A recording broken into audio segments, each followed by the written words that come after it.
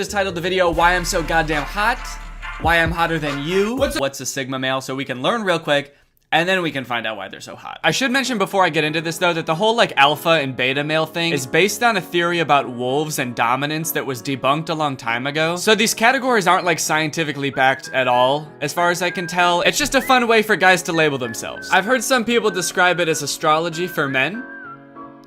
So interpret that how you will. We about to get into the Sigma Nation. So everyone see it says Sigma Male. You got all these videos you can go watch on Sigma Male. A good one to watch is right here. The one guy no girl could resist. Okay, is that like the defining characteristic of a Sigma male, being just like the absolute hottest motherfucker around? No, it's not, because look at the other videos about Sigma males. These ones are just like 5 habits of the Sigma male, what is a Sigma male? But the one that he really wants you to watch is why girls think Sigma males are so sexy. Seems like he has a very distinct view of himself as a Sigma male. The truth about Sigma males, that's another good one.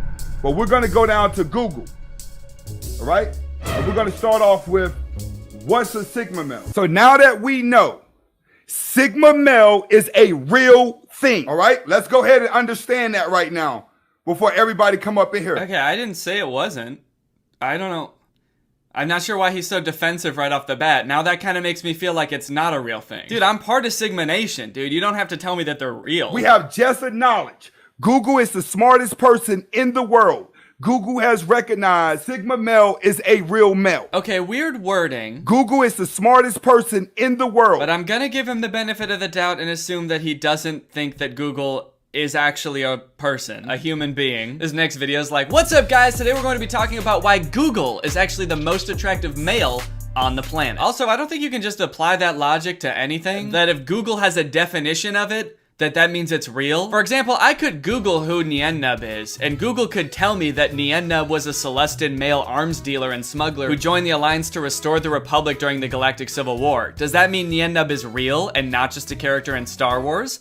No, obviously not. Niennub only exists in Star Wars and my nightmares. Sigma male are men who are riding off into the sunset on their horses without much more than their name and a pack on their back. They don't need things from society the way other men do. Is everyone seeing that? Why do I get the feeling that the person who wrote this definition was 1, a Sigma male, and 2, thinks Sigma males are the absolute coolest people on the planet? In fact, why do I get the impression that this definition was written by this guy? Is everyone seeing that? Anyways, there you go. That's what a Sigma male is. They're kind of like alpha males, but they define themselves as being like less driven by material possessions and like success in a traditional sense. They're a lot more independent. They don't need other people's approval. They don't need to be the center of attention. So they usually don't do things like wear flashy clothing, buy really expensive cars, or I don't know, make YouTube videos trying to convince you how hot they are. And now that we know what a Sigma male is, we can find out why they're so beautiful. Welcome back to the Anthony Spade channel.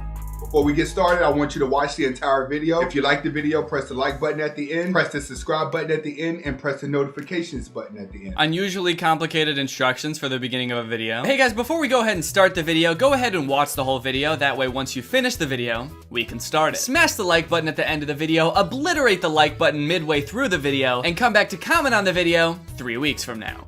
Let's get into it. Today, we're going to be talking about why Sigma males are more attractive than alpha males. Now, a lot of people didn't even know that Sigma males existed until last week. A lot of guys didn't, but a lot of guys did know. That's true, I didn't. It's almost like it's just kind of like an arbitrary collection of personality traits that people made up to make themselves sound cool. So, we're having this debate in the manosphere about alphas and sigmas. He's right. We are kind of, in the manosphere, we are kind of having this debate. If you're not a man like me, or if you're not like a really manly dude, and you're not really involved in like the manosphere, you probably didn't know that, but yeah, we'll have weekly town halls, and we'll just have like a casual debate about, you know, whether or not Sigma males are in fact the hottest male. We'll talk about like, you know, if you had to make out with like a male, would it be a Sigma and why?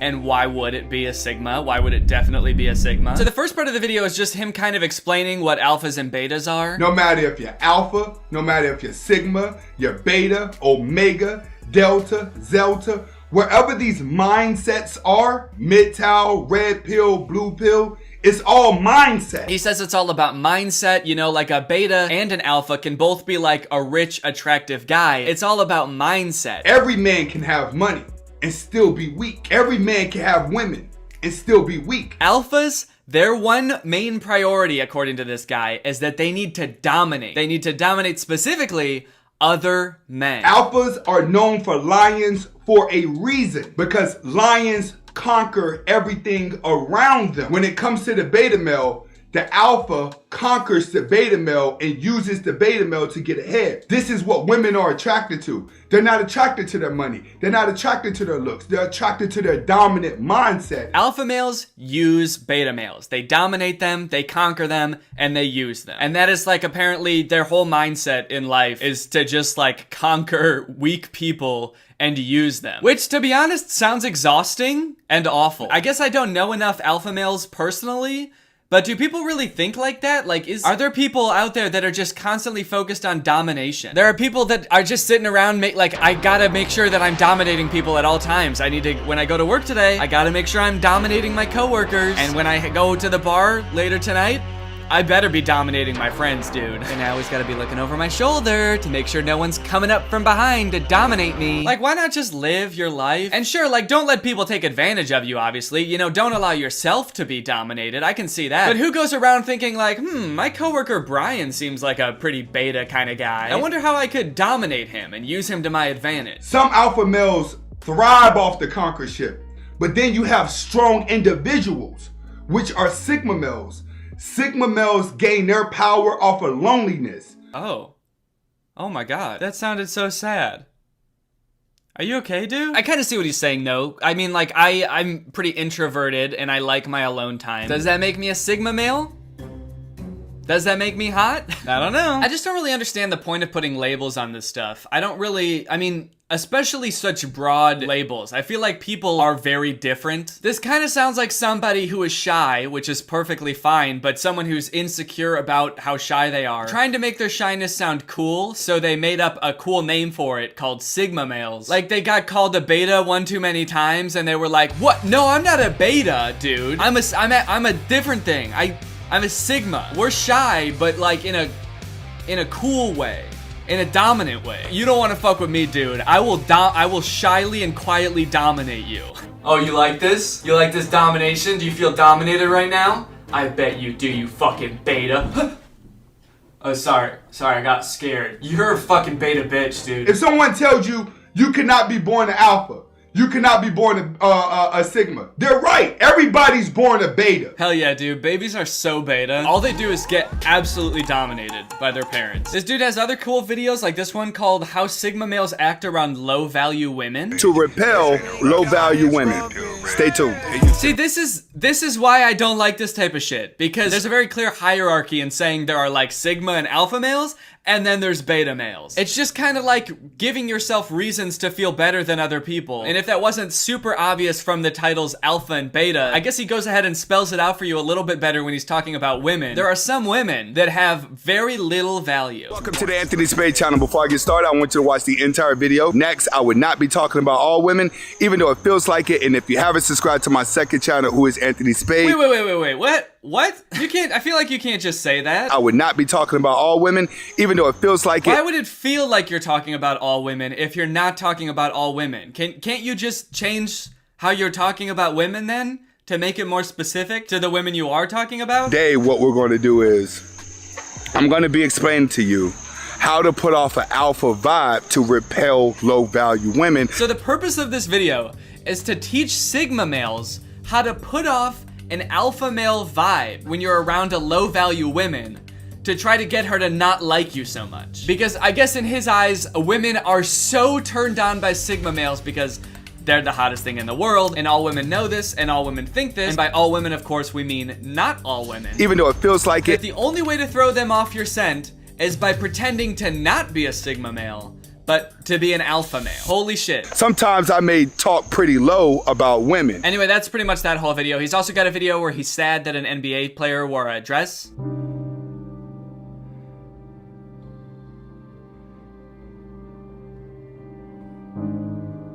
Wow, dude, that's interesting. Not very Sigma of you to be like so upset about what some other guy is wearing. That's kind of beta of you to let him dominate your mind like that. I mean, if you're a Sigma male, shouldn't you be like off in the woods?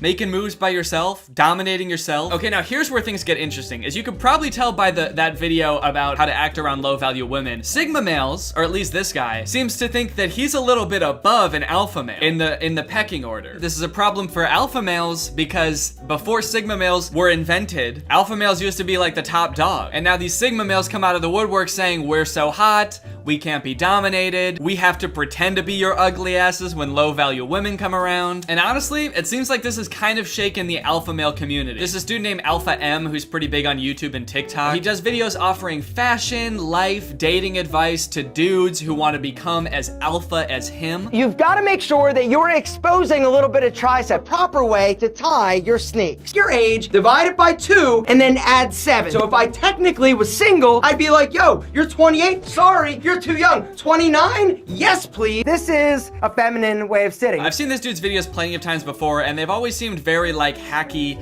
and fake to me. A lot of times it seems like he's giving really simple solutions to complicated problems that take a lot of effort to overcome. If you want to be more confident, walk with a nice medium pace. Like he has a TikTok about how to make you trust people more. Psychological trick to make other people like you more. And his solution is to wear blue. Wear blue. He also has a TikTok about how to make yourself more attractive, where his solution is to wear red. Research has shown that when a man wears the color red, something crazy happens psychologically to his sex appeal. I wonder what he thinks about wearing purple. So yeah, all of his videos are basically just like hacks to make you more desirable to women. One of the things that you must be able to do as a dude is change a flat tire. You might see some spicy ass senorita stranded on the side of the road and you're like, excuse me, Mrs. Spicy Senorita, can I help you change a tire? And she's gonna be like, oh my God, thank you. When you're done, let's make out in the back of my car. It could happen, but it can't happen if you don't know what to do if you got a flat tire. Yep, that's right. If you ever want to get a girl, dude, you gotta learn how to fix a flat tire. Step 1 to fixing a flat tire? Open the hood. That's where the wheels are. Anyway, he's got a YouTube video called 15 Signs You're a Sigma Male and Is It Better Than Alpha? And I think it gives a really good glimpse into how alpha males feel about this new category of man. Sigma? Now there's a Sigma? What the is a Sigma? What's up, gentlemen? Yeah, I think it gives a pretty good glimpse about how they feel. What the fuck? I'm gonna run through these 15 traits of the Sigma male. I'll let you follow along, decide whether or not it's you, or if it's not, I don't care. But what I do care about after I'm done is telling you what you need to know and what you need to do to be alpha, sigma, or even beta. Because technically nobody wants to be a beta. I'm gonna tell you what not to do in order to not be a beta. Speak for yourself, dude.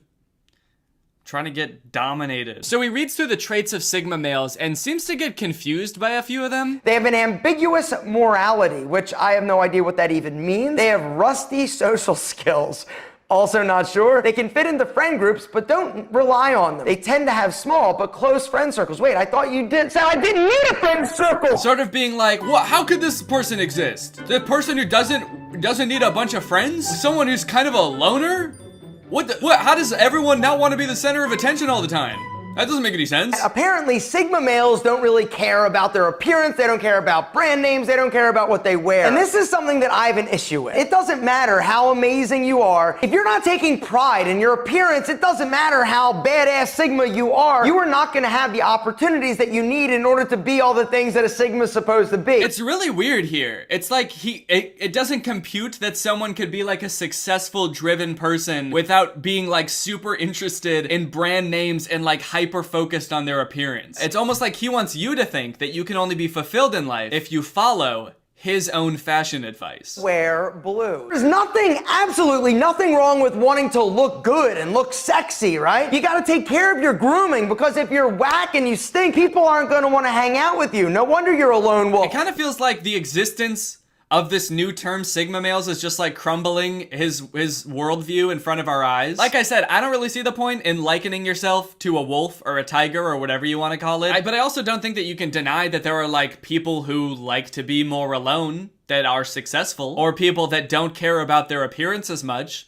that are successful. I don't know, it just kind of feels like he's trying to sell you his lifestyle, and he built his whole channel around the phrase alpha male because he thought that this was like the only cool type of man, and he's now finding out that there's like a different cool type of man, and he just can't handle it. Gentlemen, people form opinions about you in the first 3 seconds upon meeting you. And if you want to have the most opportunities you possibly can, you've got to pay attention to your style. Your clothes need to be good. Your accessories need to be straight. Gentlemen, if you want to check out the baddest ass, most affordable, amazing sunglasses out there on the market. Okay, yep, well, I don't think it can get any more obvious than that. That whole video was like, I don't really know if sigmas exist. I kind of think that alphas are the only cool type of male, and I'm an alpha male, and if you want to be an alpha male, you've got to buy my sunglasses. Need to be straight. So yeah, there you go. That's kind of the eternal battle between the sigma and the alpha male. Let me know in the comments if you're alpha, sigma, ligma. And with that being said, it's now time to talk about the sponsor of today's video, which is actually not that guy's sunglass company.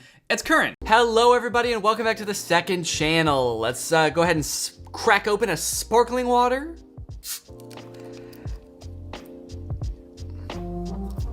It's kind of a disappointing amount of fizz. Boo. Yo, Perrier, put some more bubbles in your shit, dude. This was not good. Not enough fizz in this thing. I want to be foaming at the mouth when I take a sip of sparkling water. All right, this was too pleasant. I need to be assaulted. All right, we've had some really awesome posts in the subreddit the past couple weeks, so let's just go ahead and jump right into it. I'm gonna sort by top. I'm gonna sort by month. And let's see what people have been talking about. I hope it's me. People better be talking about me in here. I swear to God, if people are talking about some other thing or some other guy, I'm gonna be pissed off. I get on here and it's a subreddit for like Tobey Maguire or something now. What the fuck? They're all talking about Spider-Man now. I saw Danny and Laura at Disneyland on Friday. They were so Greg? They were so Greg. I guess it just says they were so, and then Greg is like the tag on this. That's kind of fun. Yeah, I remember meeting these kids. They were really cool. They were really nice. He was making this face the entire time, and it was pretty funny. So I appreciate it. Shout out this kid. Shout out all you guys. They were really nice. Oh, I see you photoshopped my face here to match his face. That's very cool. I think because he was making that face the whole time, I kind of thought he was like joking. And so I said something like, oh, should we all make that face for the picture? But then he didn't acknowledge what I said and just kept making that face. So I don't know if he was joking. They were so nice. Okay, they finished their sentence. Lovely cliffhanger. Yeah, I gotta say. They were so what? What were they? You go in the comments and it just says they were evil. Never been to Disneyland, but to meet Danny in real life would be so much better. That's very flattering, but Disney has the Star Wars land now, and going there was honestly one of the best experiences of my life. I felt like a little kid. You can see from the picture I'm wearing a Star Wars shirt. Wait, all right, check this shit out, dude. I built a lightsaber, so think you spoke a little bit too soon when you said that, because you probably didn't know they had the Star Wars land. Someone said what was happening in the second photo because they photoshopped my face. Yo, what the fuck happened? Did his face really look like that? My face is like a totally different color than the rest of my body. Suddenly my sunglasses are gone and then they're back in the next picture. That would be mad impressive if I could do that on the fly, dude. Just all of a sudden, and then back to normal. Sunglasses off and then back on again. His face is purple and then it's back to normal. Where is Laura, someone said? You can't see her? She's in Danny's right hand. Okay, I'm holding like a cup of Coke in my right hand. Nah, yeah, I was carrying her around in that cup because she got tired, you know? She's really small. Just renamed my gecko Grego. Oh, shit, dude. Is this the same gecko as last time? I mean, I assume it is. I don't know how many people own a gecko that looks like that, but let's see. I'm gonna go to this person's profile. Is this the same gecko? Wait, maybe it's not. Is it not the same gecko? Because really, I wanted the other person to name their gecko Grego. I don't know who the fuck that gecko is. That's a new gecko. Okay, now I gotta go back to the last subreddit video and check to be sure. Okay, come on, where was that shit? Bro, where was the gecko? Grego. Oh, there it is, okay. Groovy Island is the original poster of the original gecko, and this is Beetroot Squash. Dude, this is a different gecko. Oh, wait, they literally said right here, LOL, I'm not the original post, I'm someone else. Well, at least you got the memo. That was kind of meant for someone else. If anyone else needs me to give you a recommendation for your gecko name, I'll give you one, okay? It's just don't steal the shit from other people. Due to my critical thinking skills, I have deciphered this is not the same gecko, but an imposter. I've been meaning to say this. I think that ever since in the last video when I asked to get a little bit more critical thinking in the subreddit, we've been getting some really great posts and some really great comments. So you guys have been killing it with the critical thinking. This person was able to spot the imposter real lickety-split. I mean, it's a cute gecko, don't get me wrong, but that is not the gecko that I knew. POV, Danny doesn't have a top comment on a post. Yeah, this is me. I sort of get pissed off and I destroy my computer from the 1980s. Then I quit my job. This is actually what my office looks like from the other angle angle. If you were to look at it from like over here, I'm actually just in a cubicle. I have this background sort of printed out on the cubicle wall behind me. I just work in an office. I work at youtube.com headquarters. So yeah, this is where all the YouTubers work. We just work at YouTube, and this is sort of our desk job. And I do wear like a short sleeve button down and a tie, and I just edit on like cool clothes. Really sick clothes. I edit on like the coolest clothes you've ever seen onto me over top of the work uniform. But yeah, this is actually me, and someone filmed this. Is that Gulp a fucking silver award on a post that's not Danny's? Oh yeah, there's two silver awards on here. I like that I've traumatized my subreddit into being like, don't give other people awards. All right, I gotta comment back on this and get top comment. That's how I'll know you guys really fuck with me on the subreddit, all right? Yeah. Ha ha ha. That would be a shame if that happened. You guys have about 3 minutes to make this top comment, all right? Otherwise, you will be sorry, and this will be all of your heads. Spotted a Greg listening to Slime at the airport. Oh. Do you think this is staged? Do you think they know this person? Cause like, I mean, as much as I appreciate the support, they're just kind of like staring at their Spotify. Like they're just like looking at the song, like listening to it. Yeah, sometimes I just need to like keep staring at Spotify while I'm listening to it on my phone to remind myself what song I'm listening to. Okay, this is Slime. This is Slime. I like this. This is Slime. Oh, what the fuck am I listening to? What is it? Oh, hell yeah. Slime. Hey, are you taking a picture of me? I'm gonna use a little bit of critical thinking here and say that I feel like this is staged. I gotta be honest. I think that you and this girl and fuck it, this little boy too are all in cahoots. I think that you planned this all along because you wanted to get like a big upvoted post on my subreddit. Scam alert. I'm sure this was neat, but I do hope you got their consent to post a pic of them online. I did. She thought it was funny. Yeah, I bet she thought it was real funny. I bet you both thought it was funny as hell when you came up with this together. There's like a lot of debate going on whether they should have posted this picture without consent or not. Okay, not the point of the picture. It's a scam. Post proof that this isn't a scam, all right? Because I'm using my critical thinkers up here, and I'm pretty sure that this is fake. But I do appreciate it, you know? I don't give a fuck if you're faking liking my music or not, dude. As long as you're listening to it, that's all that matters to me. Danny said he wants more dads on the subreddit, so here's my dad. He's always asking me if we're gonna watch Greg. Yo, dad check. Let's go, dude. This looks like a dad if I ever saw one, man. Congrats on the dad. This is great. 10 out of 10 dad. I gotta agree. I really want Danny to see this. Well, congratulations, dude, I did. You know what? This could be a cool thing, all right? Let's get some more dads in the subreddit and we can start rating them, all right? Since this is the inaugural dad, actually we've had a dad in the past, I believe. So both inaugural dads get 10s out of 10 from me. This looks like a great dad. The only thing that I might consider taking off points for here, if you're watching this, dad, you dad, not my dad, this dad, is cable management. You gotta fix these cables, dude. This setup is not clean. It is not crisp. It is honestly making me anxious how many cables are hanging from here. I get it, dude. You're raising some kids, you know, you got a great one here. You've got Greg Gonzalez, which is very similar to my username, Danny Greg Gonzalez. Feeling a little bit of stolen valor there, especially with all of these rewards on the post. That's kind of fucked up. Look, I get it, dude. You got things to do. They make kits that help you do it and run cables through the wall. So if you are considering posting on here again, please get that done before you do. Because Greg Gonzalez, if you post your dad on here again and this isn't taken care of, I'm going to have to take off points for that. But as of right now, I'm willing to let it slide. 10 out of 10 dad. Cute dad. How long have you had him? About a year now, so he's house trained. Patience is key. Doesn't look very house trained to me, dude. Those fucking cables are everywhere, all right? I'm sorry. Sorry, it doesn't seem like he's trained on how to put together a house. He may be house trained, but he's not home trained, all right? This is a house, not a home, as long as these cables are dangling. Emperor's New Groove was amazing, but this is art. Yeah, honestly, I think this might have been the most creative thing I've ever done. This is me and my friend Tim, who you may remember from the Emperor's New Groove costumes, and we were disintegrating Avengers. He was Doctor Strange, obviously, and I was Spider-Man. Yeah, I think this is the most clever thing I've ever done, hands down. Thank you for all the appreciation on this. I think it was pretty sick, pretty tight. French horn guy in my music class looks identical to Danny. Okay, I guess kind of. I don't know how you know he's French though. Like what makes him French? I don't get that. Oh well. Oh shit. It looks like we might have a secret code to solve, guys, in the subreddit here. Uh-oh. Nothing to see here. And it's there's some binary code on here. Is there like a feature in Unmaxed that I can just copy this text somehow? I don't want to type all this shit in, dude. That's too much thinking and it's too critical. Because I know I can do... What did I just do? What did that button? Disconnect from Danny's iPhone. Connect to Danny. Wait.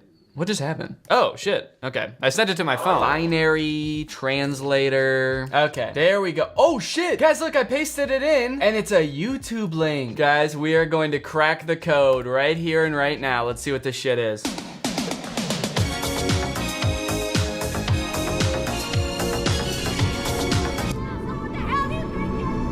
we get a little bit more critical thinking in the subreddit, please?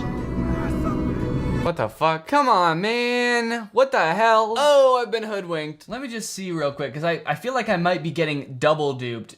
Is there another secret code in here somewhere? Me being hopeful that I can redeem myself? Yeah, there's gotta be something I'm missing here. There's no way they just rickroll me to fuck with me. There's gotta be some kind of like compliment in here. Danny, really nice job or something in binary. Okay, nope, I'm not seeing anything. Did anybody else type it in? Let's see. Really cool picture. I'm glad there's no secret message. Can't wait for Danny to decode this one. Okay, someone typed out what they think I'll say when I look at this. What? I'm not doing this again, dude. You're parking me. Probably meant pranking. Playing some little pranky pranks, and I'm not falling for it. Long pause. Fine. Okay, I didn't say any of that shit. Especially not the pranky pranks thing. At least I don't think I did. Can we get a replay? Did I say any of that shit? What did I say when I first saw this? Oh shit. It looks like we might have a secret code to solve, guys, in the subreddit here. Yo! Okay, we got some fan art in the subreddit. Now this is pretty cool. Oh, you got other fan art in the background too? You got some Anus Unis or whatever? Is that what that channel was called? Anus Uranus? Yeah, I'm pretty sure it was. Yo, this is really good. I look freaking sweet in that. I love the colors. That's amazing. Oh, Unis Anus. Unis Anus. Uno Butthole. Props to you, dude. This is awesome. For this post, I will allow 1 award to remain on this post, and the rest mods will be transferred to me. This is really cool. Nice job. Dude, this is so cool. I hope Danny sees this. Does he have a P.O. box? Maybe he'd hang it up in his office. You know what? I don't have a P.O. box. I thought about getting one in the past, but it kind of sounds like a lot of hassle, and also I'd be worried about people sending me like anthrax. So I will not be opening up a P.O. box at this time, but this is very cool. And you know what? It's so cool that I want you to have it. You enjoy it. You've earned it. Hang it up in this frame, in fact. Take that butthole fan art out of your frame and go ahead and slap my face in there, please. Drew Danny in the peanut style. I don't know why. All right,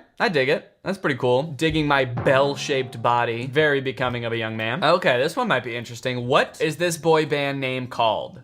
We got Drew, we got me, we got Curtis. Let's see what people think we would be called if we were a boy band. Let me come up with a good one off the dome real quick and then see how it compares to everybody else's. What would a boy band with us three be called? I've seen people like abbreviate the three of us before as DGK, because it's like Danny Gonzalez, Andrew Gooden, and Curtis. And that's kind of fun because it's kind of like BTS or NSYNC, which are kind of like plays on letters and shit. Boys Who Cry. Straight from the Vine, dude, that's good. Fresh off the Vine. That's pretty good. Is that too long to be a band name? I feel like a band name has to be like one or two words, not 1 or 2 syllables. 1 syllable would just be straight. That's a cool band name. Straight. Look at us. We are so straight. My suggestion for Danny's interior. Oh, good. We got another design. It's nutcrackers. Thanks. That will be I'm gonna love sitting on this throne next to these nutcrackers. That's awesome. Designed Danny's room based on his real hobbies. Oh, thank you so much. This is perfect. Oh, look at that. You got all my favorite things. You got cosplay. You got grapefruit con. Oh, that's so cool. All the different US states I've been to. Oh, and my trophies from my time in the NBA and FIFA. Thank you so much. And my little soccer mug. I'm gonna do this for sure. This is definitely yep. Oh, this is sick. I created Danny Gonzalez room in CG. Wow, that looks like super realistic. That is very cool, dude. How the frick did you do that? I dig it. I'll do it. Shit, I'll do it right now. All right, I did it. Here I am. I'm in the new background. Do y'all think I look like Danny? My friends told me I do. I don't see it though. Yeah, I'm pretty sure this is a scam. Okay, so you do look like me, in fairness, but I'm pretty sure that you used FaceApp again and you're trying to trick me. Better not be another trick. I feel like it might be. I don't trust anyone now. You know, let me click on your profile and see if you got any other pictures. Then we'll figure out if this is a scam. They don't. That's very suspect. I don't know if I can trust this, dude. You've got blue eyes too. This is a little too suspect. I'm sorry, and I'm thinking critically here, I don't think I'm buying it. Sorry. If you want me to judge whether you look like me from now on, anybody, you have to send me a video of you like waving your hand over your face so I know you're not pulling any crazy shit. Danny's new office design, tell me what you think. Okay, this actually goes pretty hard, dude. Look at this. This looks just like the office where I record my videos in YouTube headquarters, except it's full of cubicles, but it looks just like this. If you guys could see behind the facade, it looks just like this. Okay.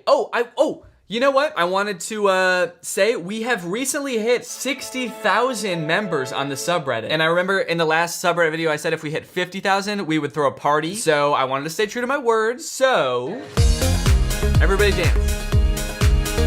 Everybody at home dance. This is the party. All right, thanks for coming to the party, guys. That was really fun. I'm a man of my word. I keep my promises. Oh shit, okay. Cleaned up Danny's office and now it's banging. Another person recreated it in CG. This is like a 3D model of my room. And there's a bang can in the corner. Yeah, that's how you know this shit's gonna be epic. All right, let's check it out.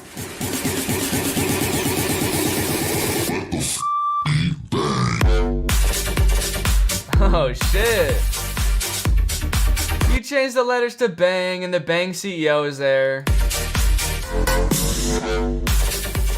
Oh my god, dude, that was really good. Scronam? How does this not have more upvotes, dude? This is insanely well done. You even got like really good quality pictures of the pictures I have in the background when I don't think I've ever like had a close-up image of them before. This is mad impressive, dude. Yeah, maybe I should just put like a shit ton of cans of bang in the background of my videos. I could probably start making a lot more off my videos, judging by how many TikTokers do that shit, so. All right, let me read this little rant, a quick rant about Danny. This better be good, dude. And if it's mean, I'm gonna cry. When Drew, Danny, Curtis came to Las Vegas for their tour, I wanted so badly to go, but I couldn't afford it. My dad was one of the janitors though, so he snuck me in and I sat on the ground in the back. Towards the end of the show, I waved at Danny and he waved back and it meant the world to me. He probably has no memory of that ever happening. Low-key, that's true, I don't. Yet, from my end, it was one of the most memorable moments in my life. I always wanted to thank him for it, but what would I say? Hi, thanks for waving, it made my year. Yeah, no, I guess it wasn't the wave I idolized, it was the person it came from. That's really sweet. Going on a tour like that, you see so many people that you kind of like forget that there's like everybody's having like an individual experience. So that's really cool to read about your individual experience going to that tour. Even though you didn't buy tickets. Ordinarily, I'd be pretty pissed that you didn't pay me money to come and see me. But since you were really nice, I'll let it slide. Yeah, this is so sweet. You know what? I do remember that show because that show was weird, dude. It was, the venue we had for that show was like a bowling alley. What was that place called? It was some weird ass venue that literally had a bowling alley like right next to the stage. Oh, Brooklyn Bowl. Yeah, okay, this is it. This show was weird. And also, all of our shows for this tour were like, only people that knew who we were came, obviously, because why would you come if you didn't know who we were? But this show was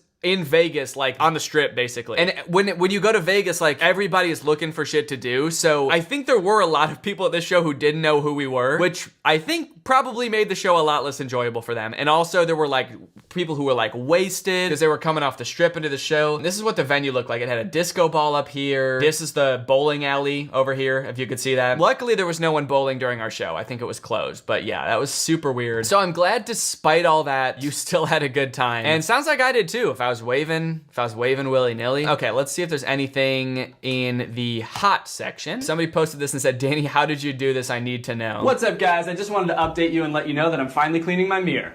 Have a great day. Yeah, I remember doing this. I think I just used like Windex or something like that. It wasn't that hard. There's just some little like toothpaste and stuff on the mirror. So yeah, toothpaste, paper towel is really all you should need, and you can clean pretty much any mirror with that stuff. You think I'm gonna tell you how I did this cool little special effects magic? Try critically thinking for yourself. How about that? Okay, let's see if anybody can guess what I did. What the hell? That's really confusing and Danny must answer this question. It must be a tiny little camera from the Wish video. He must have glued it to his shirt. Pretty good quality for a microscopic camera. Then someone else said, no, look at the hand on the left. Its movement isn't the same as Danny's hand in the mirror. So I think it's just a hole in the wall without a mirror and someone else is filming it. Yeah, no, dude, I did not cut a hole in my apartment to film this TikTok. TikTok and like construct a bathroom set. I think you may be thinking a little bit too critically. Yeah, nobody's gotten it so far. All right, well, I think that might be about it. So thank you everybody who watched this video for watching this video. I hope you have a great week. I'll see you again soon with some new content. I'm still on that grind. I'm still posting as often as I can. So stay tuned. Thank you to everybody who submitted to the subreddit. Everybody make sure you go over there and join the subreddit and post some good stuff. I'm talking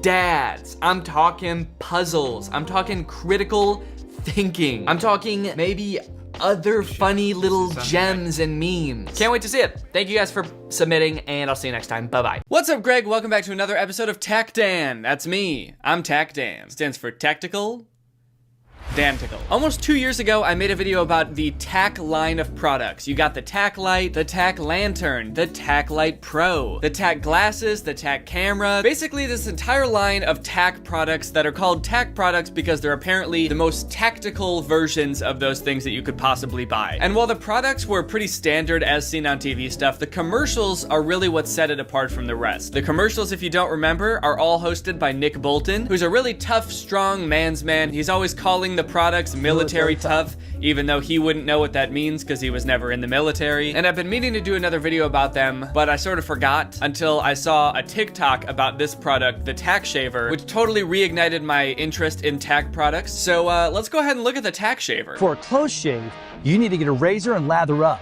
For a quick shave on the go, you need to settle for an electric. But what if you really want both?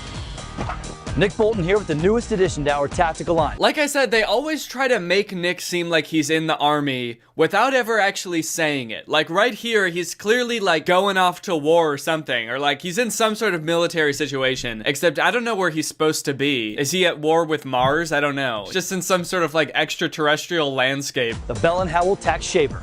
Designed with the needs of our military in mind. I like that it's designed with the needs of our military in mind, as it shows somebody who is in the military, he's in the Navy, shaving with just a regular razor. Just like, no, this is fine. I can just use this. It's not a big deal. This is what we all use anyway, so this shot is contradicting the entire commercial. The Tac Shaver is completely waterproof. In fact, you could even use a Tac Shaver underwater and still get a great shave. Navy guys. Classic Navy guys. I mean, if anyone knows what those Navy guys are up to, it's Nick Bolton. I mean, trust me, he's probably had to deal with a lot of Navy guys in the line of work he's in. We're not gonna say what line of work he's in, but you can probably guess from what he's wearing. But we're not gonna say it because we don't wanna... We don't want to get sued. That's like the weirdest stereotype for Navy guys that I've ever heard also. They're just like always underwater. I mean, I know that the Navy like goes out onto the water. That's like their whole thing. Like they protect the waters or whatever, but I don't think they're always like swimming around underwater. They're not mermaids. Classic Navy guys. Can't breathe air. They have gills and they live underwater and they shave underwater and they have webbed feet. Navy guys. Tac Shaver is small and compact, so it slips easily into any pocket. That's perfect that it fits in your pocket. I think that's really what makes it tactical, you know? It's sneaky. You can fit it in your pocket because you never know when you're gonna be like out in battle or like on a secret spy mission and you're just gonna spontaneously grow a beard. It happens to me all the time, as you can probably tell by the way my face looks. To prove it, I'm gonna do something I never do. Shave. And then let's show some really quick shots of me shaving that aren't even long enough for you to actually see if the razor's working, and now my face is clean. As you can see, Nick Bolton, more like Ned Flames. now that's what I call military tough. Also, I like that he's supposed to be the epitome of a man's man, and he's like, I'm gonna do something I never do, shave. As if like the toughest guys never shave. Tough guys have beards. But also, please buy this razor, it's meant for tough guys like me, tough guys that don't shave. So let's review. Tac Shaver gives you a quick, razor-smooth shave. Is that guy okay? What the hell is up with that guy? The TikTok that inspired me to make this video is about this part in this commercial. And in the TikTok, I think the dude says that he looks like he's about to murder somebody. What is he gonna do? Is he gonna kill someone? And I gotta say, I definitely agree. I don't know if he's about to murder somebody or he just did, because he looks pretty happy, like whatever he was gonna do went well. And now he's like hiding out in the forest until things blow over, and he's also like shaving to change his appearance so that none of the witnesses can identify him. And he's like snickering to himself. You finally did it, Kevin. You finally showed them all who's boss. Now we're just gonna hide out in the rainforest for a couple months and then move to a country with no extradition laws. I also hate that his face is like glistening. Maybe it's from the rain, but it also could be sweat. Like he just did something really intense that took a heavy toll on him and now he's sort of cracked. There's just nothing like it on the market today. All right, dang, well I guess that's the tack shaver. I'm actually kind of curious to see how well it works. Let's watch a review for it. Oh. I didn't cut anything. I think at this rate it's gonna grow faster than I cut it off. Oh. So it doesn't work at all? Well, I guess old Nick was right, huh? There really is nothing like it on the market today, because most shavers work, but this one's for Navy guys. Everybody has a visor in their car, True. but a visor in the wrong place can actually make it harder to see. Technically true. Yes, a visor in the wrong place can make it harder to see. Like, for example, if it was right in front of your eyes or only covering the road for some reason, but usually it's at the top of the windshield, which is the right spot for it, because that's where the sun is and not where the cars are. Nick Bolton here with the latest from Bell & Howell. We call it tack visor. Nick Bolton here, driving down a civilian highway in an army vehicle for no reason. This is just the only car that I own. Also, just to really drive home the fact that Nick Bolton's a tough guy, I like that above the windshield it says high intensity noise hearing protection required, but Nick Bolton is wearing nothing of the sort. Our boy Nick doesn't need hearing protection because his ears are what I like to call military tough. The secret is Bell & Howell's light filtering technology. Nothing to see, right? But look again as we hold up our tack visor. Our colorful American eagle is revealed. Oh man. Of course it's an American flag with a bald eagle in front of it. I would expect no other image to be shown when you fold down the thing. I can't see anything on this screen. What is supposed to be there? God bless America. Amazing. Think it's a trick? Bring it in, guys. Yes, Nick, I think it's a trick. This whole commercial's gotta be a trick. You're telling me that a piece of tinted plastic can block the sun? I'm sorry, but technology like that simply does not exist. This has to be a trick, dude. It's all smoke and mirrors. I love that bring it in also. Bring in the TV, guys. And they move it forward like 2 feet, as if it's a big reveal that they're gonna be using the TV. Can you guess what we're gonna be doing today? No. What, you don't have a guess or anything? All right, bring in the TV. Whoa, what the fuck? Well, check out what happens when I show it to these people. Hop in. Look at that windshield. Tell me what you see. A blank screen? Just a blank screen. Nothing. Blank. Go and put down that tack visor and take a look again. Whoa, what the? Whoa, what the fuck? There's a truck coming right for us. What if he flipped down the tack visor and somehow they're actually on the road now? They're like, what? That's right, you've actually been driving this whole time and you're headed right into oncoming traffic. Whoa, fuck! Alright, I gotta be honest, this seems like a little bit too good to be true. You can't actually see things that weren't there before, right? Like the American Eagle thing. But, lucky for us, I bought a tack visor. So now we're gonna see if I could see more than we could before. Alright? Alright, let's try it on this guy.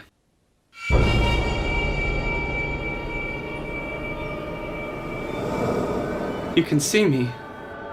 What? You. You can see me.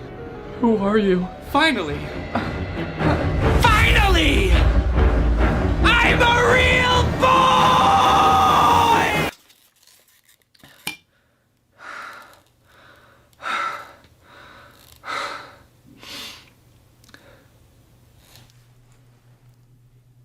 It didn't work. No, all jokes aside, this is just sunglasses, right? It's basically sunglasses, but instead of being an inch away from your eye, it's like 3 feet away from your eye. Sunglasses, tack visor. I mean, I guess it's convenient to always have it in your car, but a lot of people always just keep sunglasses in their car, and that's fine too. Has this ever happened to you?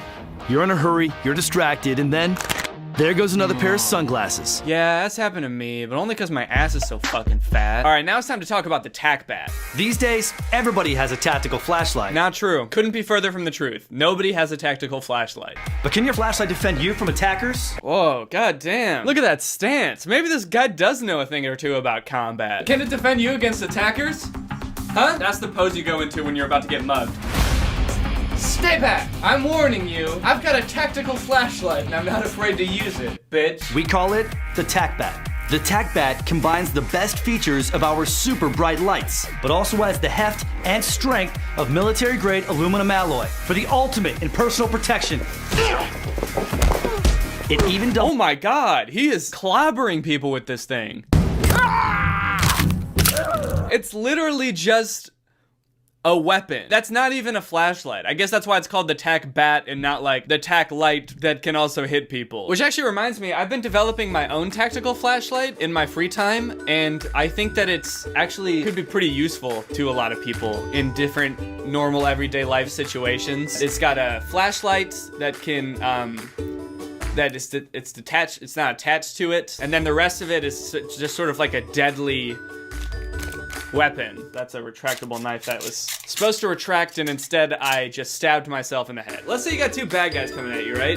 First you blind them, then you give them a little stab, then you give them a little bang bang, then you give them a little smack smack. And that's pretty much how you take care of a bad guy. Come and get some, bad guys. Bang bang bang bang bang bang bang. Stab stab stab. Bell and Howell, specifically the tac people who work at Bell and Howell, if you need any more ideas, just feel free to reach out to me. I got lots more stuff like that. It's pretty easy to come up with, honestly. This flashlight has all the great features you've come to expect. It's 22 times brighter than a regular flashlight. I like that the regular flashlight isn't labeled regular flashlight, it's labeled civilian flashlight. Is the tac bat not meant for civilians? We're all civilians here. I'm a civilian, Nick Bolton is a civilian. They're advertising to civilians. I kind of feel like I'm not supposed to have the tac bat now. Like, is this thing too powerful to let normal people have? I don't know. Can be seen up to 4 nautical miles away. And yes, it also works underwater. It also works underwater, in case you're being attacked by the Navy. And it protects you and your family in 2 ways. Disorienting would-be attackers with his tactical strobe. Ah, yeah, look at him. He's got the situation under control. Go away! There's just nothing like it on the market today. Okay, go! Great job, Annie. Great job, Annie! Kinda wanna save that soundbite and just use it to play whenever I accomplish anything in life. If I could just put like a D sound right before he says Annie. Great job, Danny! You know what, I was a little skeptical before that this thing would actually work well against attackers, but after seeing this girl take down this attacker so easily, I gotta be honest, it seems like this thing would absolutely obliterate attackers, especially ones like this guy who just stand still and let you beat them to death while they don't attack you. I think it would honestly work great. It works great against attackers as long as they are not attacking you. Excuse me, sir, I'm sorry to bother you, but I'm lost and it's starting to get dark out. Can I please use your phone to call my mom? Hey-ya! Great job, Danny! But wait, order today and we'll even upgrade you to our 12-inch deluxe tac bat. Oh shit. The 12-inch deluxe tac bat's about to make me act up. 12 inches, huh? God damn. In the field, you need every tactical advantage, like high-tech sunglasses to enhance your vision. But that's not all. What about your hearing? How high-tech are those sunglasses? In the commercial, the only thing, it just made it seem like you could sit on them and they wouldn't break. This dude looks like he's like trying on those colorblind sunglasses for the first time. He's like, whoa! I put on these glasses and there's American flags and bald eagles everywhere. Oh no, and a truck's coming right at me! Nick Bolton here with the newest addition to our tactical line. We call it the Tac Wallet. It's made using the same material the military uses for body armor and flame-resistant clothing. One of the first things I noticed about this commercial is this footage of firemen putting out a fire, and it has this Pond 5 logo over it. Pond Fire is like a stock footage website, which I'm pretty sure just has watermarks over footage that you haven't purchased yet. Did they not buy this stock footage? This is what fire does to an ordinary wallet. But light a Tac Wallet on fire, and it just won't burn. That includes whatever you happen to put inside. Shoot it with a hunter's bow, and the arrow just bounces right off. Wait a minute, my wallet can't withstand arrows or fire, and those are two things that I deal with often. Sometimes I have to deal with them both at once when people try to shoot flaming arrows at me. Whoa, shit. See? This wallet is perfect for me. A man from the Middle Ages trying to protect my kingdom. The weird thing about these commercials is that most commercials try to solve problems that normal people have. These commercials make up problems that nobody has and tries to convince you that you will face these problems, and the only way to solve them is with these products. I mean, I guess if it works, it's good marketing, but it just seems a little disingenuous. Everybody got a hamster. But can your hamster handle this? How about this? I didn't think so. Hi, I'm Nick Bolton, and you're a little bitch unless you buy the Tac Hamster. Tac Wallet is flatter and thinner, so it fits in any pocket. It even has a zipper compartment for your change, a ring for that all-important key, an ID holder, and more. Here's something I really love. A rugged carabiner and strap connects your tack wallet to your belt. I don't know why it's so funny to me when he says, here's something I really love, with a straight face. But he's saying like, I love this so much. This little lanyard that clips onto your belt so that your wallet won't fall out of your pocket. I mean, the whole wallet's good, but this is something I just really love, okay? I can't get over it. This wallet is the best thing that's ever happened to me. Now that's what I call military love. That Clips to your belt for extra security and even protects your credit cards. There's just nothing like it on the market today. Act now and you... I love at the end of the commercial he says, there's nothing like it on the market today, and then he puts on his helmet and he's in a tank like he's off to battle now. Well, I'm done doing the commercial, it's time to finish this war. Has he been in battle this whole commercial? He's got like the rest of his platoon. It's like, where the fuck is Nick? I think he's in the tank finishing a commercial. Dude, come on, we're getting attacked. All right, chill out guys, 1 second. There's just nothing like it on the market today. All right, fire! Alright guys, well, that's pretty much the end of this video. This is Love on a Leash. I think it is the worst movie I have ever seen. Other movies I've watched on this channel have had their issues. Sure, they've had plot holes, they've had terrible pacing, they've had Noah Centineo, yeah. But this movie, Love on a Leash, is just different. This movie fails in every possible category. This movie is bad at even being a movie. Look at the poster. You can probably tell what the movie is about just by looking at the poster. And yes, it is as bad as you think. This movie came out in 2011. It is about a woman falling in love with a dog. It's sort of like Beauty and the Beast. And you'd think, oh, it's not a beast, it's just a dog. So maybe he won't be as bad as the Beast. No, he's way worse than the Beast. You're gonna hate this dog by the time the movie is over. And this movie has a lot of not great themes, so please be cautious while watching this movie. It's nothing like graphic. I'm not gonna show anything that would be like rated R, but just beware. Now, if you think I'm over exaggerating about how bad this movie is, let's just take the intro, for example, because this movie starts with utter silence. We get this opening montage with no music, no sound, just dog. And it lasts for a cool 1 minute and 12 seconds before we get any sort of dialogue, and that is because this movie has no soundtrack. And you might be thinking like, oh wow, that's kind of cool. Kind of like an avant-garde choice to intentionally make a film with no music throughout. And I don't think it was intentional, because there's definitely spots where there's supposed to be music. Also, in the opening credits, there is a composer credited. Wait, the composer's name is Peter Davison? Skeet! Can this motherfucker keep his hands out of anything? Try not ruining one movie, Pete Davidson. Okay, just kidding, but seriously, why is there a composer credited? Did they have a soundtrack composed for this movie and then just forget to put it in? Did Peter Davison take their money and then ghost them? And then putting him in the credits is like a slight dig at him? Oh yeah, you like the soundtrack in this movie? You like the ambiance that it adds? Thanks so much. Peter Davison did it. If you have a movie and you want to hire someone who you will pay thousands of dollars to only for them to run off to Greece with your wife, then hire Peter Davison. But enough talking about the soundtrack, because there is none. It's time to meet our protagonist, a horny dog named Alvin Flang. Where are the ladies at? Gross. In this opening montage, we see Alvin walking around the park a little bit, supposedly looking for girls. Oh, here is one. Being homophobic. Hey, lay off, man. I'm not gay. And then getting rejected by a girl. Ugh, that's messed up.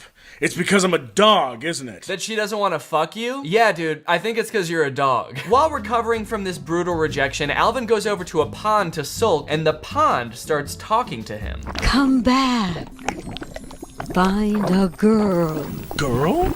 If she only loves you, you may have a chance. Find a girl? That's my specialty. So as you might have noticed, this movie starts off with zero context whatsoever. We don't know who the fuck this dog is. We don't know why he has a human brain. We don't know where Peter Davison is and when he's gonna send over the finalized soundtrack for the movie. And the director just assumes that we, as the audience, have enough info to go off of to be on the dog's side here. Okay, first off, tell us why he's a dog. I'm not gonna root for this guy unless you tell me why he's cursed to be in a dog's body. There's obviously a reason, and I'm not just gonna start rooting for a horny, homophobic dog for no reason. But I guess I'm just kind of special like that. And you might think, oh, they're probably about to explain it, right? But no. It's like halfway into the movie before they finally tell you what the fuck is up with this dog and why he's a dog. Anyway, so now he's off to find a girl that's in love with him. And first off, can I just say, this movie came out in 2011, and they definitely had better cameras than this in 2011. This movie was clearly made on like a shoestring budget. This movie gives off the vibe that like all the actors are just the director's friend. This dog is just the director's dog. The dog is clearly not like a professionally trained dog actor. The dog just kind of does whatever, and then they add in human voiceover over it to kind of explain what the dog is thinking, which 9 times out of 10 does not match up with what the dog is doing. Okay, so he's on his quest. The pond has given him a mission. He can maybe change into a human if he finds a girl. This is the main mission of the movie. He's gotta find a girl and get her to fall in love. Just one quick question. How is he supposed to do that?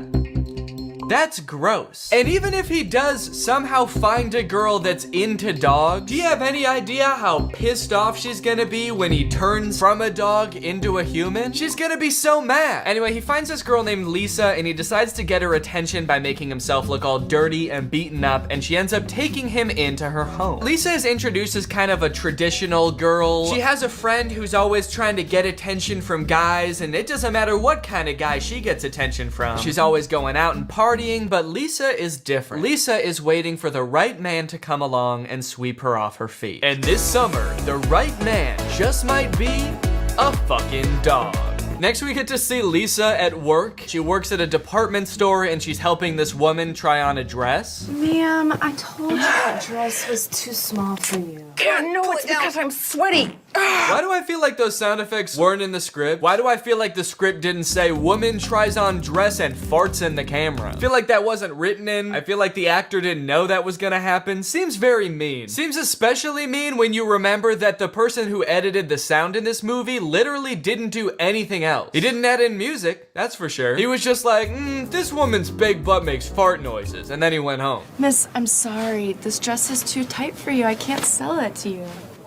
What? Okay, I feel like they want to make Lisa seem like the reasonable one here. Like the lady is being totally unreasonable. But this is kind of fucked up, right? To be like, no, I can't sell you this dress. Sorry. It doesn't fit you and it never will. So, sorry, maybe lose a few pounds before you come back into my store. How about being my roommate? Huh? Okay, you pay the rent and I'll sniff my butt. Okay, wait. Is Alvin Flang a human trapped in a dog's body? Or is he just a dog? Because that was a very dog thing to say. They haven't explained anything yet. So in the lore of this movie, like, is this just how all dogs are? All dogs have these like human internal monologues and want to turn into humans so they can have romantic relationships with humans? Or is he a human trapped in a dog's body who just happens to like sniffing his butt? From there, Alvin and Lisa start to share some very fond memories. Like Lisa trying to name him Prince and him insisting that his name is Alvin Flang. My name is Alvin Flang. Well, okay, maybe something a little more class. Like Alvin Flang. And Lisa joking that he should buy her a dress and him saying that he'd rather kill himself. I can't afford it.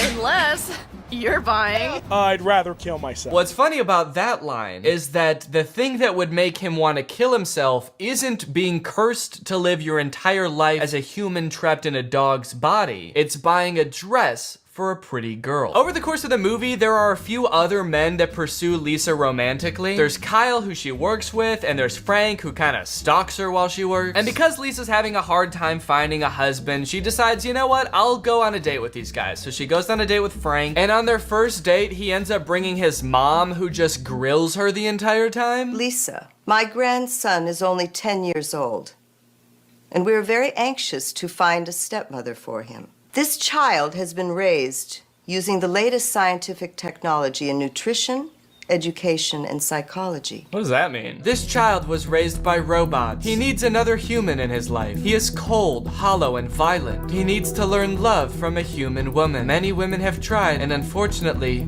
met their demise. He has an IQ of 170. Yeah, no shit. We raised him using the latest technology. He's not just any regular iPad baby, okay? We used the newest iPad, so that makes him very smart. And to be certain that he grows up to become president of the United States, Huh? We must ask a specific request to any prospective stepmother. She cannot have any children of her own. What? Furthermore, in order for her to not become pregnant, she must agree to have her tubes tied before the marriage. Saying we need to make certain implies that they're already like pretty sure that the son is gonna be president. They just need to make sure all their ducks are in a row, which I guess is fair. They have been using the coolest, latest doodads. They raised this kid in a self-driving Tesla, baby. What is this logic? Is every president an only child? I don't even follow what she's saying with this. Maybe she doesn't want Lisa's attention divided between multiple children, but this is just such a weird plot development. This has nothing to do with what's going on in the movie. How is a man trapped in a dog's body the least interesting thing that's happening in this movie right now? So obviously this date doesn't go well, so she ends up going on a date with Kyle, where Kyle comes over, tells Lisa that he's gay, but he still wants to get married because his family will disown him if he doesn't marry a woman, and he's very rich, so he can provide for her. All in all, Lisa is not having good luck with men, but this summer, she might have good luck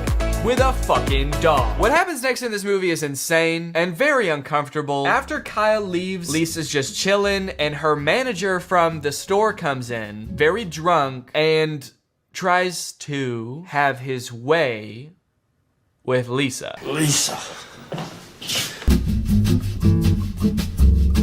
Back off, she's mine! Okay, dude, that's a pretty insane thing to say when a girl is getting assaulted, right?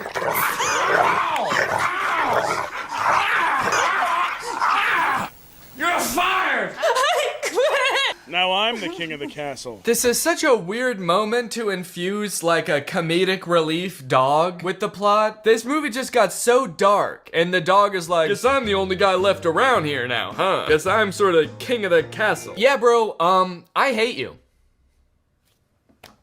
Ever thought about that? Ever thought about the fact that you suck ass so hard? King of the castle! King of the castle that's also a dog and lives in a house that is green.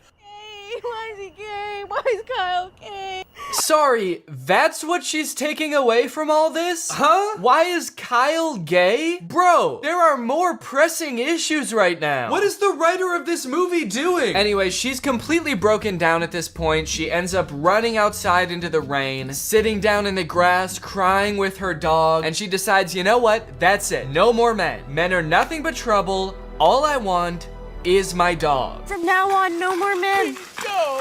I'm gonna stay with you. Only you. We'll live together forever. Shebang! I think that might be my favorite transition of all time. As a dog, he yells, shebang! So you'd think that as a human, he'd be standing there all proud of himself, maybe like, shebang! But he's just looking down at her with the blankest stare. Uh-oh. He doesn't look like he's got any thoughts behind those eyes. Maybe he was just a dog all along, and now he's a human with a dog brain. From here, the movie makes a super strange tonal shift from like a goofy comedy to like this really intense romance movie where they're in the rain. For some reason, Alvin, who now only goes by Prince for some reason, for the rest of the movie, they pretty much exclusively refer to him as Prince. He is not a goofy dog anymore. He's this like romantic man who's like, I just want to be your husband now. Let me love you. The guy who plays the human version of Prince isn't even the same guy that did the voice of the dog, and they act way different. He went from being like, hey, scratch my belly, babe, I'm trying to get laid, to like acting like Anakin Skywalker from Attack of the Clones. I don't like Sam. And I don't know about you guys, but I miss the old Prince. This one's probably not even horny all the time. Don't be afraid. It's really me, your dog. Don't be afraid. You have no reason to be afraid. It's me, your dog. If my dog did this, I would be fucking terrified. Hey, don't worry, it's me. The one who tries to hump your leg all the time, it's me. Don't worry, I'm a man, I'm a grown man now. And I still want to fuck your leg. So they're standing in the rain. Lisa is so confused that she passes out for like 3 seconds. She is not taking this well, but we do finally get an explanation as to why Prince was a dog. In my past life, I was punished from being a cheating playboy. I was cursed to live as a dog. Oh, so it's like a reincarnation thing. Finally, they explain this. At first, I thought that it was like in the same lifetime. Like he got cursed to be a dog in this lifetime. But no, it's a reincarnation thing. I am confused about the lore of the movie. Does that mean this could happen with any dog? Are all dogs like used to be people that fucked up in this life and now they're dogs? Or are some dogs maybe like a hamster that did really good in its life? Which I would imagine is probably a lot of hamsters. I feel like it's pretty hard to fuck up as a hamster. I wouldn't think there's much expectations of a hamster, really. It's all about expectations. Let me be your husband. God, thanks for answering my prayer. Yeah, you're my husband. What? Huh? Okay, so that's all it takes? She's like, yeah, I guess you were a pretty good dog who I met just weeks ago. Sure, you're my husband now. So they end up getting married. They decide to live together. They spend the night together, but that's when this movie goes completely off the rails. I thought this was like the main plot line. He found love, now he's a human forever. Nope, the curse is not broken, and you will not guess how this movie ends. The next day, Prince wakes up, and he's a dog again. So he goes back to the pond to find out why. You lied to me. I'm still a dog. You're just using her now. So the magic pond is like, you were just using her to break the curse. And to be fair to Prince, like, yeah, no shit. He didn't want to be a dog anymore, so he did what you said to do to break the curse. They fell in love, dude. You can't be like, well, you only did that because I told you to. And it's like, yeah, you didn't really give him a choice, did you? So now the pond tells him that he'll only be a human when the sun is not shining. And in order to become a human full time, he has to be a real man and provide for his wife. This movie has very traditional views of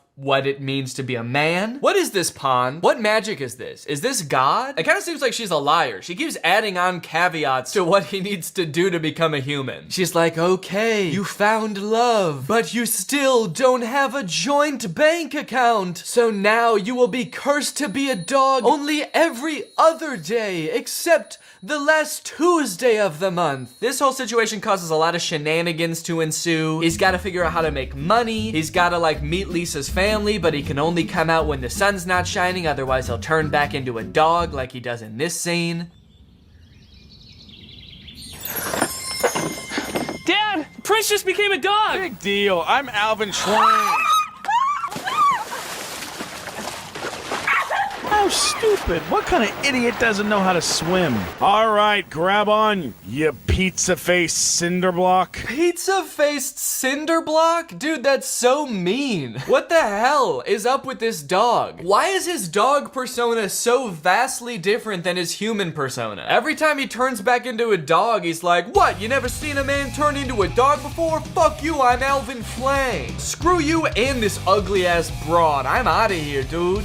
Okay. We're here. We're at the end of the movie. We have arrived. Do you want to know what happens? Prince, I guess, just can't seem to figure out this whole like providing for his wife thing. And to be fair, he is a dog most of the time. But he realizes, wait, maybe if I just die, I'll be reincarnated as a human. A pretty bold assumption, honestly. They don't explain why they would think that. It seems like he has absolutely no reason at all to think that's true. The pond never said that, and I'm pretty sure she's God. It seems like she makes the rules. But he turns into a dog, he runs off, and he gets hit by a car. Ah, the old Marmaduke special, ending the movie with a dead dog. And this summer, she might just find luck with a dead dog. And you know what's interesting about all this? Is that at one point in the movie, he actually does buy her that dress from earlier. So I guess the prophecy was kind of true in a way. He did buy her the dress, and he did kill himself. So then we flash forward to years later, the movie says, and Lisa is old as hell. It looks like maybe like 20, 30 years have passed. And Prince, who has been reincarnated and then lived his whole ass life, so he's now as old as he was when he died before, shows back up. What took you so long to come back? Lisa, it's better that you don't know. He turned old. The love made him turn old. Or the magic or the pond made him turn old. I don't know. I don't understand any of the lore in this movie. One thing's for sure though, dude. Do not let this guy turn back into a dog now, because he'd still be like 80 years old. And that is too old for a dog. I have a dog training business. And naturally, it's very successful. I guess you could say I know what dogs like. and I know how to reward them. You see, they're all former sex criminals. I live a very comfortable life, but... Okay. Weird flex. I'm actually really rich now, by the way. And that, folks, is the end of the movie. He kills himself, and that apparently outsmarts the pond. Moral of the story? It's pretty easy to outsmart a pond. All right, well, now it's time to talk about our sponsor. Hello, everyone. Welcome back. I hope you're having a great day. I know I am. If you stumbled across this video thinking it was one of my main channel videos, it's not. This is my second channel. Get that through your skull. My second channel is where I like to get a little bit more goofy. I like to do a little bit less structured videos. You know, I don't have to script them out. I can just kind of sit down and just wing it. So that's what we're doing today. Also on this channel, I like to drink LaCroix. And I've mentioned in the past that I have a favorite flavor of LaCroix, but I've never mentioned what it is. I have a very special announcement. I actually have that flavor here with me today. It is the limoncello flavor.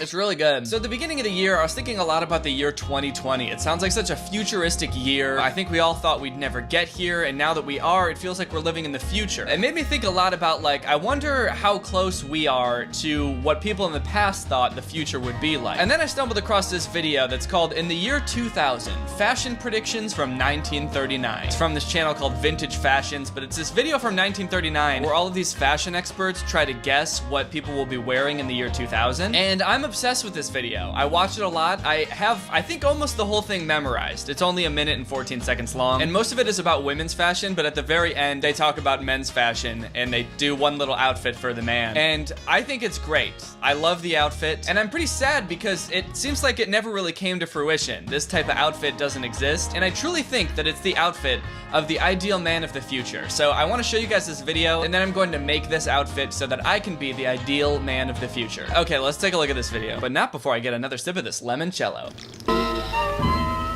Some of the most famous fashion designers in the US today have been asked to forecast what Eve will look like in AD 2000.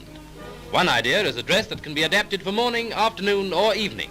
It's the sleeves, what does it? I love the way they used to talk back in the day. It's the sleeves, what does it? Everyone talks so fancy. So this is a dress where you can like zip off the sleeves when it gets hot, and then you can zip things on when it gets cold. I guess things like this exist. There's those zip off pants that like hiking dads wear. So maybe this kind of exists. According to another artist, one dress of the future will consist of transparent net.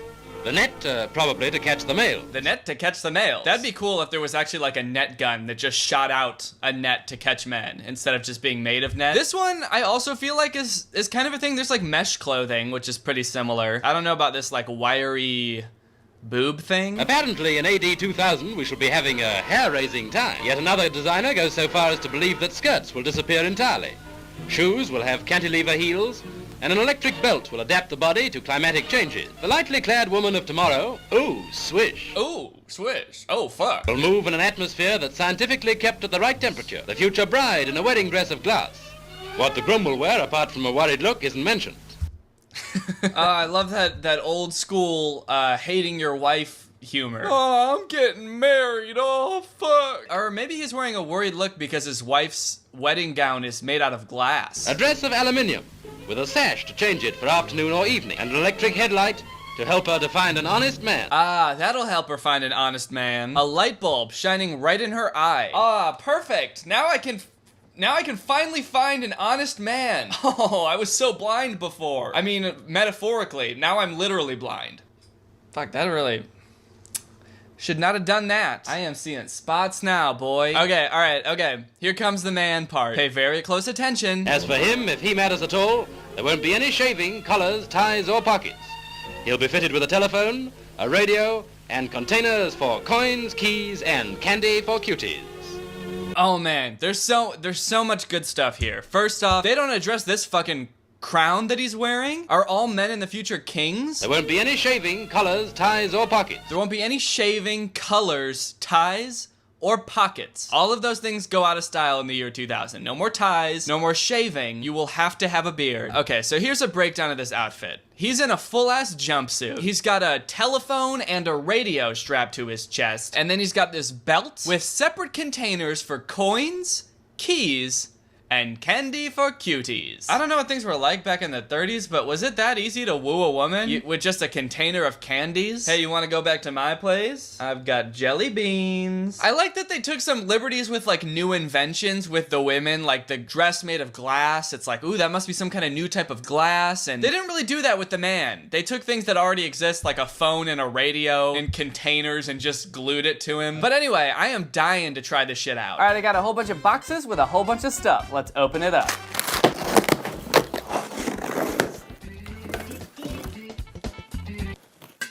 Oops. Okay, I've got everything I need here and some stuff that turns out I don't need. I've got a nice jumpsuit to put everything on. We got the belt to attach all the cool shit. I've got a little phone holder so I can attach the phone to my chest. I'm just gonna be using my cell phone since I don't know why I would use a landline looking thing when I can just use my phone. Then I've got some containers for coins, keys, and candies for cuties. So I was planning on just using these containers for coins and keys and then getting a nice big container for candies for cuties. So I bought this nice big thing. I figured in this weird world where candies equals cuties, I would want the biggest container for candies possible. So I ordered this, which I thought would be plastic, so I could drill some holes in it and then be able to tie some wire to the belt to attach it.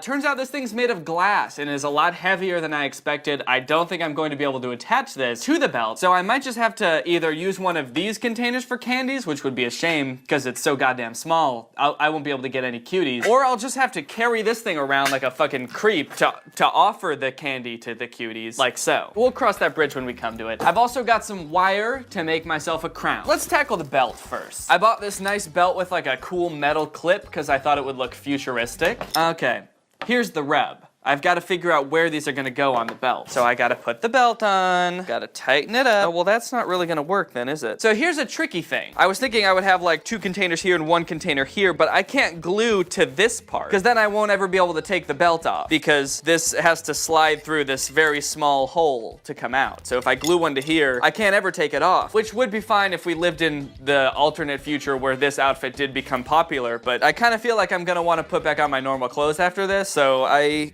don't think I can do that. I can maybe glue it onto here, but then this is just gonna dangle, and that doesn't look very futuristic. We're meeting the first of our challenging engineering problems in this project. Well, let's mark. I don't have a fucking marker either. Can I just mark with a scissor? I can't. This is a tough belt. All right, whoever made this belt, there's your free advertising. Guys, if you're looking for a tough belt, buy this one. It's on Amazon. I searched belt. All right, let me go get a marker real quick.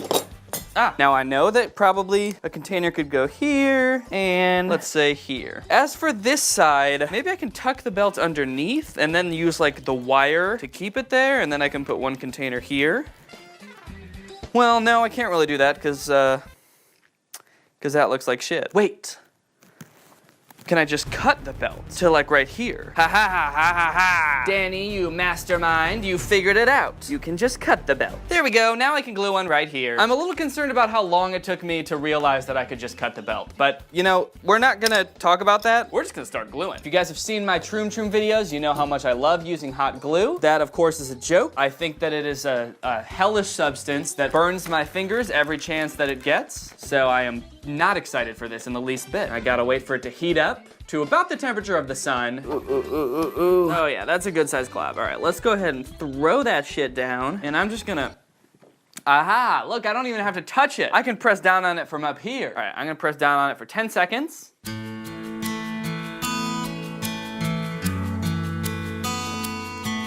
Okay, and I'm gonna leave that. And I'm not gonna touch it until I've done all of these. That way I can be disappointed when none of them stick.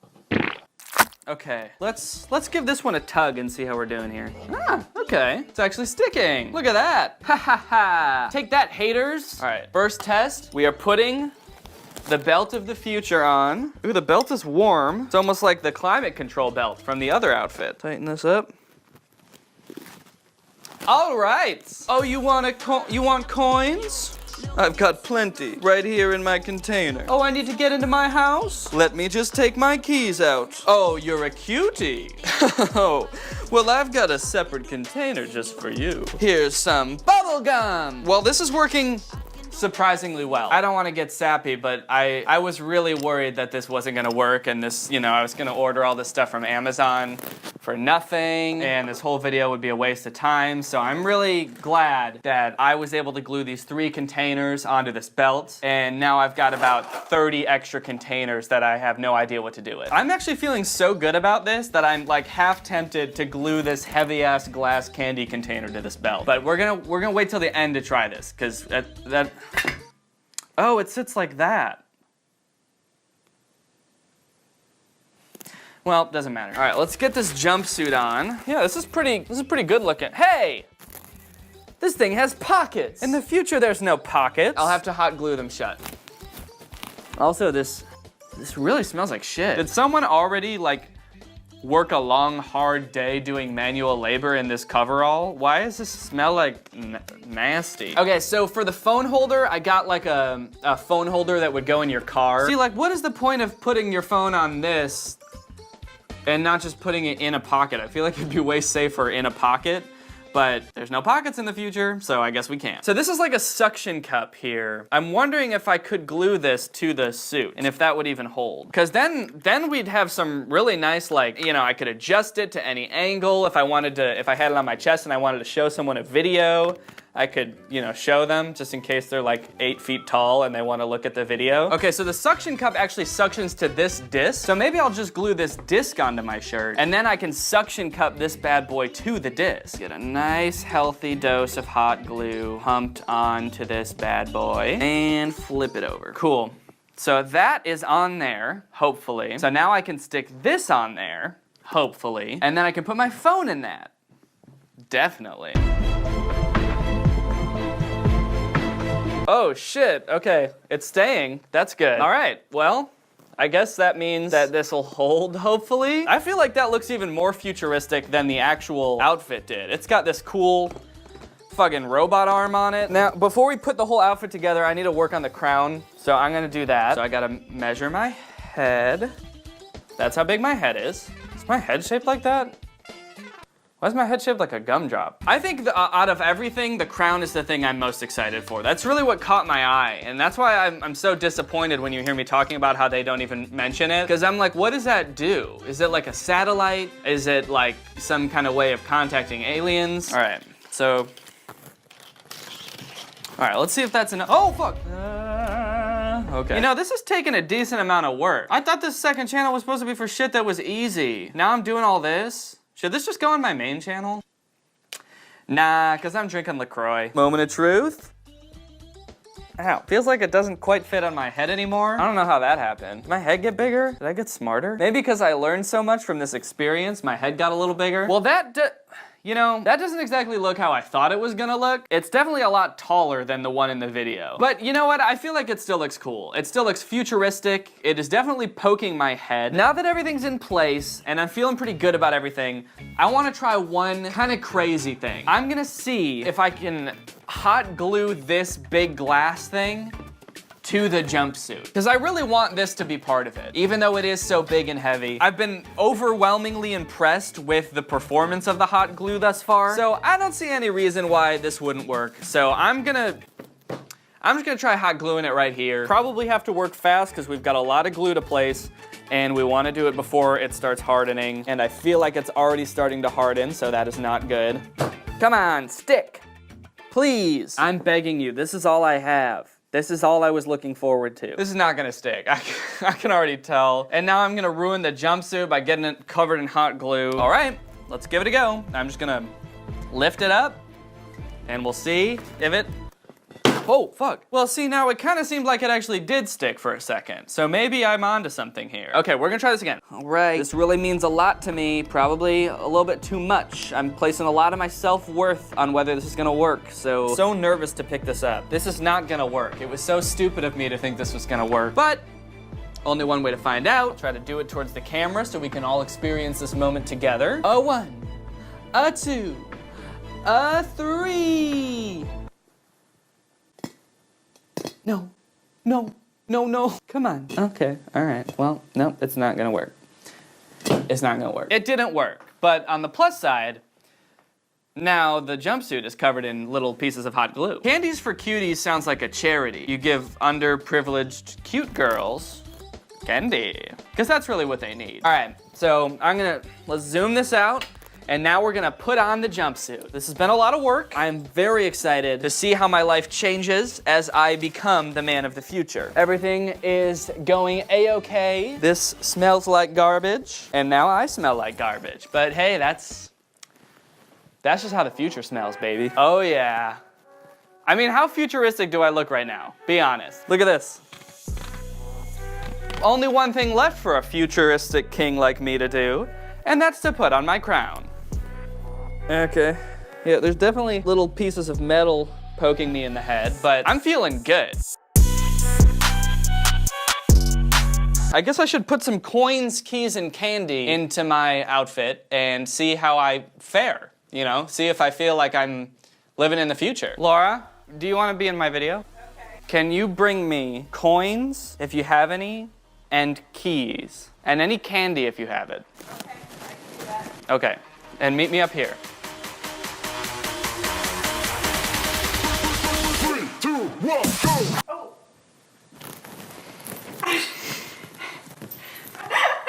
Oh my god, okay. How do I look? No. It's kind of scary. If you had to describe me in one word, what would you say? Like a janitor who's lost his mind. That was more than one word, but... Coins, keys, and candies for cuties. I've got my phone attached in a very handy way. It's on an adjustable arm, so I can, if I wanted to show you a video, I could do so. Why would you need, like, to hand out coins, keys, and candy? I don't need to hand out anything except the candy. The candy is for cuties. That's a lot of coins. Well, you never know. I can't really see my candy container. I don't feel like I could help you. Like, that's not part of the experiment. Okay, so now I just want to do a couple of tests, and you let me know how I look, and we'll see how I feel. I've got my keys, coins, candies for cuties. I want to just do like a walking around test to see how everything feels. I feel like I have a lot on me, and I want to make sure that I can move about as I need to. Right, but how sturdy is it? Yeah. I noticed you didn't mention my crown at all. Did you even see the crown? I saw it, but it's not like the most outstanding part of this. It's not? Because to me, it's the only thing that doesn't make any sense. Well, this is all, I can utilize all this. What is the purpose of this? We'll start out with just a regular walk and see how that. Okay, now let's take it to a brisk walk. Oh, the man of the future's gotta be somewhere, and he left his hoverboard at home. Uh-oh. Okay, now let's try a run. A little bit of a jog. Hold the future bus for me, I'm late and I need to come get the oh no. Oh, what happened, future boy? Well, you know what? It didn't fail in the places that I thought it would, okay? Everything's hot glued on. I thought that would be the first thing to fail. The coins just fell because the lid came off. Where's your phone? It's just on the ground here. Sorry, I didn't get that far.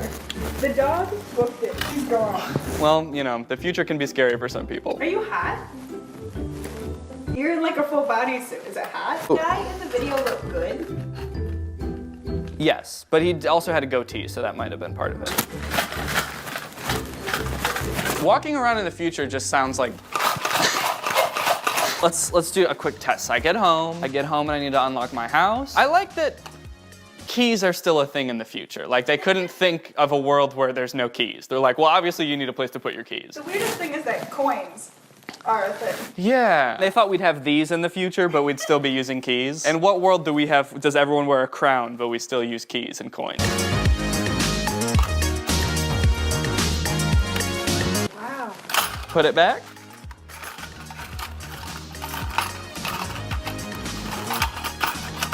Simple as that. It didn't feel simple. It was simple. Next step, I have to pay for something. So I walk over and I say, excuse me, Mr. Panda, I'd like to buy that basket. Oh, it'll be 3 cents. Let me dig through all of the coins. 3 pennies for you, sir.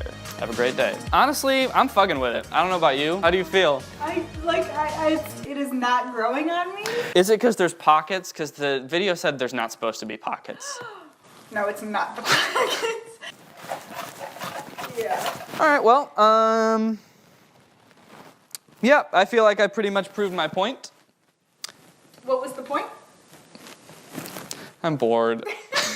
Okay, that's the end of the video. Hello everybody and welcome back to the Sparkling Water Power Hour, where I'm gonna chug this entire sparkling water and it's gonna take me an hour. Welcome back to the second channel. Thank you for coming back. It's gonna be a really exciting time today. I've been having a good week. I hope you have as well. We're gonna get into the subreddit. Should be lots to talk about this week. I've had a lot going on, which if you've been in the subreddit, you could probably tell, but I was visiting Curtis in Toronto for his birthday. I surprised him. That was really fun. I ran my half marathon. I think there was about 24 hours in between when Curtis's birthday celebration ended and when I was waking up to run that half marathon. So I think there will be posts about that so we can get into it. But overall, it was a very fun week. Also, sorry for the mess behind me.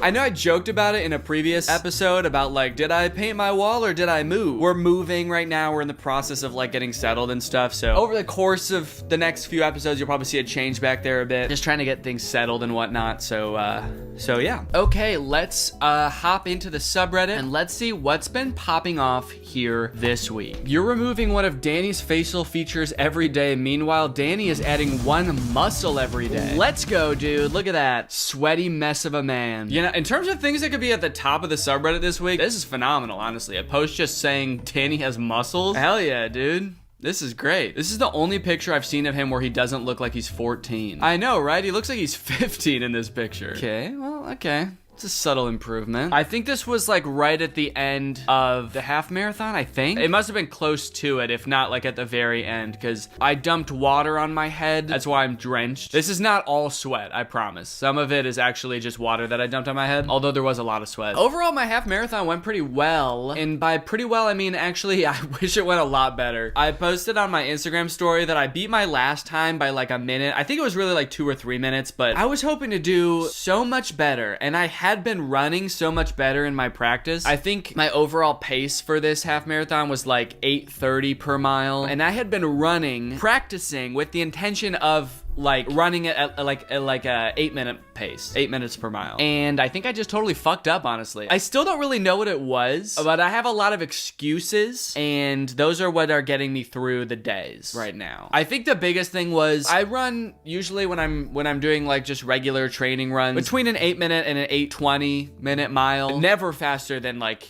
7:55. And this will happen sometimes on runs. My watch was telling me that I was running a lot slower than I actually was. It told me I ran the first 2 miles at like a 9:30 pace. So for those first 2 miles, I kept being like, shit, I'm going slow. I need to speed up. And then after those 2 miles, or after like, honestly, after like 4 or 5 miles, I was like gassed. I was like, why the fuck am I so tired? I haven't even been running that fast. My heart rate was like up, skyrocketing, and turns out, I looked at my running app afterwards, turns out I actually ran the second mile at a 7:30 pace, which is like 30 seconds faster than I was intending or than I ever run. Like, I had no business running that fast. I think it was just like adrenaline and me trusting my watch, which I never should have. Then I was just kind of tuckered out the rest of the race, and yeah, maybe I can show my splits on screen, but it wasn't pretty. But I ended up besting myself from last year. And that's really all that matters, you know? All these other people around, they're not important. It's not important who else you beat aside from yourself. Sort of a masochist in that way. Danny Gonzalez. Up until like the past couple weeks, I had been in the gym a lot. I kind of go back and forth between like lifting weights and running. And then when my running schedule gets like a lot heavier, then I find less time to lift because I'm so tired. So I kind of go back and forth. I'll spend like 3 months going to the gym 3 times a week. And then I'll spend a few months like running 5 times a week, and then I'm like, shit, I'm not going to the gym. I just ran 10 miles. Now that I finished my half marathon, I think I'm gonna get back in the gym, get even bigger than the Liver King himself. It's a good day to be a gonzaloon. Okay, this is a screenshot of a Snapchat AI conversation that says, what does Danny Gonzalez call his fan base? The AI says, I'm not sure, but we can look it up. What do you mean we together? You are the robot. You are like connected to the internet. In the time you said that, you could have already looked it up. So this person says, tell me, and then he responds, Danny Gonzalez calls his fan base gonzaloons. Okay, so you can't look it up. Just say that then. What a crazy lie. I mean, where do you get off, dude? The AI clearly just made that up. That's wild. You'd think a being that has unfettered access to the internet could have just like spat out a very generic response with correct information. See, this is why I'm not so sure about AI, guys. Not so sure we'll be getting the most accurate information from it. Mine said it didn't know. Edit, I asked again and it said Gonzalez groupies. So not only is it a liar, it's also inconsistent. What if AI is actually just people from like an alternate reality? And in this alternate reality, I really do call my fan base Gonzaloons. The AI is actually this person who's asking it from an alternate reality. They both think they're talking to AI, but the AI has gotten so sentient that it's actually not a robot. It is actually a sentient being from another realm. Some sort of fucked up reality where I call my fans Gonzaloons. I found this funny. Okay, it's 2 notifications. One of my video called I'm Zombies, and the other one of a different video called You're a Grown Man. Ouch. Feels like it's in direct response to my video being like, guys, I uploaded a new video. I'm Zombies. Isn't that crazy? And the other video is like, you're a grown-ass man. Get a job, man, woman, zombies. That's the 3rd gender everybody's been talking about. Oh god, dude, I saw so many comments about this. If you didn't see on my Instagram story, this is the picture of me surprising Curtis. Very fun. I've never surprised anybody before, like done like a surprise birthday thing or anything like that, so I was really excited. I coordinated it with Jenna. Also, Jarvis and Jordan surprised Curtis too later this same day. So we were all like coordinating, how can we surprise Curtis? And I'll give you a little bit of backstory. First, we were thinking like, what if Curtis and Jenna go out for a walk to walk Kiwi, and I like get dropped off from the airport nearby, and I'm just like on a walk, and I just like happen to see them, and it's a crazy thing. Or like we're thinking, what if we meet each other at a restaurant? At one point, I was like, Jenna, just sneak me into your house while Curtis is in a meeting, and I'll put on like a crazy disguise, and I'll freak Curtis out. He'll think there's like an intruder in his house. So I actually was gonna bring like a Santa costume, because that's the only disguise that I had in my house. Turned out it wouldn't fit in my suitcase, so I didn't do that. But so that was all the different ideas. But eventually we just decided I'll just come in while Curtis is in a meeting. Jenna will sneak me in. I'll sit at the kitchen counter. Then Jenna will go get Curtis and say she has a birthday surprise. So Jenna brought Curtis down. Curtis was wearing a COVID mask over his eyes so that he couldn't see, which made me honestly almost start cracking up when I saw that. He was like coming down the stairs and I was like about to ruin the surprise because I was expecting him to just have his eyes closed, but he comes down wearing a fucking mask wrong. But anyway, yeah, so then he came down and he opened his eyes and he was surprised. But that being said, I was sitting at the counter like this, and I've gotten so many DMs and so many comments about the way that I'm sitting here. People seem to be up in arms and honestly offended about the way that I'm sitting,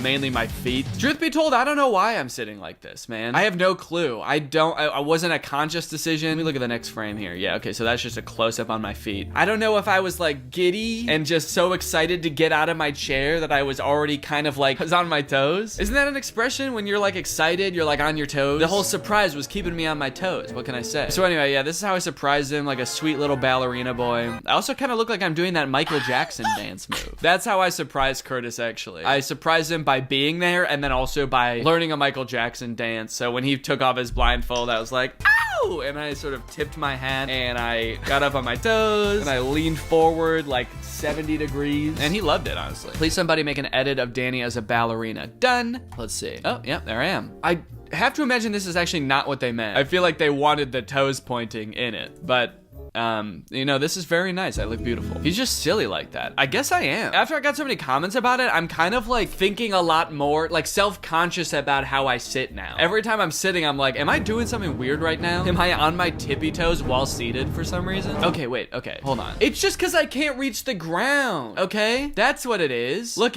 how high this stool is. That's why I'm like this, okay? I don't sit like this normally when I'm at a normal chair, but this was a high chair. I don't know why it took me this long to realize, but I mean, what else am I gonna do? Like kick my feet in the air? I probably would have got roasted for that too. So I decided to take this opportunity to stretch out my calves or my shins. I don't know, because I don't know exactly what this would be stretching. Yeah, I think I was just stretching, getting prepped. Okay, another post about the way I'm sitting. Surprising Curtis for his birthday is very sweet. But why is Danny sitting like that? Yeah, see, there he is with the, oh, he had 2 COVID masks on. Yeah, I think Curtis thought that Jenna was surprising him with some sort of like eye-based virus, and he didn't want to get infected until it was time to reveal the surprise. Is Danny drinking a beer immediately after a marathon? What a vibe. Actually, no, I'm not. I'm drinking a beer after a half marathon. Excuse me. And I'm also drinking a beer right now. That's right, this isn't sparkling water at all.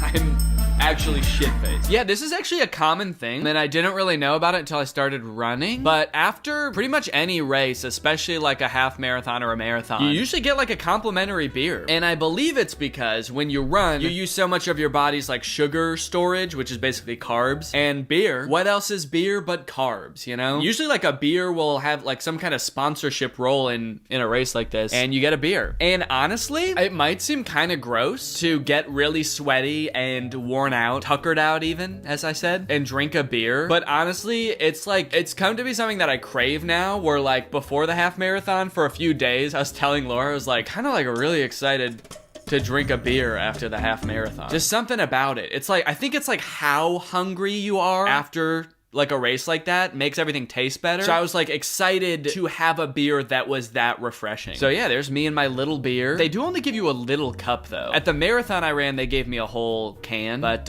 yeah, I was hoping for more than just a little cup. It's actually said to be healthy to drink a beer after sports. Yeah, there we go. It's the carbs. You use a lot of energy when running, and carbs help replenish. Okay, you want to know what's something even grosser than beer? At least to me anyway. When I was running the Chicago Marathon last year, Laura was running also, there was a stand that was giving out shots of pickle juice. For me at that point in a marathon, as someone who already doesn't like pickles, that sounded absolutely heinous to me. I was like, if I even smelled pickle juice right now, I would throw up. But Laura had some because she likes pickles. And apparently it like gave her new life. I guess when you're running, like you lose carbs because you're using energy, but also the thing that you lose is like salt because you start sweating it all out. I don't know if you've ever tasted your own sweat or a friend or anything like that, but sweat is very salty, and so when you sweat a lot, your body loses a lot of salt. So Laura said she had that shot of pickle juice and it like saved her life. And actually I have heard that there are sports drinks, like Gatorade-esque drinks, that are basically just pickle juice, which sounds disgusting to me, but if it helps, it helps. Oh shit, okay, that's literally the next comment. It's either beer or pickle juice. Either way, both are good source of essential nutrients after a run. Beer contains carbs and sugars, and pickle juice contains sodium and potassium. I saw an opportunity, so I took it. I like this. This is actually pretty good. Looks weirdly real. Looks like Daddy Danny saw an opportunity and he took it. He saw an opportunity to take little Danny over a curb at top speeds. This comment says aesthetic. I think they meant aesthetic, but I thought it said athletic.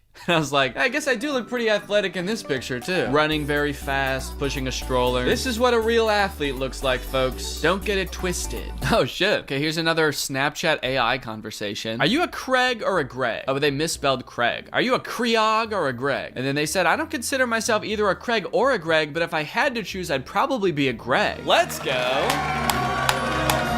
Very nice.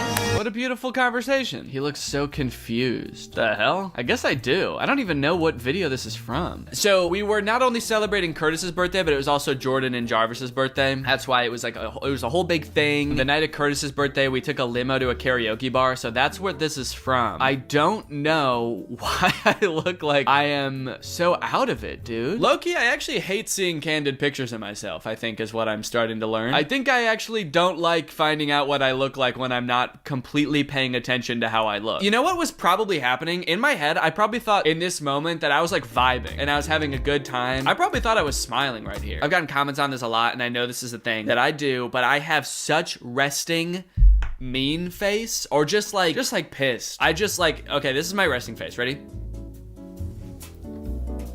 Unless I am elated, that's what my face looks like. Someone could give me a gift and I'm happy and I could be saying nice things, but my face will just look like this. Oh, that's awesome, dude. Thank you. Yeah, no, I love it.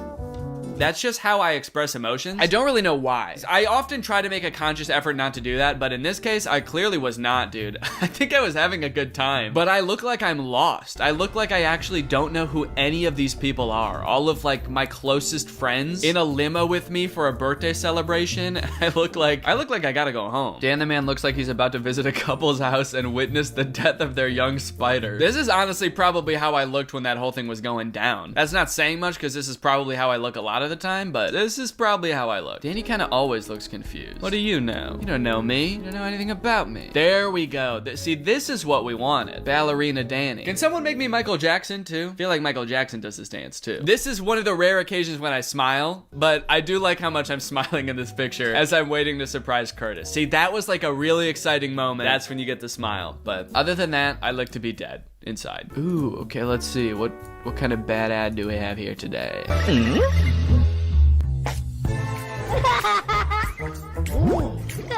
The strangest looking kid in the world sees an ant and gets the genius idea while making the most horrifying face. I've got a great idea. He's gonna piss on the ant. Oh, the ant is calling to his friends. If you were an ant, what would you do? Tolerate or avenge? Would you tolerate getting pissed on to death? Probably not. Although I am curious what this game would be if you did click tolerate. Like, I have a feeling this game is gonna be about, like, being an ant and building an ant army to get revenge or something. But what would the game be if you just click tolerate? Would you just be getting pissed on? It's like now it's just a game about being an ant getting pissed on.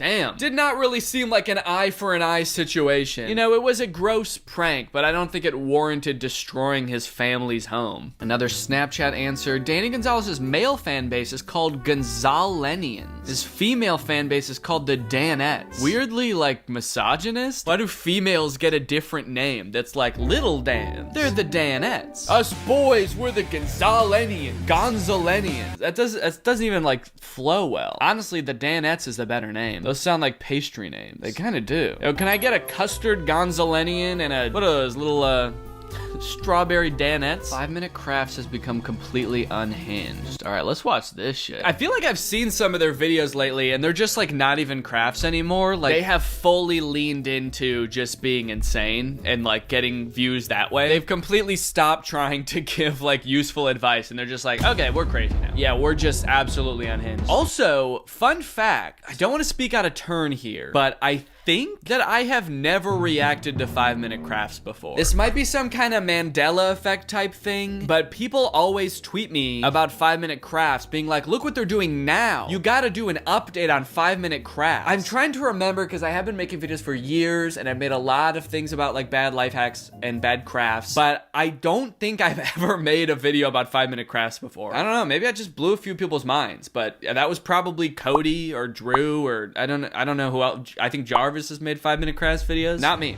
So this very well could be my first time making a video about 5 Minute Crafts. But hell, I'll do it. I'll give it a shot. Okay, she found underwear in her house that aren't hers. So she's like, oh, I have to rip apart a teddy bear. I have to put a spy camera in the teddy bear, in its ass, cut out the teddy bear's eye, stick my little finger in there, and then, oh yeah, totally inconspicuous. No one would ever suspect a thing now that one of the bear's eyes is gigantic and has a lens. Oh, and she puts a GPS tracker in. That's not a craft. It was a crafty thing to do in the sense of like shifty and shady, but I wouldn't call it a craft. Now she's printing out.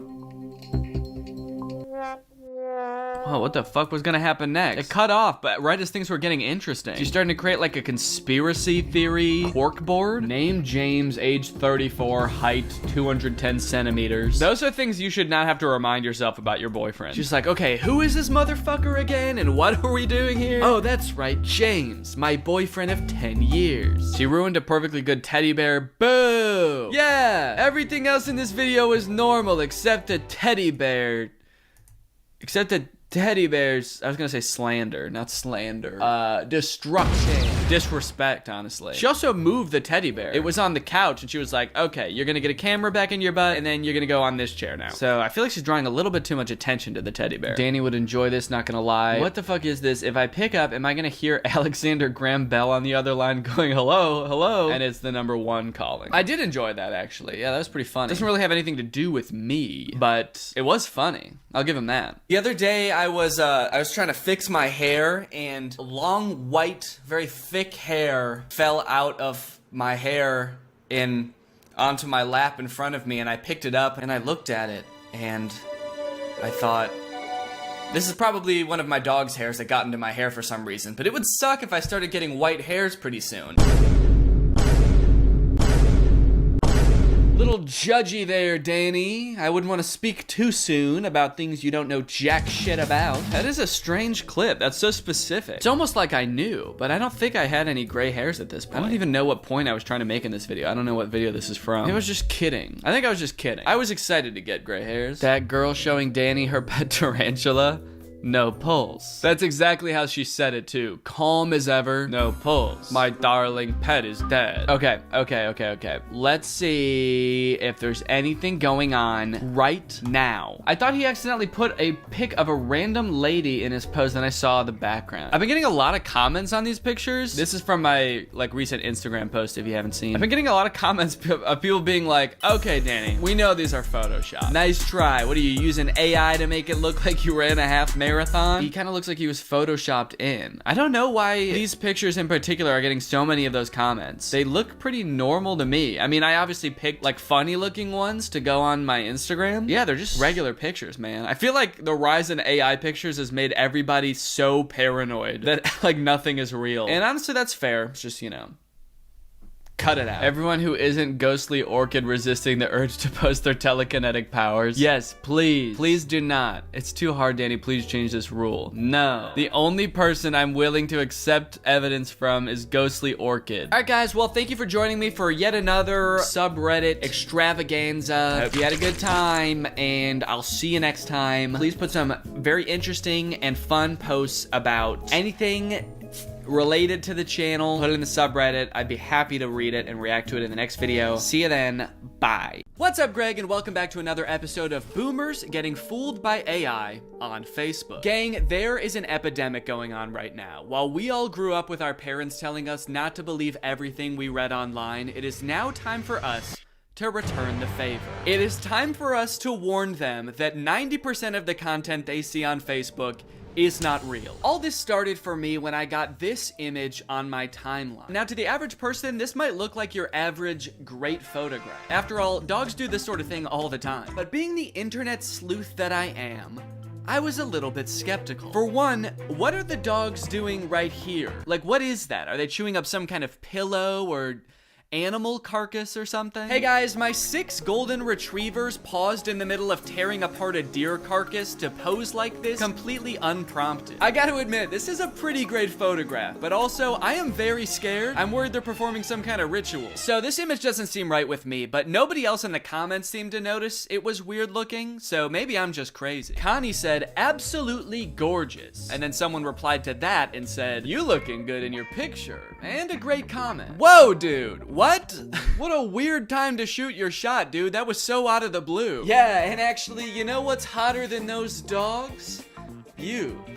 And your comment. Hotter than the dogs? There's other weird parts of this image, like this dog that's either sitting on another dog or melted into another dog, but it is by far not the worst image on this account. You know, they say some people's dogs look exactly like their owners, and I think this is a great and terrifying example of that. There's a mix of responses on this image. Somebody should call the cops. Absolutely love. Creepy. Okay. Kinda mean. Look, I think we can all agree it's a terrifying image, but that baby did not choose to be born half dog, okay?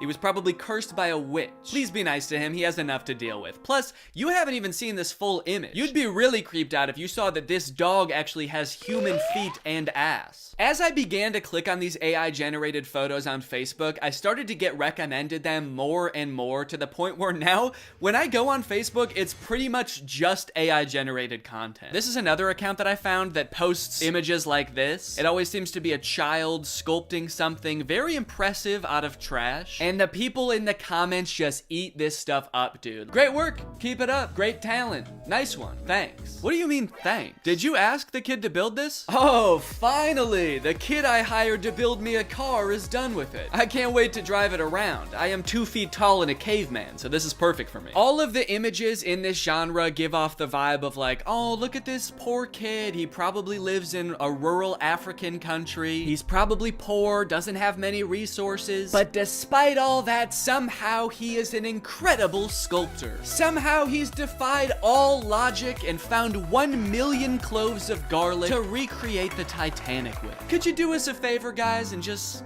toss him a like. Could you just do it or he'll cry? They're like baiting you into feeling bad for them and thinking they're cute so that you'll engage with the picture, obviously encouraging them. But I gotta say, honestly, this kid, I don't feel bad for him at all. This kid has so much garlic. This kid is like a garlic kingpin. You know this isn't all of his garlic either. He's probably got a garlic Lamborghini, a garlic mansion where he parks this garlic yacht. He's living better than me. This dude is the garlic Mr. Beast. Not to mention he's way more defended against vampire attacks than any of us. Great work. Beautiful artwork. Where does he get all this garlic from? Okay, it is nice to see people questioning the validity of this image. Part of me does kind of think that they're not actually questioning whether the image is real or not. They just legitimately think that he got the garlic through nefarious means or something. I'm asking myself the same question, and garlic is expensive. They're turning on the kid. Thief! A garlic thief! This kid is stealing garlic from people who need it. Must have some pretty big pockets to steal all that garlic, young man. That must be why your arms are so long. You use them for sneaking and stealing. I'm Sam, and I made this from real wood.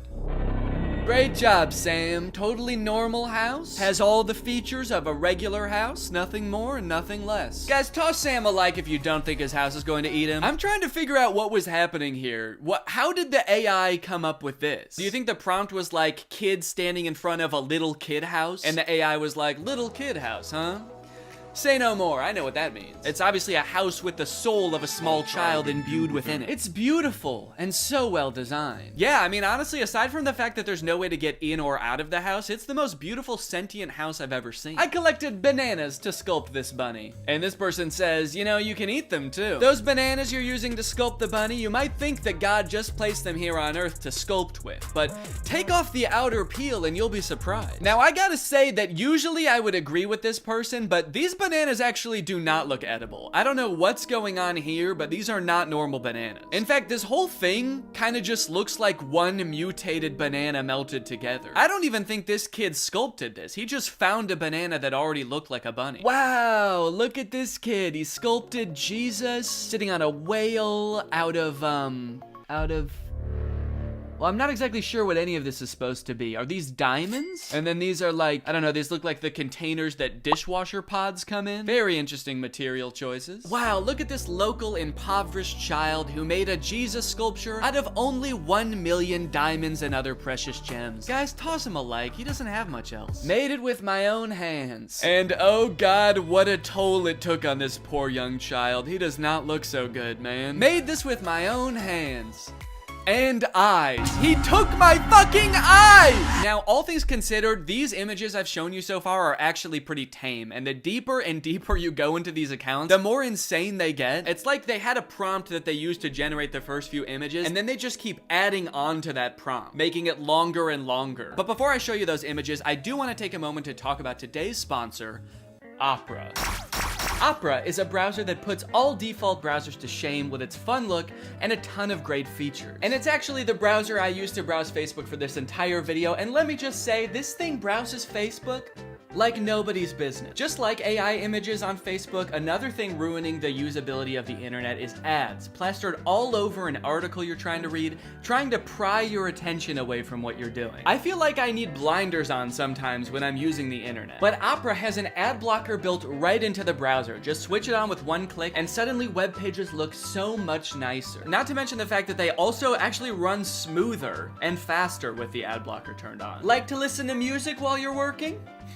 Who doesn't? I would be listening to music right now if I wasn't filming this video. That would be very distracting. Well, Opera has a music player built right into the sidebar of the browser, which works with Spotify, Apple Music, Deezer, Tidal, and more, so that you don't have to constantly be switching between apps. This makes me feel much more productive when I'm working to just have everything in one neat, tidy place. You also have the ability to take snapshots right within the app. You can add text, add stickers, turn it into a silly meme or a YouTube thumbnail. Then you can send them to friends using Messenger like Facebook Messenger, WhatsApp, and Telegram, which are also built right into the sidebar of the browser. If you're working on the go, as I often do with my trusty laptop, you can switch on the battery saver with just one click, extending your browsing time by up to an hour. So if you want to check out Opera, it's totally free. Just use the link in my description to download Opera today. Thanks to Opera for sponsoring this video, and thank you to you guys for checking out Opera. Okay, like I was saying, the prompts just seem to keep getting longer and longer. It seems like one of the big tricks that these accounts use to get people to engage with them is by including Jesus or other Christianity symbols in their images. So this account at first just posted Jesus in the sand. This guy sculpted this gigantic Jesus thing. Everybody thinks it's beautiful. The caption is, "Why don't pictures like this ever trend?" Clearly baiting people to engage with it and like the picture. But then after Sand Jesus, I saw Sand Jesus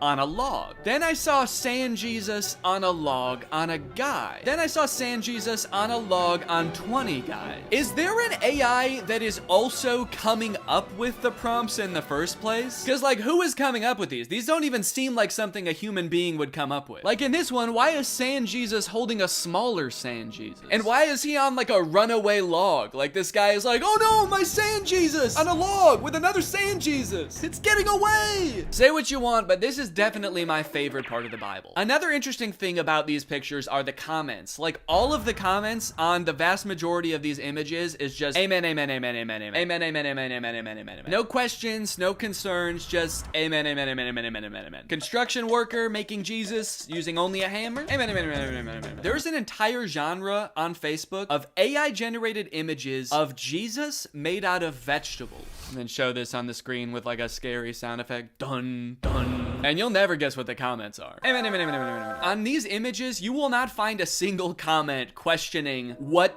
is going on here. Has this always been a thing? I don't think I've ever seen anything like this before. No one's questioning why these kids' hands are facing the wrong way. Why, if he is made out of vegetables, are his eyes so blue and lifelike? And obviously, I'm not trying to make fun of Christianity at all here. If anything, I think these pictures are kind of disrespectful to Christianity because they're just like using these fake, ridiculous images to bait people into engaging with their profile so that they make money. But you should already know by now, it gets worse. It gets way worse than vegetable Jesus, dude. You got crab Jesus. You got shrimp Jesus. And of course you have another shrimp Jesus. Amen, amen, amen. Who is this for? It's on like a legitimate Facebook account. This account has 117,000 followers. Who is meant to appreciate this image? Christian shrimp? Hey man, shrimps gotta get to heaven too. How else can they be saved from their shellfishness?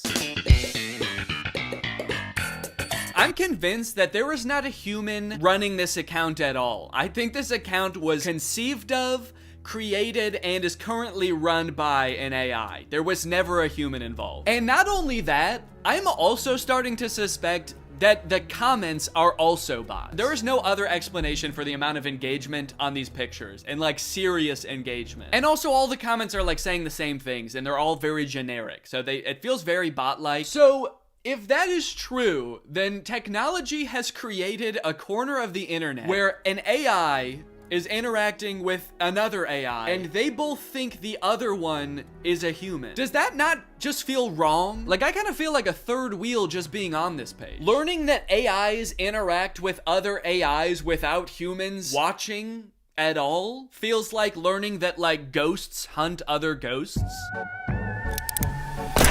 Thought they were here to scare us. What the hell? And of course, the caption of Shrimp Jesus is, made it with my own hands. Do me a favor and destroy it with your own hands. How about that? Can you unmake it, please? Another popular thing for them to add into these images seems to be flight attendants. There is a lot of flight attendant-centric AI-generated images, oftentimes with Jesus as well. And I'm assuming that whatever this account started off posting was more tame than this, like it kind of made sense. The caption is beautiful cabin crew, Scarlett Johansson. So I don't know if it had something to do with Scarlett Johansson on a flight or something, and then the AI just kept changing the prompt over and over until it was this. Here's another one with the exact same caption.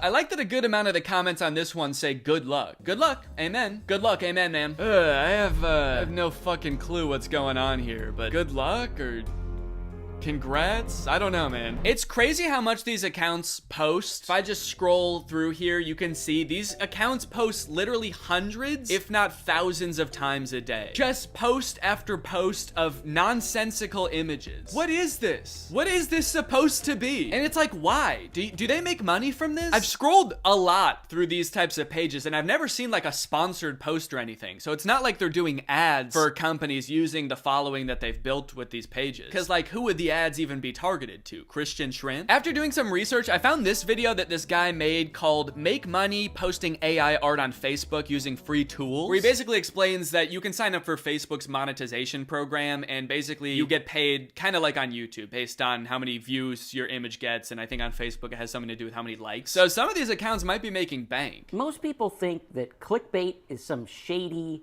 taboo, weird kind of topic, when in fact, all it is trying to get a click. Yeah, guys, clickbait is not necessarily a bad thing, just as long as you're honest about what you're delivering.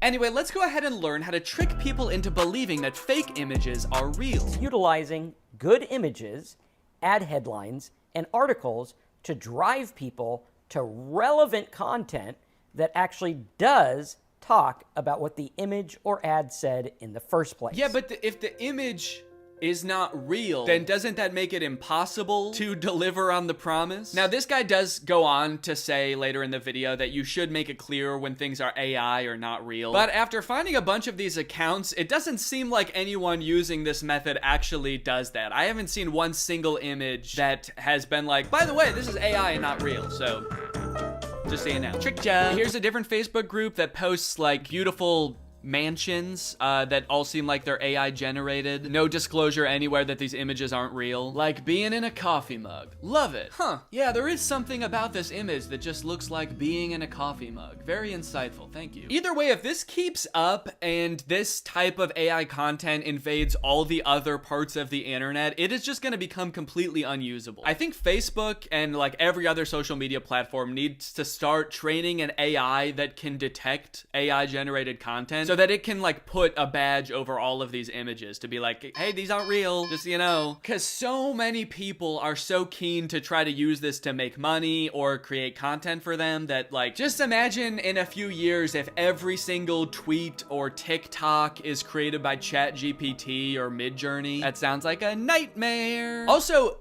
AI uses images and videos on the internet to train itself. So if like most of the images and videos on the internet become AI generated, and a lot of them look as bad as the ones that we've seen, isn't the AI just gonna get worse and worse? If it thinks that that's what real life looks like, what is its bad replication of that gonna look like? After I watched that one video, I started looking through a bunch of other videos on how to make money using AI, and there's a bunch of other ones that I think people should know about. This dude's video is called I Got AI to Create My Facebook Ads in 10 Minutes. The first few ways that he shows are pretty tame. It's just like using AI to create product photos using an existing product that already exists. The AI is just being used to enhance the photo, like change the background. But this next one is crazy. We'll drop our product URL in here. Type in our target audience, which is females aged 18 to 45. And then we can hit next. And then it generated 2 ad copy examples that we can use. So he just gave this service the product description that he's trying to advertise. It came up with a script for him. And now it's going to use AI to have this random woman lip sync the AI generated dialogue. Spa day, meet the mocktail wash, my intimate savior and relaxation partner. I don't know who this woman is. I assume that she must have like licensed her likeness to this service. I hope she did. But even still, I feel like you have to be super careful as an actor if you're gonna be licensing your likeness to a service like this, because you could end up advertising anything, and that's kind of terrifying. Okay, here's another tutorial about a similar method. Today, I'm gonna show you how to make ads like this or this completely with AI, and what I'm about to show you is scary. It's crazy to acknowledge how scary a tool is, but then your first thought is like, well, how can I make money off of this? Top 10 scariest ways to make money. Number 1, fake AI ads. Let me go ahead and show you how to make them. What you're gonna wanna do is go to this website, and then click on new project.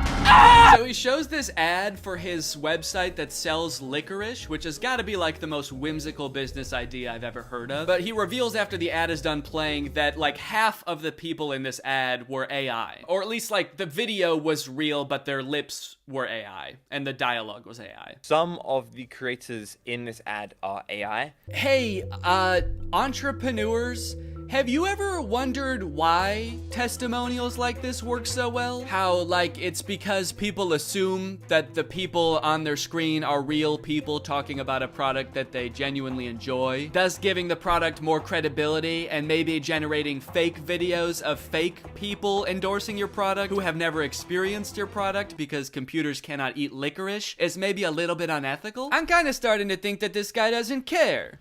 And that he thinks that we're all dumb. When we are speaking to people on the newsfeed, they are in their dumbest, most stupidest, dumbest state. Don't worry if you feel bad lying to people, guys. They're actually really dumb, so it's okay. Obviously, clickbait and scams and fake product testimonials have always existed and will always exist. It just sucks that it seems like it's becoming so much more accessible and a whole new generation of business owners are choosing to adopt the practice. AI is a really broad term, and in most cases it's a tool. And I've seen like artists use AI as a tool to improve their workflow, not just like using it to type in a prompt and use the result as an end product, but like use it like you would use any other tool in Photoshop. So if it's making artists' lives easier, I think that's one thing, but to use it to trick people or create the most bland or disturbing content I've ever seen on Facebook is super disappointing. And I'll be the first person to admit, like, it is cool that this technology exists. It's cool that computers can even generate such realistic, albeit horrifying images in the first place. But can we not just pause for a second to think about how doing stuff like this is gonna make nobody trust anything anymore? Or at the very least, the entire internet is just gonna become unusable because it's just gonna be bots interacting with other bots. Can someone make a movie like the movie Her, but it's actually just two robots falling in love and they both think that they're falling in love with a human? That's gonna be big with this new internet, dude. Anyways, I hope you guys enjoyed this video. If you're new here and you're not subscribed yet, make sure you subscribe and turn on my notifications to join Greg. Greg is what I call my subscribers. So if you're not Gregged up, go ahead and smash that subscribe button and absolutely obliterate the notification bell. I'll see you guys next time. Bye-bye. What's up, Greg? I hope you're having a great day. Today, I have a very special video for you guys because I am joined by Chad. Hey. Chad is waving and she's dancing and she's so happy to be here. I actually can't see her because of the way that this call works, so. I think you're gonna be shocked at the dance moves that I just pulled. I practiced them before I came on here. That makes sense. And if they're not, I'll just edit them so that they are really cool. Okay, well that won't be necessary, but okay. If you feel like you need to do that. I do. Okay.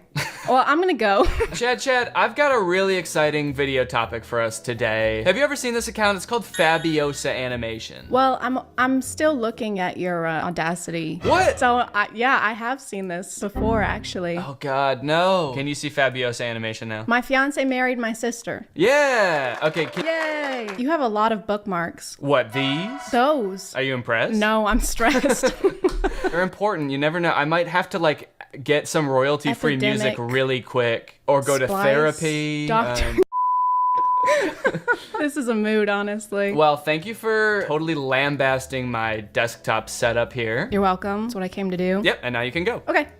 I threatened to leave for the second time in like 10 minutes. It's kind of funny because I can't see you, so I actually wouldn't know if you left for a second, like if you just were silent. Let's get into the video. This account is called Fabiosa Animation. Their account is described as a place where you can discover other people's stories and share your own ones. So we're like co-owners of this page? We can post on here? Yeah, I guess so. Well, first off, it seems like all of the stories here are true. Of course they are. And we somehow should have access to post our own animated stories to this account. I have a few of those. Let me just upload those real quick. All right, so let's play this. It's called My Fiance Married My Sister, as you saw. First off, it's way too loud. I don't know if it is for you, but I'm gonna turn that down. Can't hear. Oh my God, can you hear this?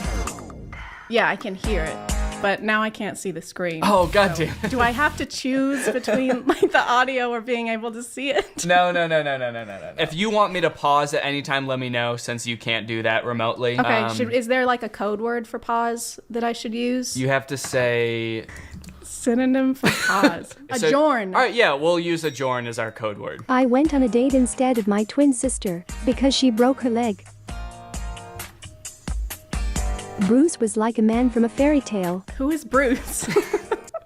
Why do they say Bruce like we're supposed to know who Bruce is already? The whole story starts like we're in the middle of a conversation or like we've known these people for years. Like, why? What happened to her leg? And it's just assumed. It's like I went on a date instead of my twin sister because she broke her leg. As you know, how she broke her leg. And since she broke her leg, the next logical thing for her to do is get somebody else to go on the date with her. Because you can't postpone dates. That's how you lose a man like Bruce. And you don't want to lose a guy like Bruce. He's a great guy. Well, yeah, he's like a man from a fairy tale. tale. You know, the type of man who will break up with you if you're late for a date. If you're late for a date because you broke your leg. It is kind of interesting they use the phrasing Bruce was like a man from a fairy tale because there are like really nice, you know, like Prince Charming type guys in fairy tales, but there's also like witches and like evil men in fairy tales as well. Jekyll and Hyde? Is Jekyll and Hyde count as a fairy tale? Would that be a fairy tale? I feel like fairy tales are stories you tell the kids. I feel like that was like an adult horror novel. I tell my kids about Jekyll and Hyde, the many kids that I have. And how many kids do you have? How many is the max of kids you can have? I actually have this bookmark. What is the legal number of kids you can have? All right, well, let's figure out if this guy broke her leg or what. You're gonna go out with Bruce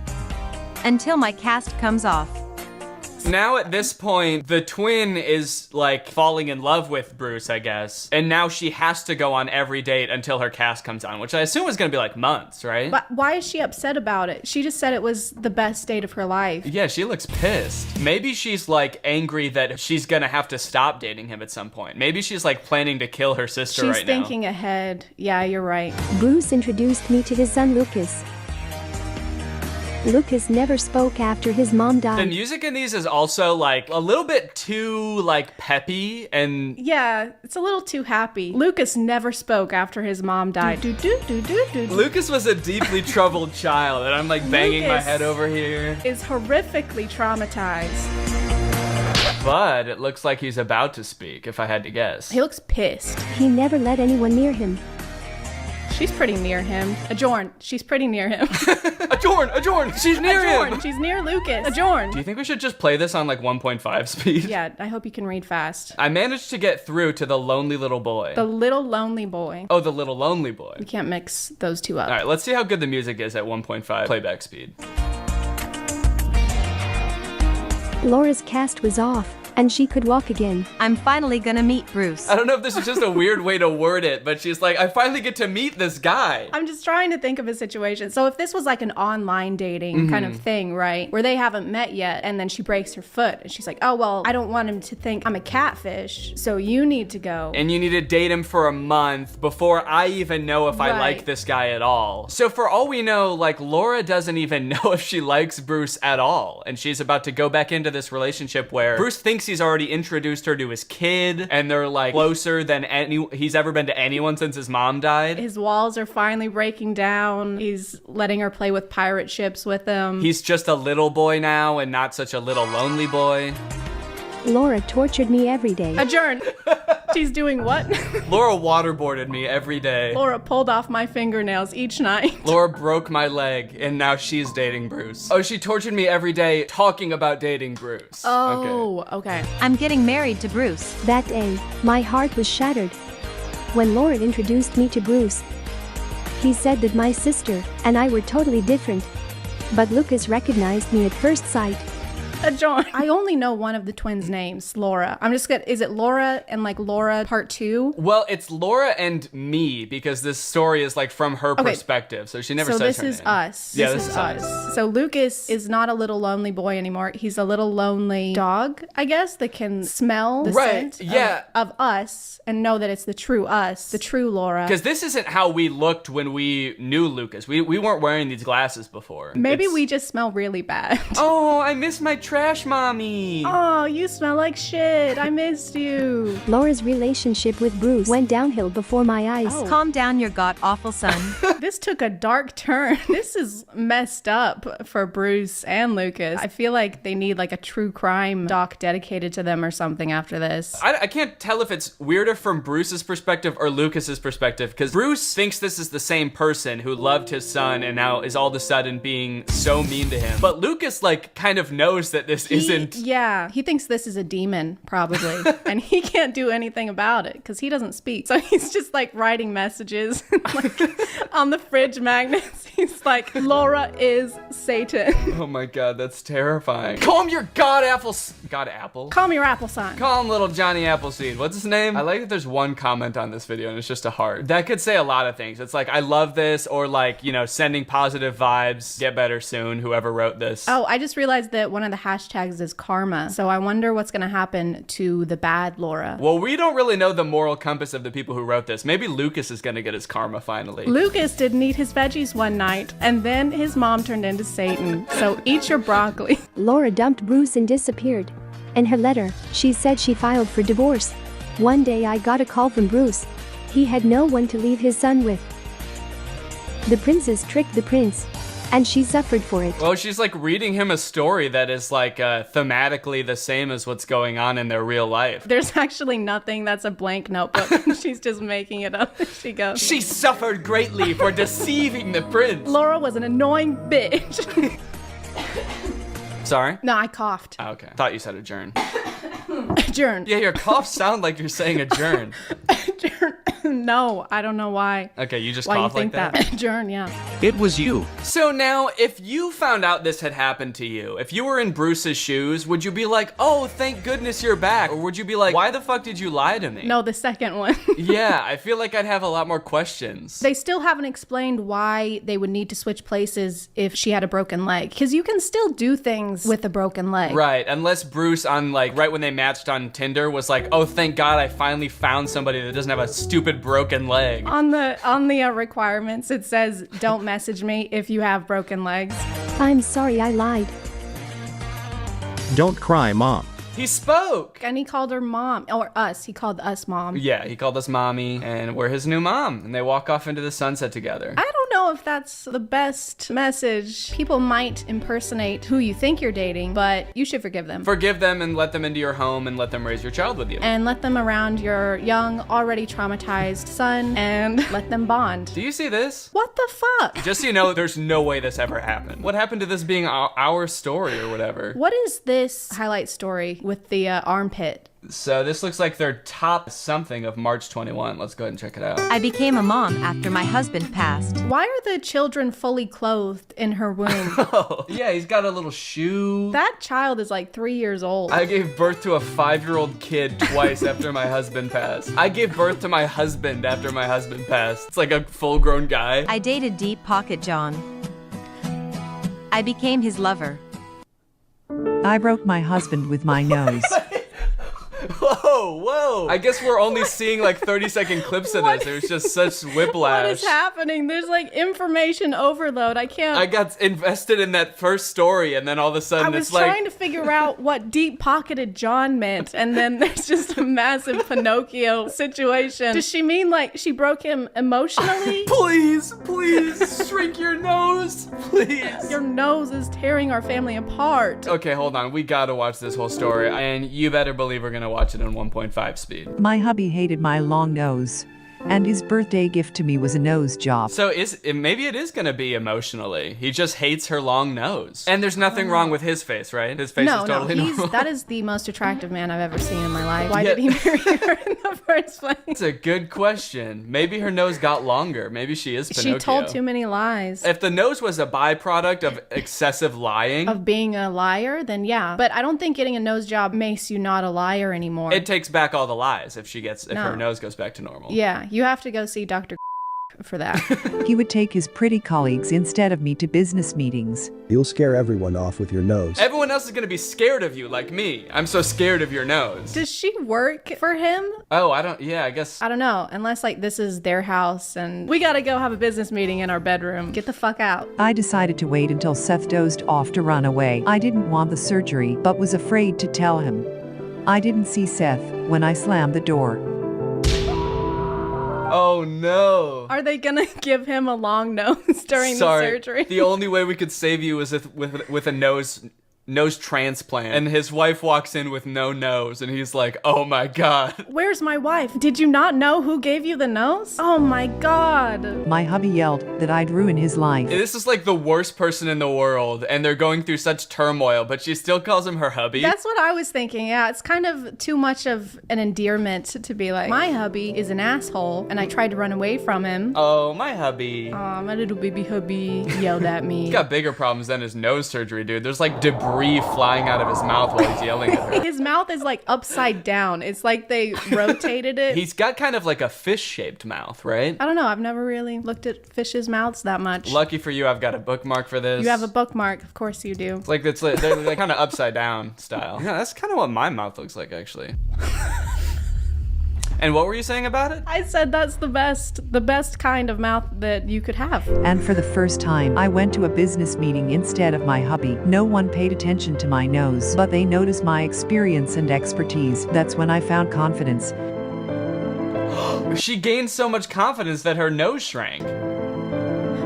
No way. The moral of this story is just don't have a big nose. It like shrinks and then fades to be another nose. Like it gets pretty small, and then the animators were like, well, that's too small. And then they kind of fade it to like a normal nose. We don't want to make this unrealistic. I filed for divorce and got everything in court. Well, I filed for divorce and set him ablaze in the courtroom. Wow, she's got some kind of magic going on. My nose shrunk 3 sizes the day I gained confidence, and when I took my husband to court, he started on fire. Burst into flames. I got a raise and filled Seth's position. He didn't want to become my subordinate and preferred to quit. So is he like permanently disfigured now? Like I feel like it's been months and he's still in this face cast. He was talking about how she's ruined his life, but if you mess up your nose, they just put it back. Getting a broken nose is a pretty easy thing to fix, I believe. They just kind of like... And you can also still do your job with a nose cast on. I feel like they don't have a good comprehension on what happens when you get injured. The owners of this page, like if you break your leg, you can't go on dates. If you break your nose, you're gonna get fucking fired. Yeah, these stories are kind of about like, hey, it doesn't matter like what you look like, but it also is kind of like, but it does a little bit. It does a lot, actually. A few weeks later, Seth fell off the radar. A few weeks later, Seth went rogue and disappeared into the woods. A few weeks later, Seth became Jason Bourne. Whoa, what? Like, whoa, there's a tornado. Wait, what? A couple weeks later, a tornado swept Seth off the radar, leaving only his shoe in his wake. A few months later, I ran into Seth. He got hooked on plastic surgeries.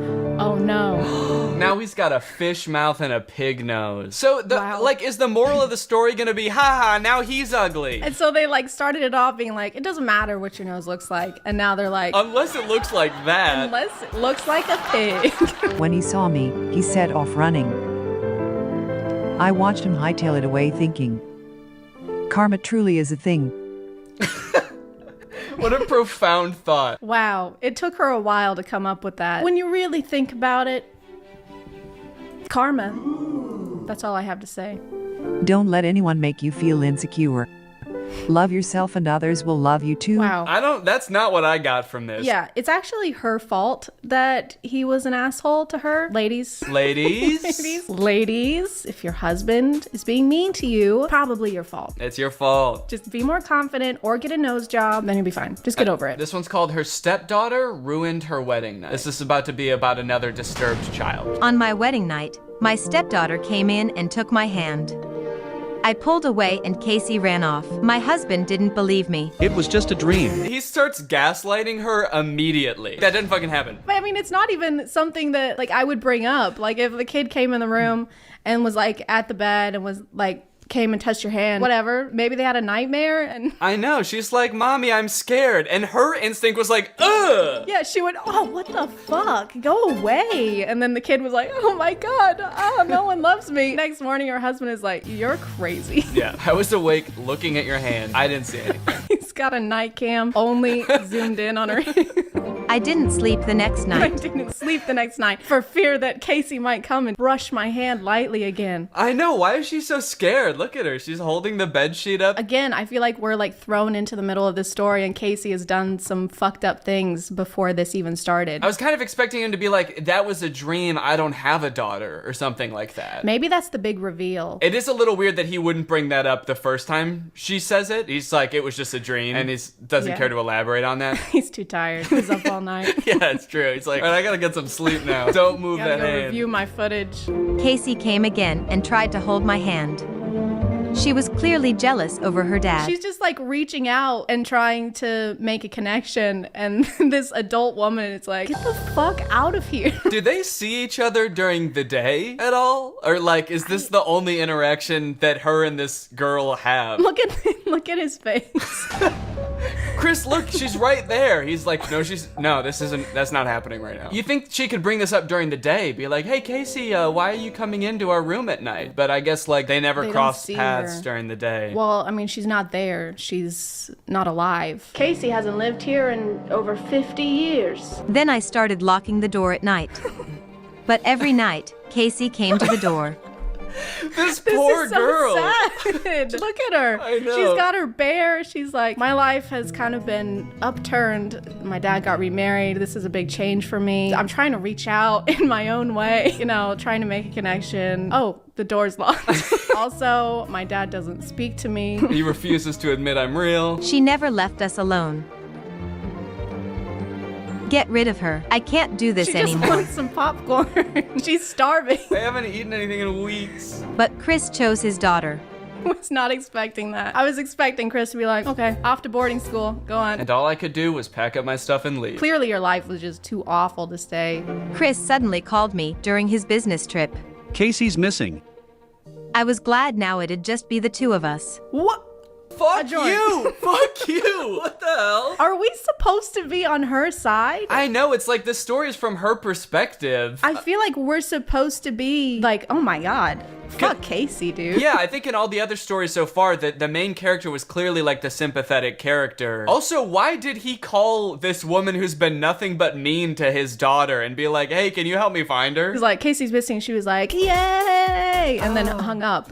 At that moment, Casey came up to me. She was crying and begging just to hold my hand. Is she gonna slam the door in this kid's face or what? Get out of here! Leave! I don't want to hold your fucking hand. My mom was sick for a long time. Before she died, she promised she'd come back to me as another woman. God. Why would she say that? I am gonna die, but the next woman you see after I die is gonna be me. Well, no wonder she was like confused. I might look different, but it'll definitely be me. What is wrong with this mother? I know. She is not preparing her for the reality ahead. Oh, how will I recognize you? She's gonna be like, I'll hold your hand.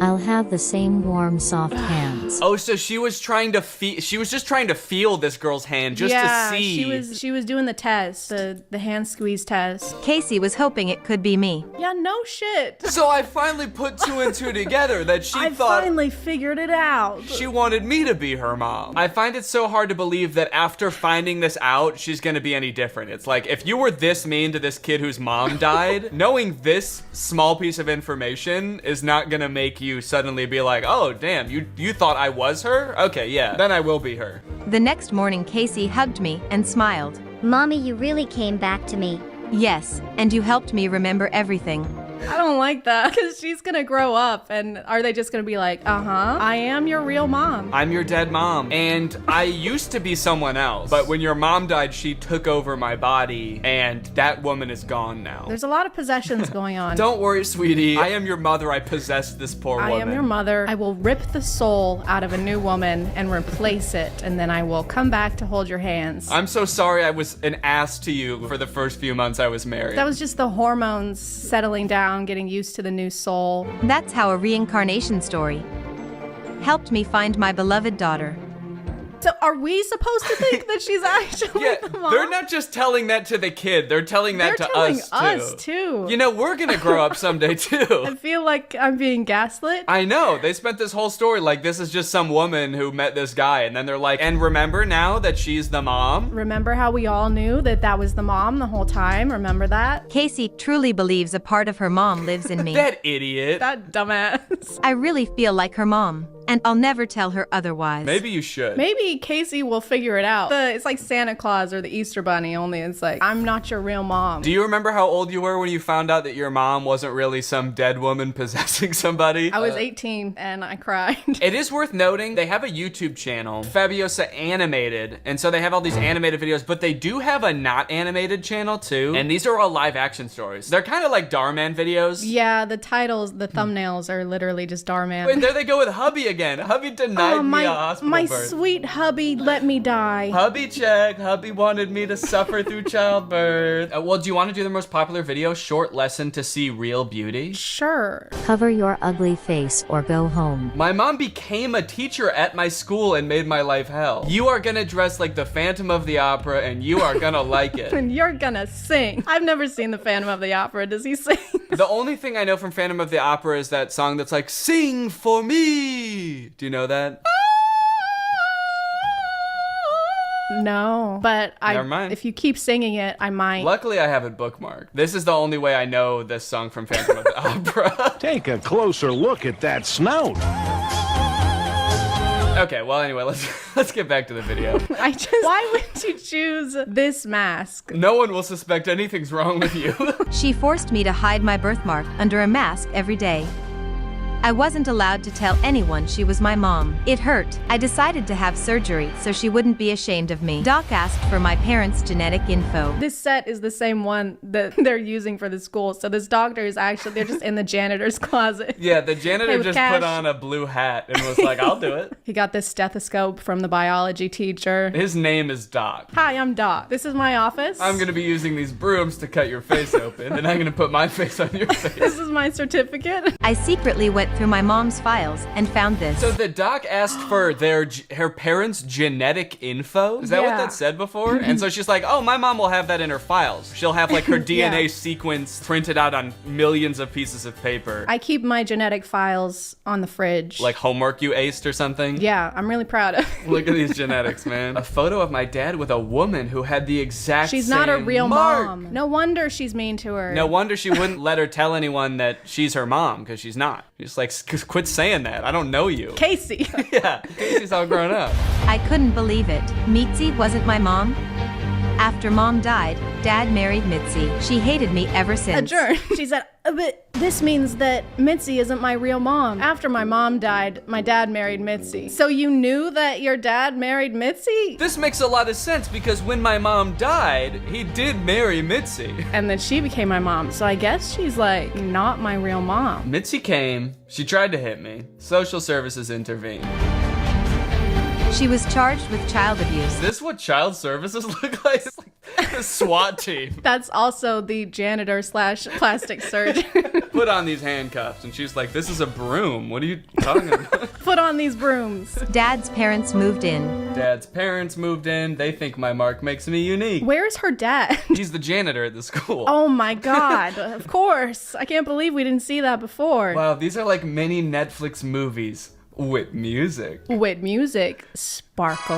Yeah. I wish Netflix movies had music. I've never seen a Netflix movie with music now that I think about it. She was just upset the birthmark reminded her of the guy's previous lover. She did this out of jealousy, that she wasn't his first probably. Why is this person like speaking from experience? Yeah. I personally think Mitzi was justified in all of her actions. It's not bad. She was just a little jealous. She's just a little jealous gal. I don't think that we should judge her for that personally. All right, well, honestly, I feel like we covered a lot of ground here and we watched a lot of good stories. Did you enjoy them? Yeah. We learned a lot. I feel more confident. I noticed that over the course of this collab, all of your flaws have shrunk significantly. So disfigurations. Which ones are you referring to?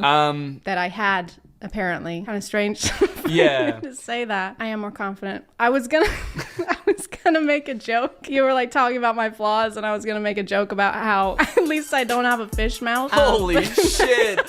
What the fuck? But it sounded too mean in my head, so I kept that to myself. But yeah, my fish mouth is gone now too. I'm so confident. You look 1,000 times better now that your smile isn't upside down. Hello everyone, welcome back. Everybody crack open a sparkling water. There's a lot to go over on the subreddit today, so I want to just get right into it. A lot's been happening, so everybody take a sip. And then let's do top, and it's been a couple weeks, so let's do month. Yes, indeed, we've got the biggest news of all right here on the top of the subreddit, guys. I am gonna be a dad, and Laura is gonna be a mom. Laura basically already is a mom. If you don't follow me on Instagram and you also missed it in the most recent main channel video, we're having a baby. It's due in October. We're very excited, as you can tell. The caption of this Reddit post is, so that's why he bought the tactical stroller. No, but seriously, I'm so happy for him and he's gonna be a great dad. First off, thank you. And thank you to everybody who's been wishing us well in the comments and everything. It's very sweet. I'm really excited. Just a heads up, I'm probably gonna be taking some time off once we have the baby. I'm not really sure how much yet, because I think I have a brand deal I have to do in December, so I'll probably post a video in December, but I don't know, I might take like, I don't know.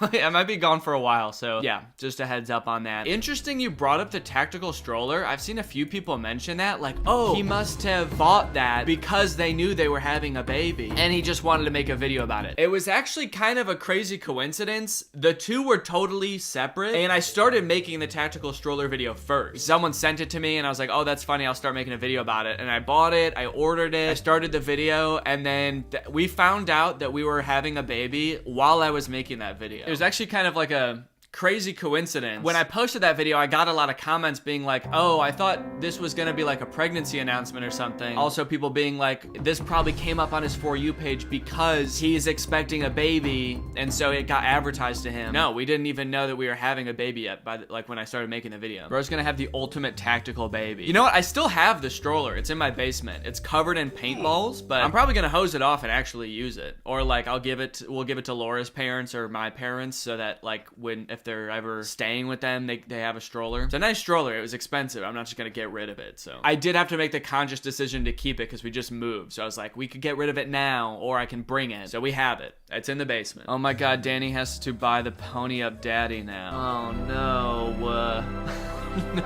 No, it's not gonna be that kind of kid. It's not gonna be that kind of kid. They're not gonna like that sort of thing, so no. I like that was in response to a comment about the tactical stroller. That just made me think, like, instead of the tactical stroller, he should buy the pony up daddy to take the kid up for walks outside. I'm on all fours crawling around with a saddle on my back and the baby is riding me. That would be sick. It has got to be true. Why would he spend so much on a stroller? I'm so happy right now. It's unbelievable. I hate to break it to you, dude, but I just wanted to test the stroller. That was literally just for the video. He also like destroyed the stroller. Yeah, I was not intending to keep that thing. Okay.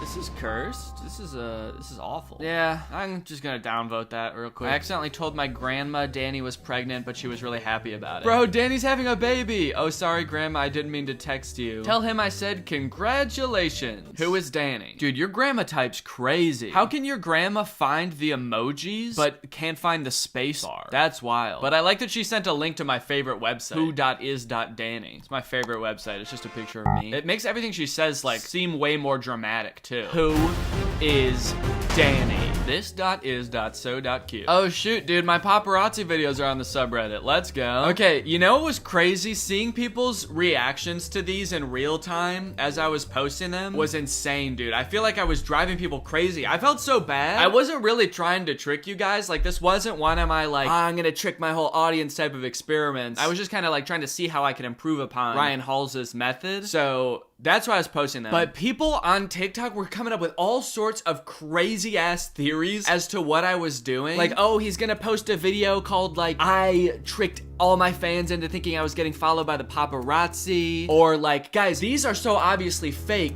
He's probably faking something else, and this is just to distract us from that thing. I saw so many TikToks about it. Let me see. Actually, I'm gonna try to pull them up. Okay, so this is one of the TikToks I saw. I saw so many trying to come up with theories. This one says, no, what if the real prank Danny's trying to pull is just driving his fan base to insanity? Because now every single newly created Danny Gonzalez fan account I see, I'm just like, wait, is this him? Now no one can trust anyone, and this was his plan all along. And the whole reason for putting out the paparazzi account is to show it's obviously him when he's really lurking somewhere else, and we'll never know for sure what other accounts are actually his. I felt so bad watching these all come out because I was like, oh my god, dude, it's not that deep. Are you on Greg Gonzalez / Viral Vision News TikTok? What do you guys think the video is gonna be called? Guys, what if this one is a red herring to distract us from his actual plan to disguise himself as someone else? The amount of like attributing motive that people did when I was posting these was insane. Because honestly, I was just fucking goofing around. I was just like being silly. I was just kind of goofing around. At first, I wanted to just kind of end my video about the Halsey brothers with some TikToks that I made as kind of like parodies of their TikToks. I was like, okay, I'm gonna go make a bunch of these and I'll just end the video with these. But then as I got to planning and like making them, I was like, well, I don't really know if I want to just like end the video with a compilation of TikToks. That seems kind of lame. So how can I use these to like add another section onto the video? So I was like, okay, maybe I'll just like make another segment where I use these TikToks to give them suggestions for how they can improve their videos. So be like kind of parodying their videos while also like adding another funny element to the video. So that was my whole plan. So it was kind of just like a silly little extra bit to the video. But seeing everyone like theorize and come up with conspiracies of what I was doing made me feel like in ancient times when sometimes it would rain and sometimes it wouldn't, and people would think that like the rain god was mad at them and come up with all these reasons why the rain god's not making it rain. I felt like the rain god, dude. Actually, no, not the rain god. I felt like, I guess just like clouds. I felt like how clouds would feel if they could feel. Yeah, I just felt like clouds, man. Sometimes it rains and sometimes it doesn't. Sometimes I post a bunch of paparazzi videos of myself on TikTok and sometimes I don't, man. You're just gonna have to get used to it. Plan your crops accordingly. Oh, but the craziest thing that happened is, okay, so I made the TikTok account Viral Vision News. I uploaded all of the TikToks to that, then re-downloaded them, and then deleted that account. Really, I privated it first, and then after a while, I was like, I should just delete it because people were finding it. Some kid made a TikTok account called Viral Vision News, but he replaced the L with an I because he obviously couldn't get my account name. So he just tried to make it look as much like Viral Vision News as possible. And like nobody noticed that it wasn't this like the same account name. So people thought that this was the account that I made. And he gained like 13,000 followers by like kind of pretending to be me. He made his bio Effinitely Day, Otne, Annie Day, Gonzalez Gay, and then just started posting the most unhinged edits of me.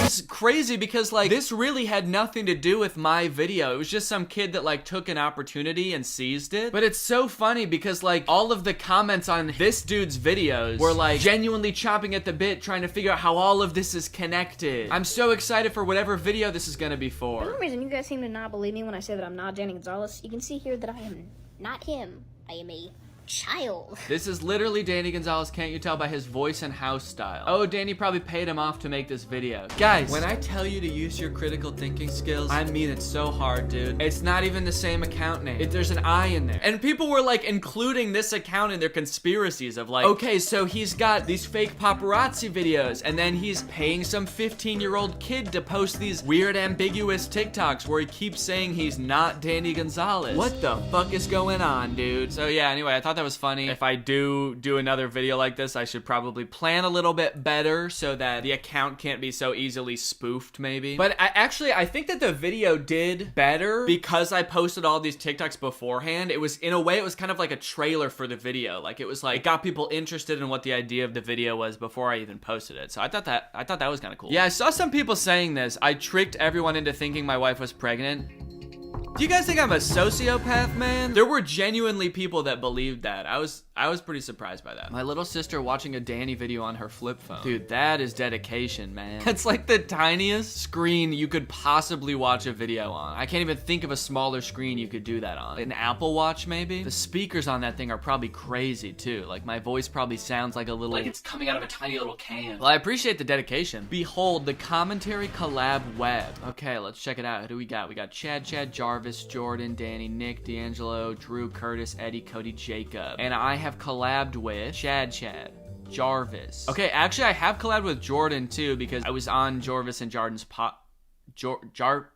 did I say Jarvis and Jordan? Jarvis and Jordan. I was on their podcast. Collabed with Nick. I've collabed with Curtis. Oh, I've collabed with Cody also. Dude, this web needs some work, man. I've collabed with Eddie too. Yeah, I think this needs to be taken back to the shop and looked at a little bit. Back to the drawing board, please. We need like a heat map kind of web or something where you can tell like by the thickness of the line how many times each person has collaborated with the other or something like that. This could be better. I like the format and it's kind of interesting to look at. But yeah, because like my lines with like Drew and probably Curtis would be pretty thick. Yeah, that would be pretty interesting to see. So I'm looking forward to a V2 if possible. Eventually, you could connect it to other genres of YouTube, and you could like kind of make a whole YouTube ecosystem collab web, but have like clusters for different like genres. That'd be kind of cool. I'm putting this all on you, whoever made this. If you ain't got elegance. Is that a Hello Dolly reference? If you ain't got elegance, go ahead and make that whole thing with every YouTuber in every genre. That would be really cool to see. Congrats to Danny on the baby. He's gonna be a great dad. He's on X Games mode. Hey, I gotta keep my baby tactical, man. No, don't worry. I'm not gonna do that with my baby. I got it all out of my system with this one. Danny said we need more high quality memes, so I present this subreddit lore. Okay. See, this is what I want to see. Some lore to the subreddit. We need collective community lore. Let's see what they've got. Okay, user, best penalty, 34.75, calculating what facial feature to remove from Danny. We got Greg's arguing over the secret to Danny's eternal youth. How Danny feels after using the tack light. That's so true, dude. And the stroller, honestly. The sub finding anything that has more than a 1% resemblance to Danny. Greg's after finally searching up if Greg is the fastest growing army on the internet. The sub after realizing only Ghostly Orchid is allowed to use their telekinetic powers. True Greg's explaining the in-depth lore of the My Bones Are Getting Squishy joke. And the sub's content exploding after Danny posts a new video. Thank you for the lore. I appreciate the new sparkly shiny meme. It's beautiful. Oh dude, I've been wanting to talk about these videos too. I saw Eddie did a TikTok about these, but I've seen people tweeting them at me too. This account posts so many videos. They've posted like dozens and dozens of videos like this. Khloe Kardashian versus Danny Gonzalez, where like every video they're comparing me to a different celebrity, also making it kind of sound like we have some kind of beef or something. Khloe Kardashian versus Danny Gonzalez. Who would win in a fight? But yeah, look it. They've posted so many videos, and like they're like not even comparing me to other YouTubers, which is the crazy part. They're comparing me to like A-list celebrities. But it seems like they'll like go through one person, like they did me and compared me to like every person possible, and then they move on to someone else. So then they started doing Eddie, and then if you scroll a little farther after Eddie, they started doing Sophia Nygaard. I'll click on one of the videos so you can see kind of what they look like. He was born on 27 June 1984. Currently in 2023, her age is 38. Okay, so that's Khloe. There's a lot of facts about Khloe. He goes through a bunch. The verses just makes it seem like he's comparing like how tall Khloe is to how tall I am, and like the audience is left to decide like who won. This is like epic rap battles of history in a way. Number 2, his name is Danny Gonzalez.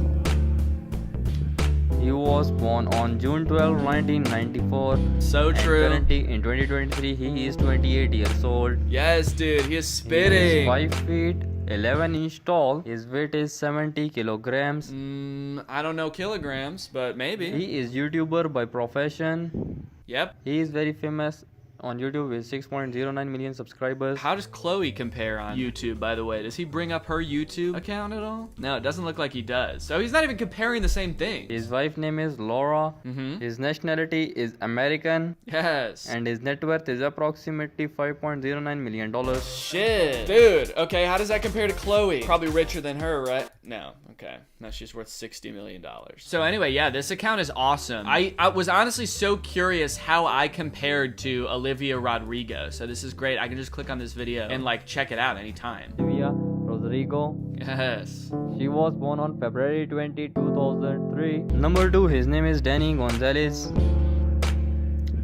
He was born on June 12, 1994.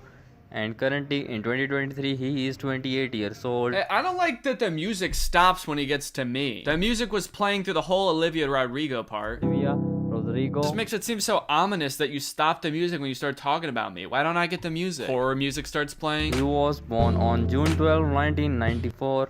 And currently in 2023, he is 28 years old. This makes it seem like I went missing or something. All right, well, anyway, thank you to Reality in Fact for the post. Okay, well, yeah, we got another Pride Month shout out. What's up, Pride Month? Hello, gays. How we doing? This is from my stream that I did last night. So if you don't know, I've been streaming every once in a while on YouTube on the Danny Gonzalez channel because I'm trying to speedrun Minecraft. I'm doing a video where I'm working on seeing if I can speedrun Minecraft. So if you want to come and watch me, go and subscribe to that channel. Sometimes I live stream on there, but also all of like the past 3 live streams that I've done are still up on there. So you can go check those out. But yeah, that's been pretty fun. And I think I'm gonna do it. I'm getting better. I'm a lot better than I was when I started. All right, guys. Well, thanks for watching. I hope you enjoyed this video. That's it for today. I'll see you guys next time. Cheers. Bye. What's up, Greg, and welcome back to another episode of Virtual Boys. Because today I'm doing my first virtual collab with my virtual boys, Drew and Curtis.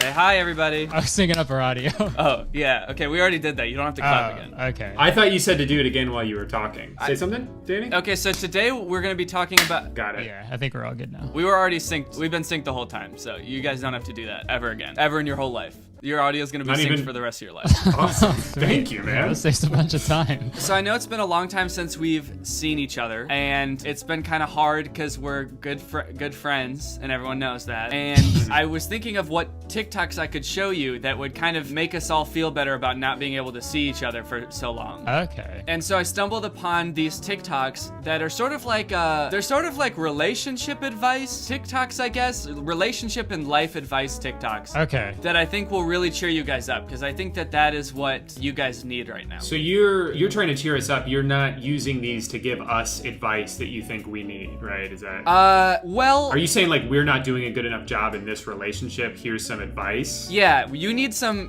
relationship advice because you haven't seen me in so long, and I figure it's just because you guys don't really know how friendships work. Yeah, we're not holding up our end of the bargain to you, I guess. You guys haven't visited me in forever, so I'm gonna show you some relationship advice TikTok, because you guys aren't being very good friends lately. In fact, for like almost for like a year, actually. Oh yeah, exactly 1 year. I'm sorry. Yeah. We messed up. Oh well, anyway, without further ado, let's go ahead and watch one. What do you guys say? Sure. Okay.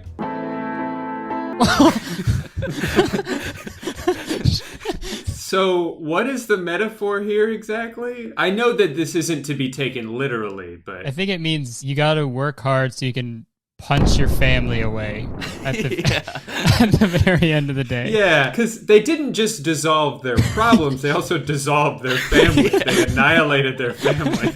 The husband is like, look, I know I'm not around a lot right now, I'm working really hard, but one day I'm gonna come home with a big diamond and we'll be able to kill our whole family.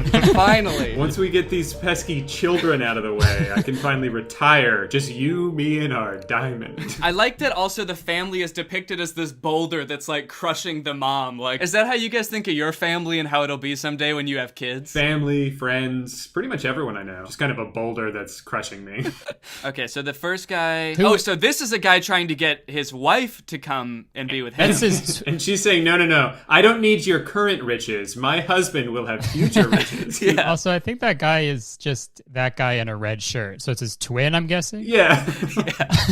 So is that the same woman in the same way that... Yeah, so this account, CPTN Boo, Captain Boo. Captain Boo. I believe it's just 2 people. It's this man and his Boo. Maybe it's the captain and his Boo. He's the captain, she's the Boo. She's King Boo from Mario. We get it, you're a gamer now. Epic. Dude, that was an epic joke. Yeah, I started streaming Minecraft on Twitch, and I guess you could say I know a lot about video games now. Yeah, now you're showing us videos with fucking mining for diamonds in it. You know all about this. Yeah. This specifically. This actually happens in my own personal life while I'm playing Minecraft. Laura is like dealing with the pressure of our family and obligations bearing down on her. And I'm just up here in my little room playing Minecraft, digging for diamonds. It'd be like a trophy for the biggest carrot, but for some reason they don't bother to pull it out of the ground to actually see how big it is. They're just like, damn, that's big leaves. No, they don't give like MVP to the best basketball player. They give it to the best, like best person who looks like the guy with the longest hair. Yeah, every competition is based on who has the longest and greenest hair. I love how I think this is kind of a theme in these, how upset the dude gets when he comes back and his carrot is little. Like falling down to his knees and like weeping. God, why? What would you say is the lesson of this TikTok? Do you think it's related to anything sexual? Like, just because the guy's rocking a big bush doesn't mean he's actually Doesn't mean packing his it down dick there. is gonna be that big. You're hearkening back to that old stereotype of guys who have a lot of pubes have huge dicks. Yeah, but not so. No. He could have a tiny little, maybe just a little mustache over. Yeah, also implying that, like, you know how much pubes a guy has before you see his dick. Like, the pubes are on display first. So this one is called Love Is and then a heartbreak emoji, which I feel like is the opposite of what love is, but I guess we'll find out why they think that. Can I predict what it's going to be? I haven't seen this yet. Yeah. So they're both digging from each side. I think they're going to get really close and they're going to give up. And the point is persevere, because you never know when you're one scratch of land away from meeting your lover. Walking away like pizza. Yeah, he's got to be just like a few extra feet away. He was just off screen, and she's like, no, where'd he go? But nevertheless, she breaks down and falls to her knees. Yeah, does all of their TikToks end in someone an agonizing despair? Yeah, even when they have happy endings, the person's still like... I don't know. I understand. They're supposed to be underground, correct? Yes. Why is there a blue sky with clouds behind them? That is a good question. It should just be more rock, right? Do you think that these people are dead and this is what heaven is like?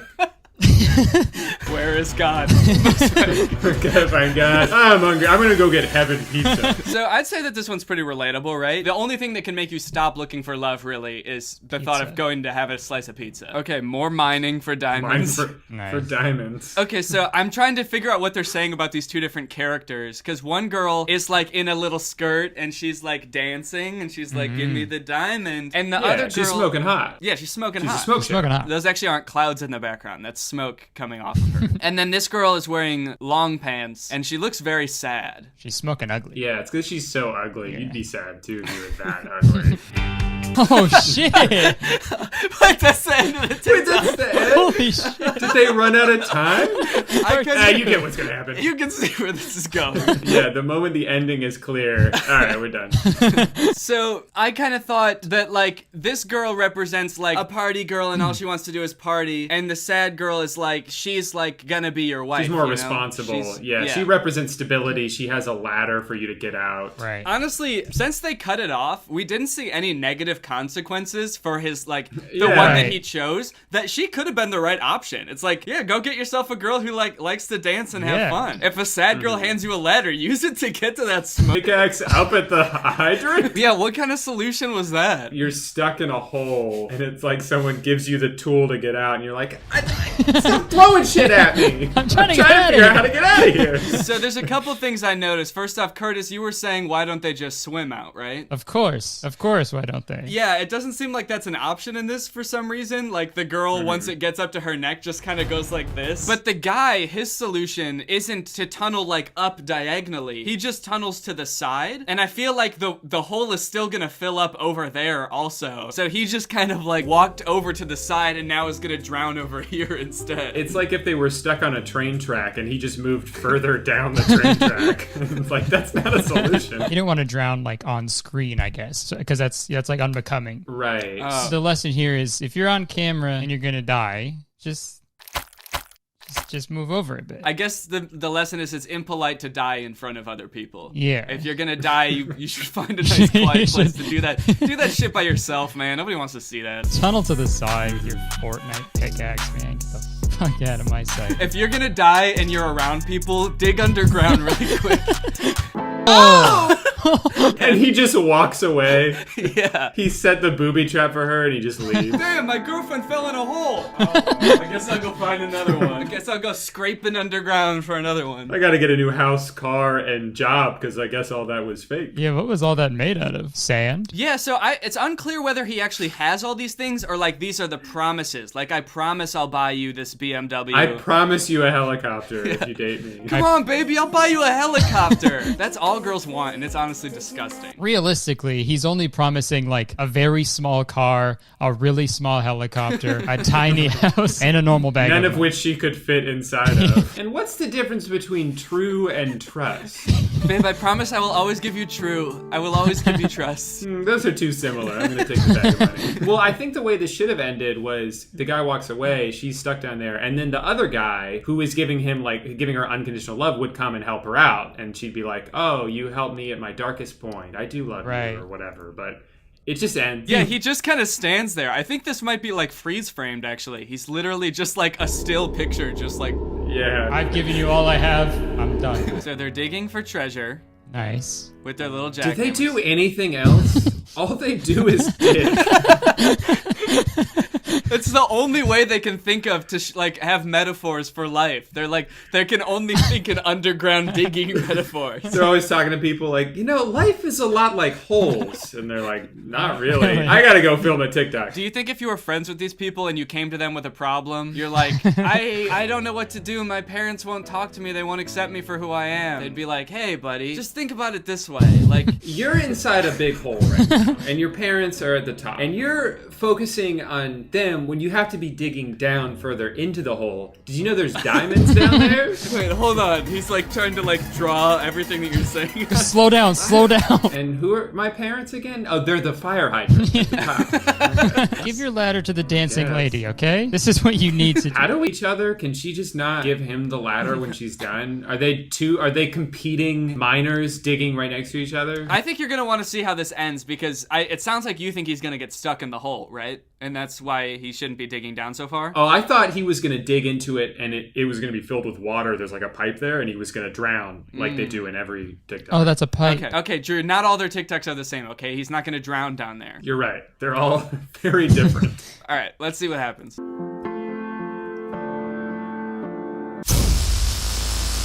Oh, shit. Oh! I told you. You're right. He didn't drown. He got electrocuted. Don't dig down too far or else you will twerk on a pipe. Yeah, so I guess this is about greed. Quit while you're ahead? Yeah, it's like... Do they think everywhere is this plentiful and with like diamonds and treasure? It looks like they're on like the side of a highway. It looks like they dug into the highway. It looks like they're in the middle of a racetrack and they're just like... There's like cars zooming by overhead. Okay, so what are they fucking trying to tell us? Because in some TikToks are like, hey, don't give up because you never know. The love was just right there. And then this one's like, hey, don't keep going because you're going to die. Easy, Buster. Don't get too greedy. Yeah, what do you want? Yeah. Picture like a mix of this one and the one where they're digging to find each other in the middle, but when they, instead of getting to each other, they both hit an electrical pipe at the same time. Okay, so this one's a mom versus dude scenario. Yeah. I wonder... That's one of the classic story types. You got man versus nature, man versus man, mom versus dude. like conflict types in stories. Yeah, you learn that in like AP Lang or whatever. It's like you got mom versus dude. This is a classic. Mom remember from school. What would that story be?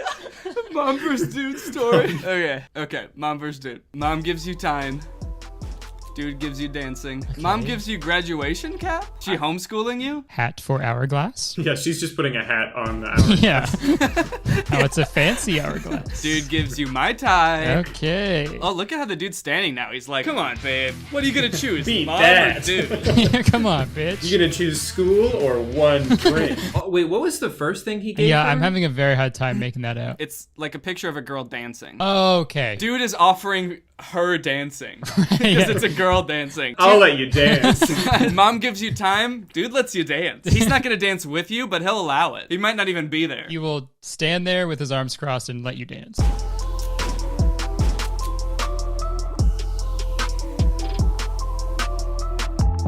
And of course, the guy walked away at the end of the TikTok. These dudes are not loyal. What is the end game for him? Yeah, because it was never gonna work, right? She was never gonna be able to cross over the hole. Yeah, he's just some sort of villain that kind of wanders around this weird world where he just fills holes with imaginary stuff for some reason. Separating girls from their moms. And when the job is done, he doesn't even take time to enjoy it. He's like trying to speed run this. All right, on to the next girl now. Like dancing, drinks, car? Yeah? Bye. Okay, go. Bye. You're dead. I got you. Go. Okay. I gotta get some water. I'm laughing so much. I'm getting lightheaded over here. Okay. Oh, what? Guess me and Curtis are just gonna watch this one by ourselves.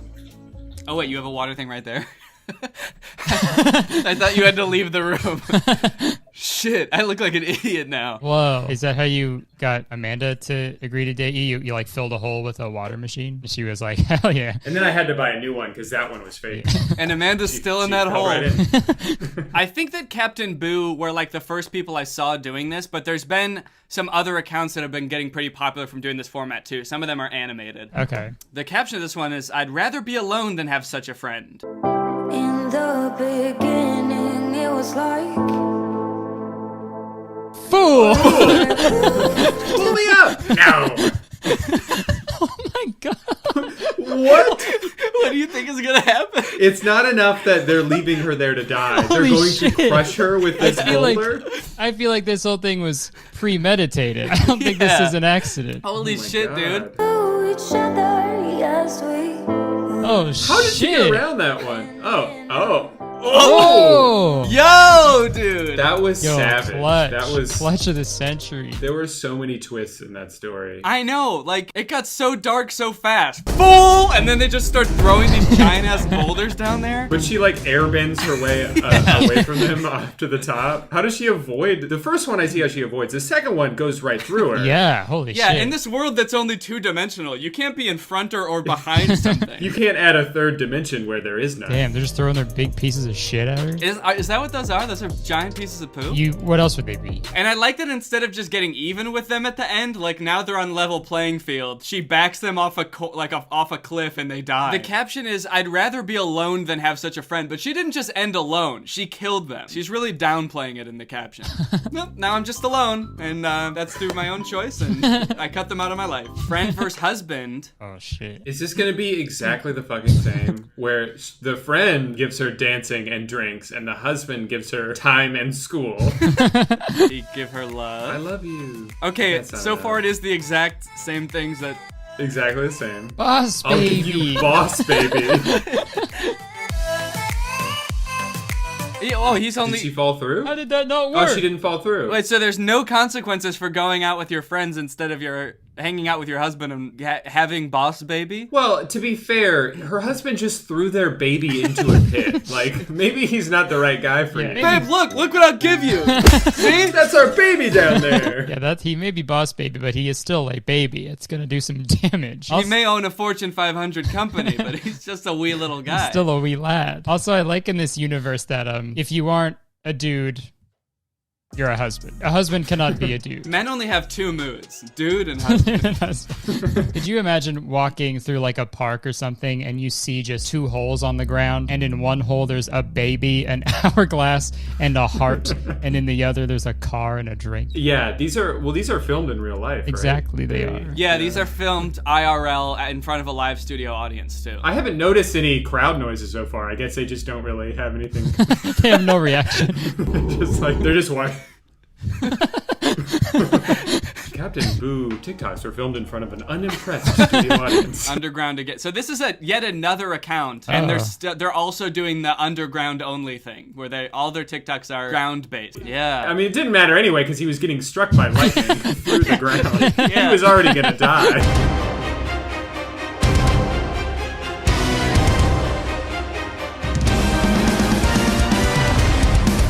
Whoa. 6, 9?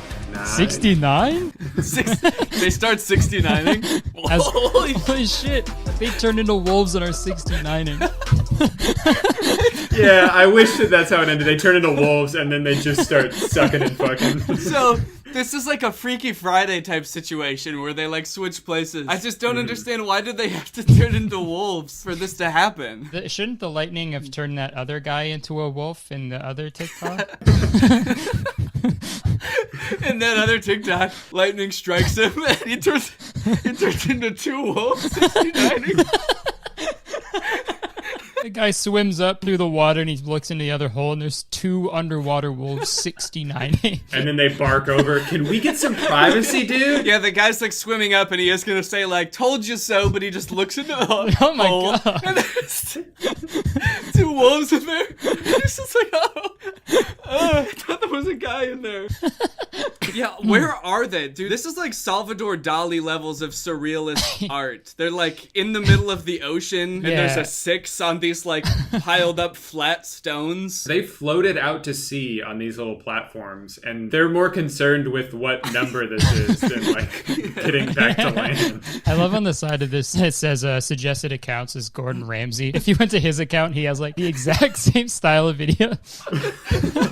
Yeah, it's Gordon Ramsay and one of his other chef friends arguing about like what ingredients should go in a dish. Apple. It's upside down apple. So yeah, so that's the end of the TikToks. Did you guys feel like you learned anything, or that you might want to go visit anybody? Yeah, no, I feel like I learned more about like electricity and how lightning works. For me, I was always kind of scared of like getting struck by lightning or getting electrocuted, but if it just turns me into a wolf that's fucking itself, like that's awesome. Yeah, I think that's fine. I think that's what I learned as well. I think that's fine. I think what I also learned was that diamonds are everywhere, and you only got a lad. I didn't learn anything. Yeah. I'll be honest with you, man. I didn't learn anything. Wait, you guys just went on like a 3-minute rant about what everything you learned, and then you stumbled over your words once, and now you're back. Now you're taking it all back. Yeah, it was all a lie. If I can't perfectly, regurgitate every single thing that I learned, I didn't learn a thing. If everything we just said was an object, if you tried to step on it, you would fall through. It was all it was all a lie. It's 6. Okay, so it's 6. What if I came? It's 9. It's Curtis, 6. It's 9. It's I'm 6. looking at it right now. It's 9. 6. Oh my god. This fucking guy. Who gives a shit anymore? Who cares what number this is? I'm having the time of my life. They didn't learn to see it from each other's point of view. They just didn't care anymore. All right, well, thank you guys for watching this video, and thank you to Drew and Curtis for being in the video. Guys, thank you. If you're new here and you're not subscribed yet, make sure you subscribe and turn on my notifications to join Greg. Make sure you guys subscribe to Drew and Curtis's channels as well. Otherwise, I will dig a hole and bury you in it and throw big rocks at you. Are we still in the video? Because this is kind of awkward, man. And Drew and Curtis are still here while I'm doing this outro. I can still cut to them at any moment. They're just sitting there while I'm doing this. Don't use any of this footage, please. I'm gonna use all the footage. Bye. This house is a disaster. Toys everywhere. Dirty dishes in the sink.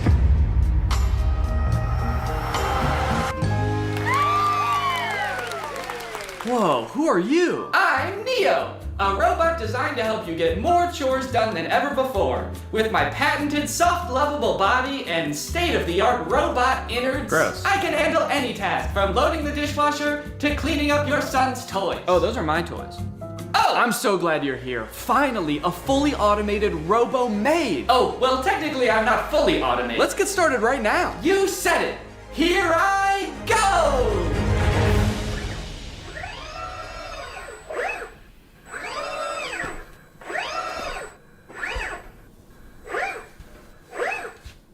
Okay, are you good then? I'm fine! Okay, I'm just gonna get to work on a video then. Splendid! I'll just be up here working in a tremendous amount of pain! What's up, Greg? Today I want to talk about a topic that has been fascinating me for years. The progress of humanoid robots for the home. On the surface, this seems like maybe one of the best use cases for AI. A future where none of us have to do chores anymore. There's just some little metal freak who lives in your house and gets off on doing them. A few years ago, we could barely get robots to stand up straight, and even when they did, they looked creepy as hell. Do you guys remember Sophia? She was that scary-ass robot that was going on like talk shows 7 years ago to show off her state-of-the-art realism. This video of her on Jimmy Fallon got 25 million views.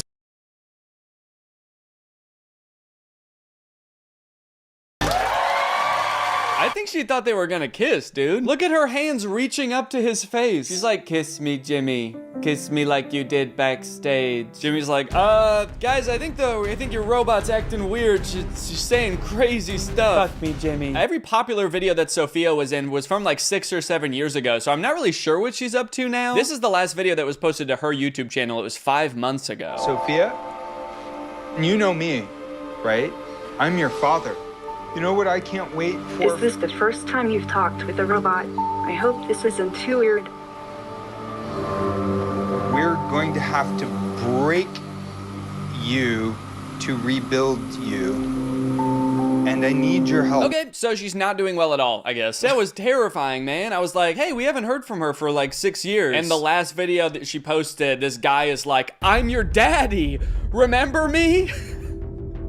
I'm gonna have to kill you. But things have moved pretty quickly in the robot realm the past couple years. This company 1X just recently announced that it has developed the world's first humanoid robot that you can buy to go in your home. His name is Neo, and they've been working on him for some time. This first announcement video is from like a year ago. The robot picks up a bag and hands it to someone and poses with a person for a picture. So this is just an announcement that they had like started working on this robot, so they only have like 3 seconds worth of footage. Just the robot handing her a bag and then posing for a picture. Kind of seems like maybe the robot only functions for 3 seconds at a time before it like, I don't know, gains sentience and tries to destroy. The clothing may be an effort to cover up what 1X says is a, quote, muscle-like anatomy. Oh, gross, dude. Don't show us a picture of its dick when you say the phrase muscle-like anatomy. Does this thing have a penis? Also, they said that this thing has a 7.5 mile-an-hour max speed. That's like an 8-minute mile. Why would this thing need to run that fast if it's just doing chores in your house? You forget your bag at home and you look out your rearview mirror and this robot is just sprinting down the road chasing you. Your bag, you forgot your bag. Okay, here's some little demos of Neo doing stuff like putting away the dishes, handing this woman eggs that were already within arm's reach of her. Now you might be looking at this cord and thinking, oh, that's kind of lame. Does this thing need to be plugged in the whole time? But don't worry, this is just a leash to make sure he can't attack this woman. Now it's interesting that this robot is like in a tracksuit. He's kind of swagged out with a sweater. Not exactly the Jetsons-esque metal robot we were all picturing in our childhood. It is nice and cozy, but like what happens when this thing gets wet? What if he spills egg on himself? If you have this thing doing chores in a household with children for more than like a week,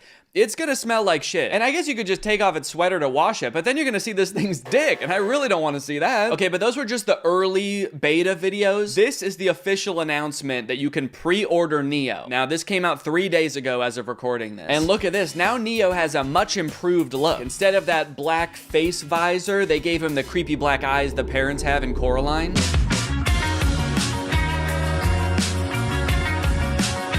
They're doing this kind of creepy thing by shooting some of the video in what looks like 8mm film. Give it this kind of nostalgic look, almost like Neo's here, but he's always been here. Neo's always been a part of the family. Just invite him home. Invite him in your bed. They're making clothes for Neo. This whole ad does kind of read like they want Neo to also be your friend. Yeah, no thanks. I don't want to buy a fancy Roomba that wants to be my friend. What's next? You want me to hang out with my broom? No chance. He's a coward. I grew up reading these beautiful books and watching these beautiful sci-fi movies where the future was all about how we as humans, we really focus on the things that matter to us. Yeah, I feel like in all of those sci-fi movies that have robots, they are about the robots turning evil. I think really what he should have said is, I grew up watching the first 5 minutes of every sci-fi movie. Neo's hardware comes packed with features like human-level dexterity and a 55-pound carrying capacity. Okay, wait, 5'6", 60 pounds? These are my stats too, that's crazy. 4-hour battery life, soft body? He's just like me for real. Ugh, that is a weird box. Kinda looks more like a cocoon or an egg. So you're gonna wanna make sure when this thing hatches that you are the first thing it sees. That way it knows that you're its mom. It might ask you to feed it worms out of your mouth. You can ignore that. It doesn't need them.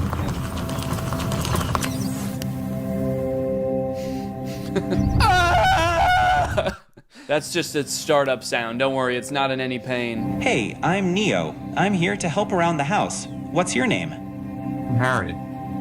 Nice to meet you, Harry. Why is he so close to his face? I mean, Harry. I don't like how close Harry is to the robot's face. I'm Harry. And you're gonna be hugging me for the next 9 hours. Dude, I do not like how this guy is sizing this robot up. 5'6", soft body. You'll do just fine.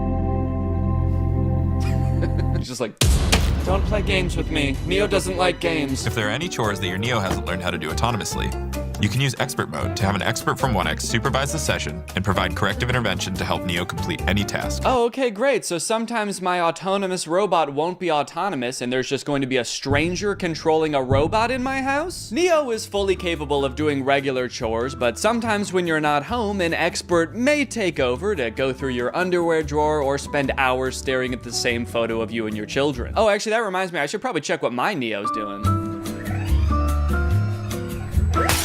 Damn. It can suggest what to cook based on what you have in the fridge, remember your progress while teaching you a new language, and even give you interior design advice. It cuts to Neo in the living room like, human skin on this wall, human skin on that wall, human skin everywhere. Honestly though, I feel like if you ask it for product recommendations for anything, there's like a huge opportunity for companies to use this as an advertisement, basically. You're just quietly reading and he pops up behind you and is like, I noticed you haven't been shopping at Walmart as much lately. The aesthetic in here is whack as fuck. Let's go buy a new rug at Walmart now. Hey Neil, can you take this cup to the sink for me? Wow, I like that he does everything with his head down with a forlorn demeanor. As Neo does more chores, he will become, of course, more efficient, but also more resentful of you and your family. What's up? I'm Dale, and I work at 1X as a remote operator for the Neo robots. Mostly, I step in when Neo's asked to do something he hasn't been trained to do yet. So that would include things like wrapping presents or hanging pictures? Oh, Neo! It's scrubbing time! Yeah, just like a wide variety of stuff. Right now, I mostly just work for one guy. He's constantly asking Neo to do things that the developers never would have possibly imagined. Neo, cheer for me. Like you want me to clap? Root for me, Neo, now! Okay, alright, yeah, here goes. I'm gonna go to bed. Now that Neo's doing all his chores, it must be awesome to see how he spends his newfound free time, right? No, not really. I just bought another Neo. Kill him. I think he might be evil. You mean before he got Neo, his life was stressing him out? No, I just mean to his core, he's an evil man. It's as if winter's icy chill has, I don't know, turned his heart to stone. Okay, so he's like a villain from a movie? He's always making evil plans. You know what? That's a great idea. 1 second. Neo, do you know how to make nuclear bombs? Now, one interesting question I've seen posed a lot when people are talking about humanoid robots for the home, does a robot even need to look like a human to be able to do tasks around your house? Like Roombas, for example, are vacuums. Like they just made the vacuum into a robot. They didn't need to make a human to hold a vacuum. And I think if we kind of expand our idea of what a robot can look like, you can actually make a more useful one. I saw this video a couple days ago of a robot that's meant to care for elderly and disabled people. The title of the video does say that this robot can solve the elderly care problem, which does have a bit of a sinister undertone to it, but I think it was designed with good intentions.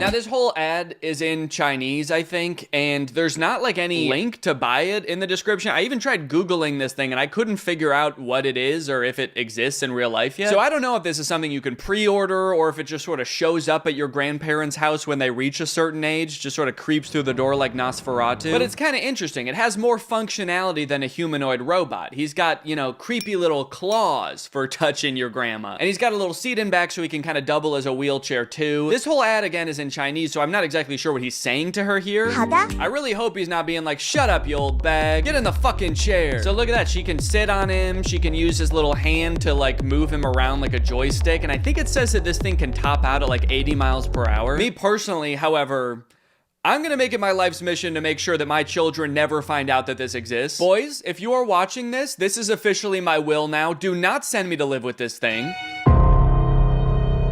Oh no, robot! What did you do? You translated here and the robot's being like, I didn't do shit! It wasn't me! Now he's either calling the police or like his other robot friend to make an alibi. And then this part I think is just in heaven. So I don't know, it's a pretty cool idea. I'm all for robots that can help take care of people, give people mobility they didn't have before. It is a little disconcerting that in this video, there's not a single other human taking care of this woman. Like maybe this thing could be part of her care team, but kind of makes it seem like her entire social circle has been replaced by this guy. So not only are humanoid robots taking over things that people generally don't want to do, like folding your laundry and hanging out with Jimmy Fallon, they are also going head to head with each other and humans in sports. Recently, humanoid robots were allowed to compete in the Beijing Half Marathon. It went about as well as you could expect. I like how in America, we're really taking like baby steps with the robots. We're like, okay, maybe this one's ready to come in your home. We're trying to teach it how to pick up a bag. Meanwhile, in China, they're like, fuck it, let's put them in a race. Let's make them chase these humans. Put a little pep in their step. This one in particular is really concerning. I don't know if you can tell, it just has drone propellers on it. And unlike most of the other operators, she doesn't have like a remote control. She's got 2 ropes, like she's controlling a horse and buggy. And this thing is totally unwieldy. I mean, she has lost all control over it. Imagine you're a human who's been training for months for the half marathon, and you all of a sudden behind you, you hear the sound of propellers. You look behind you and this terrifying monster is careening towards you. Its handler's like, look out, I don't have control. Now, from this article, I found out a lot of the robots didn't even finish, but the fastest robots that finished did actually beat some humans with a time of like 2 hours and 40 minutes. Ellen Fern, a robotics professor at Oregon State University, tells Wired that researchers who build these robots typically focus on trying to get them to complete tasks and respond differently in a diverse range of different environments rather than run as fast as possible. Yeah, I would say all of them except for this thing. I don't know if this thing is really meant to handle a wide range of environments. I don't know if after this thing crashed, they were like, well, it's okay if it's not that good at running. Really, this thing's just meant to care for elderly people. So now, if you like the concept of robots becoming extremely physically fit and being able to best humans in athletic abilities, then let me introduce you to the Robot Games. This again is in China. They hosted the world's first humanoid robot game. They've got events like running. He's actually not competing right now. He was trying to escape, but they've got soccer, boxing. I think they're gonna add more events in the future, like hunting humans for sport. The competition featured 500 humanoid robots from 280 teams representing 16 different countries. Yo, wait, what is that guy? Dude, I like this little freak. Who is this? He's just got regular shoes on. Not even like running shoes. He's just wearing Vans. To some of the best robot fails of the whole competition.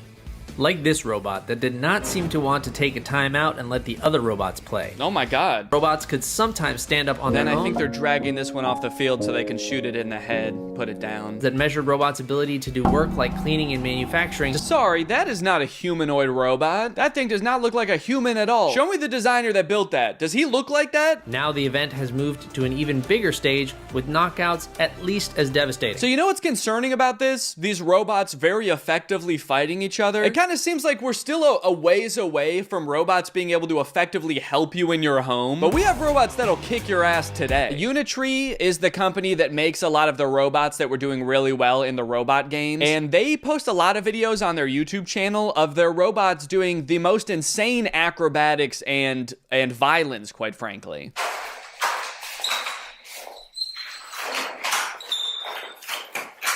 Yeah, sorry, we haven't quite figured out how to get the robot to fold clothes. We've been focusing on much simpler and practical tasks, like triple axle backflips and disarming a man trying to defend himself. All right, now I do want to get back to the Neo robot because there is a huge glaring problem with it that I feel like is going to turn a lot of people off from it, and it's going to make it like insanely impractical. But I did find this article that's called Famed Roboticist Says Humanoid Robot Bubble is Doomed to Burst. Now, I'm not a roboticist, let alone a famed roboticist like this man. But in this video, he's kind of echoing what I was saying earlier. Basically, he predicts in 15 years, successful humanoid robots will actually have wheels, multiple arms, and specialized sensors and abandon the human form. So the good news is, I sound really smart because he's echoing what I was saying earlier. The bad news is, the robots he's describing are way scarier than the humanoid robots we already have. He's like, don't worry guys, the robots we have in the future won't look anything like these ones. They're gonna have 8 legs, pincers, and feed on human bone marrow. Okay, so back to Neo. This is a video that the Wall Street Journal posted of one of the reporters reviewing the Neo's current state of development. And I think it was posted on the same day that 1X announced that Neo is available for pre-order. It's just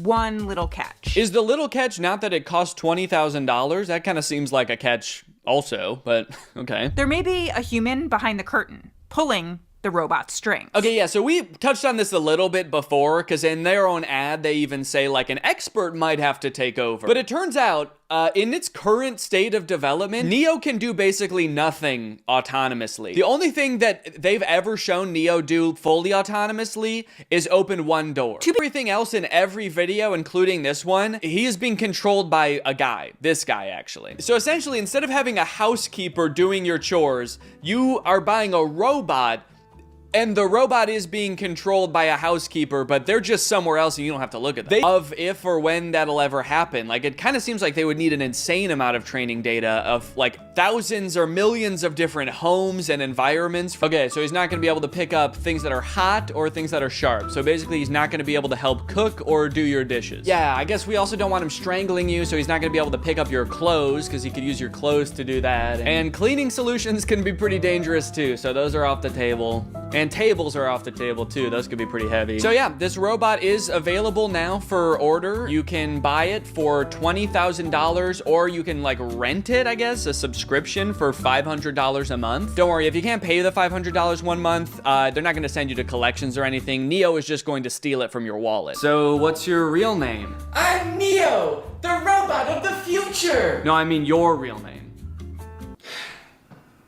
It's Derek. Derek, if you're a human controlling the robot, why do you have to move so slow? Oh, I'm actually being controlled by a different person in a call center in Bangladesh. And he's making you move slow? Well, he's being controlled by Grok. Oh. You know what? Maybe you should just let the robot free. I mean, it might sound crazy, but maybe he has enough training data now. I want to see what Neo can really do. You know what? You're right. Fuck it. Derek is logging off. It's time for the real Neo.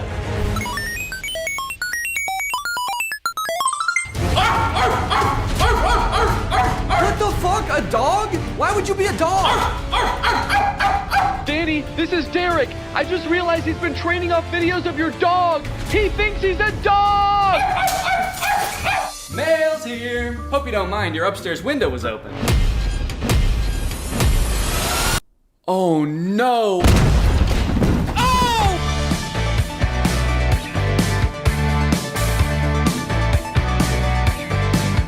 Welcome back to the second channel. Thank you for joining me here today. I'm gonna be doing a video about Andy Negative. He's TikTok's latest sensation, and by that I mean, I actually don't know if any of you will have heard of this guy before. Before sitting down to record this video, I kind of thought that this guy was like another one of like those TikTok-wide phenomenons that like everybody knows about and is talking about because he's like showing up on all of our For You pages. Because he's been showing up on my For You page like every day for the past few months. But while sitting down to start recording this video, I started looking through his TikToks and realized that I think his most liked TikTok only has like 6,000 likes. I'm actually starting to feel like it's just me that is in this like weird niche of like bad pop punk music on TikTok. I don't even know what niche this is. But I want to talk about this guy because I think it brings up a lot of important topics for social media influencers like me and Andy Negative, who's this guy on the screen right now. This is who we're talking about. Quite honestly, I think that Andy Negative needs my help. So I'm here to help him. Andy, if you're watching this, please take some notes. Okay, so this is the first TikTok that thrust Andy into the spotlight. And by spotlight, I mean this video has 4,000 likes and 400,000 views, which is not a great ratio. So that'll give you an idea of what we're about to watch. Did I just write the next emo anthem? We are the...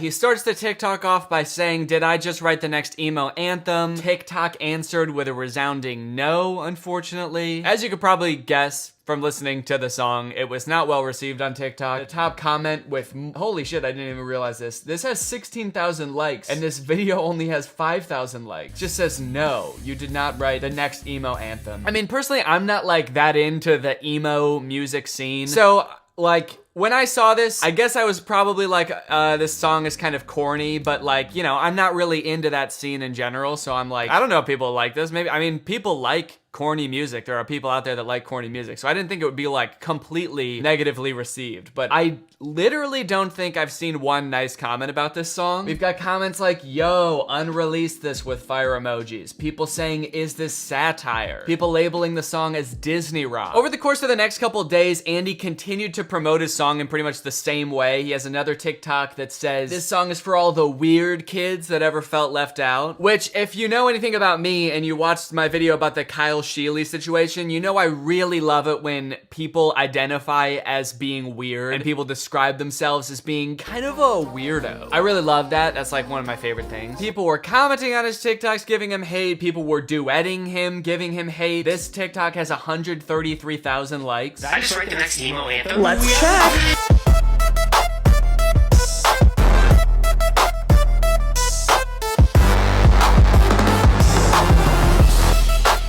yeah, people are just being so fucking mean to this dude. And you know what? Sure, it's not a great song, but like, I do think that the hate on him is a little bit unjustified, or at least it was at first. Like, TikTok's just trashing this dude, calling him Pellet Gun Kelly. I mean, making fun of the way he enunciates words. The creator of this TikTok said, the way he enunciates words makes my brain itchy. And I kind of just felt bad for the guy. Like, he didn't really do anything that wrong. He just made a corny song. And, you know, I know that I make fun of people basically every week on my channel. I think maybe the difference here is there's like not even that much to make fun of. It's like he just wrote a bad song. It's not even that funny. So I think that's why it feels different to me. Not to mention, like, all of the hate comments on his videos are so unoriginal. I do find it kind of ironic that like people are commenting on this dude, hating on him for being like generic and corny, but like half of the comments on his videos are, yo, unrelease this with fire emojis. Wait, what the fuck? Someone commented, we know it's you under there, Danny.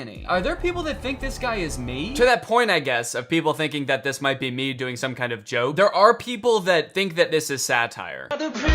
A week ago, I called you guys idiots for not realizing that this is satire and not knowing that this guy knows what he's doing. And that was wrong.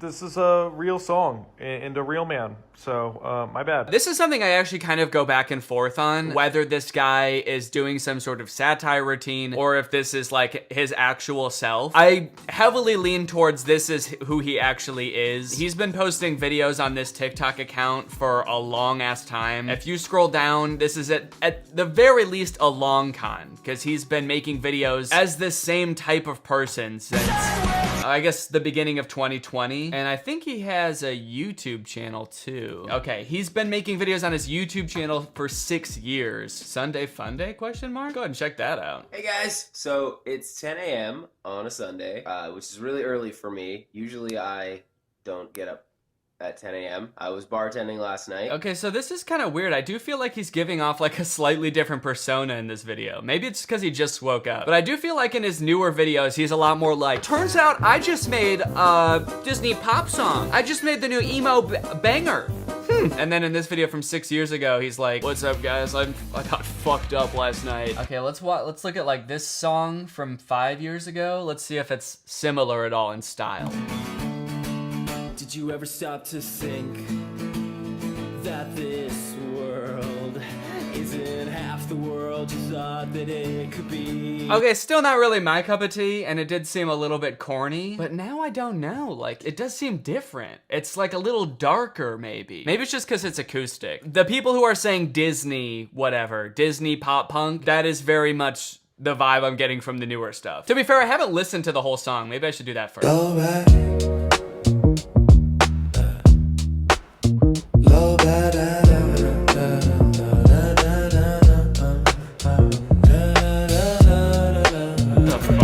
Just change genres mid-song. Okay, there's something weird going on where without this video that he puts at the end of all of his TikToks of him doing the song, without this, it's actually not as bad. I think it might just be like watching him sing that is part of the problem. Yeah, this definitely isn't helping. For sure. This is how I recorded the vocals for When We Were Young. We are the princes and princesses of... First, I set up a blanket. Oh, I thought that was gonna be the whole thing. How I recorded the vocals. Basically just like stood in front of a microphone and I sang. This is the Apex 460. Oh man, he's got a poster of the Joker in his room. It's not easy defending you, dude. It's not easy to defend you, my guy, but I'm gonna try it, all right? We're gonna flip this around. We don't need to be so mean to this guy. Honestly, the song, if you give it a listen, it's not that bad without him performing it. I feel like because he's got like that like cringy emo aesthetic that a lot of people think is cringy. Of course, watching him perform the song is going to make it worse. But without him performing it, it was not as bad. Still not something I would listen to. And also, I think that the parts that he didn't put in his TikToks are better than the parts that he did put in his TikToks, which is a little suspicious, honestly. And the song also does come off as kind of like nostalgia bait in a way. It's talking about how like when we were little, everything didn't seem so bad. But now,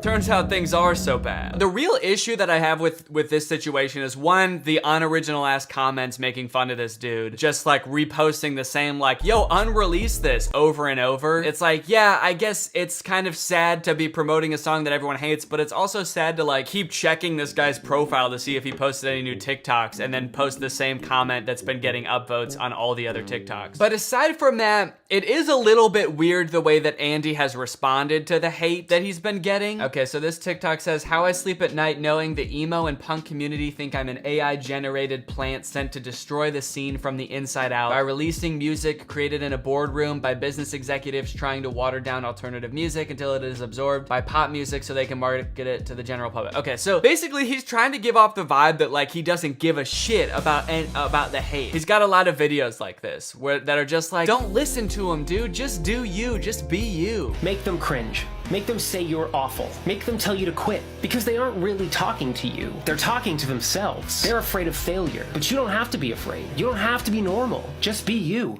Which is honestly a fine message. Like if this was the only type of response he was posting to the videos, that would be fine. It's like, honestly, I respect that. If you're making music and other people don't like it, but you're just making it because it's fun and you're just like being yourself and expressing yourself, then yeah, fuck everybody else. It doesn't really matter, does it? But the problem is he posts videos like this, just be you, but then also posts videos where he's like trying to win over the people that are definitely just like fucking with him and will never like his music. The lyrics don't even rhyme. I feel like I should address this. Y'all are aware that lyrics don't need to rhyme. Lyrics of the verse are broken up into a 4-bar stanza. So he goes into like in depth on like rhyming schemes and like, yeah, A-B pattern. He also says that actually shirt does rhyme with shit, which it doesn't, dude. I'm sorry. These are a perfect rhyme because they're almost the exact same word. They are not a perfect rhyme. Shirt does not rhyme with shit. I don't care. I don't know who told you that. Just because they have similar letters does not mean they rhyme. This,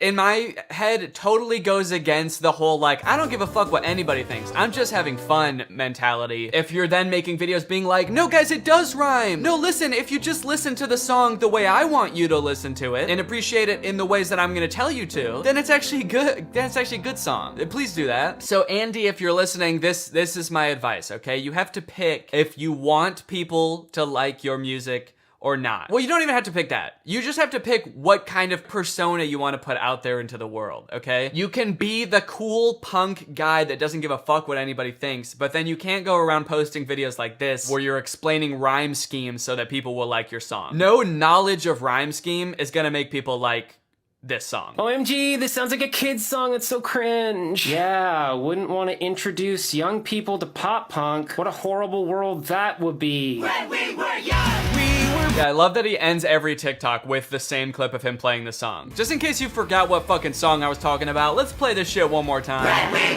Yeah, he's also trying to do this thing here where he's like pretending that might have been the whole point of this song to begin with. Wouldn't want to introduce young people to pop punk. Which is obviously what I was trying to do here. Again, I'm not trying to be mean, I'm just trying to explain this. When people say that your song sounds like kids' music, that's not because they think it would be good music for kids. They're just saying that it's not good enough to be adult music. It's not a compliment, unfortunately. It's just people being rude. Bro, you gotta stop promoting this song. Why? It's getting tons of views and streams every day. Oh, stop! Alright, but you're gonna have to take it up with that. What the hell is that? That's promotion, Andy. What is it doing? Promoting. That's what it was born for.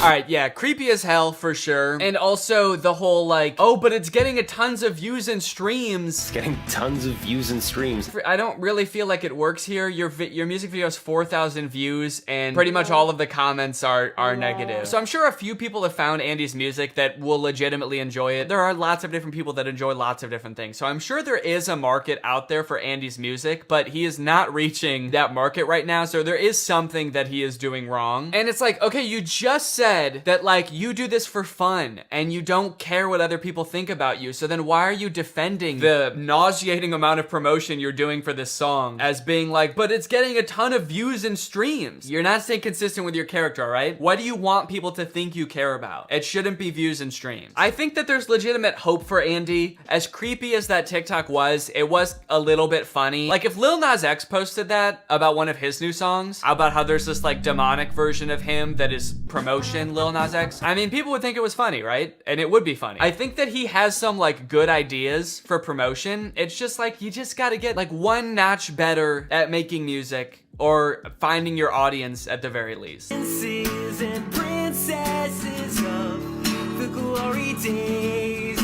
we were raised on a dream. And honestly, that was a lot better than the actual recorded version. So I feel like, you know, there's hope for this guy. He can sing. He goes a little bit too nasally at times for me. We are strong. But I mean, look at these comments. Look, sounds so much better acoustic. This is actually way better. This is so much better. We are the princes and princesses of the glory days and even Anthony Fantano's making a song about you. I feel like if Andy can take this and somehow flip it on his head and come out with like a good song that is like, you know, not trying to pander to a certain generation and doesn't sound like a Disney song, he could use this whole meme as like a leaping off point. I think that's totally possible. Andy, I think though that one lesson that would be really helpful for you to learn is something that I've seen a lot of influencers struggle with, honestly. And that is that if you're getting hate for something that you're proud of, don't respond to it. Don't ever try to win people over with explanations or anything like that. It's not gonna work. Obviously, as you've seen in your case, like explaining music theory and rhyme schemes to people isn't gonna make them like your song anymore. Unless you've really hurt a group of people, don't respond to hate. If people see that hate is getting to you, they'll be like, oh shit, that's awesome. He's reading my comments and it's having an effect on him. I'm gonna keep doing that. It's like the snowballing thing. There's a reason that certain creators can't seem to get away from drama. And every time they post a video, even if it's a pretty normal video, they'll get hate on it and people talking shit. It's because when they get hate, they have to like make a whole video discussing it and going over it. And if it's for something as inconsequential as just like, I didn't like this song, just leave it. Just don't address it. If it's legitimate criticism, learn from it and just, you know, hit them with the next song. That's better. You're not gonna change their mind with an explanation. You're only gonna change their mind by literally changing their mind and being a better artist than they think you are. If you are watching this, Andy, which I'm not sure if you will ever see this or make it this far into the video, but look, I mean, it sucks to get this much hate on stuff. I understand that. I hope that you can take my advice to heart. I know that sometimes constructive and well-intentioned criticism can be the most difficult to swallow because you can't just brush it off as someone blindly hating you. But, you know, I hope that you are able to learn from this and grow from this. You know, I look forward to seeing your next song. I hope it's good. So, that's all. Bye.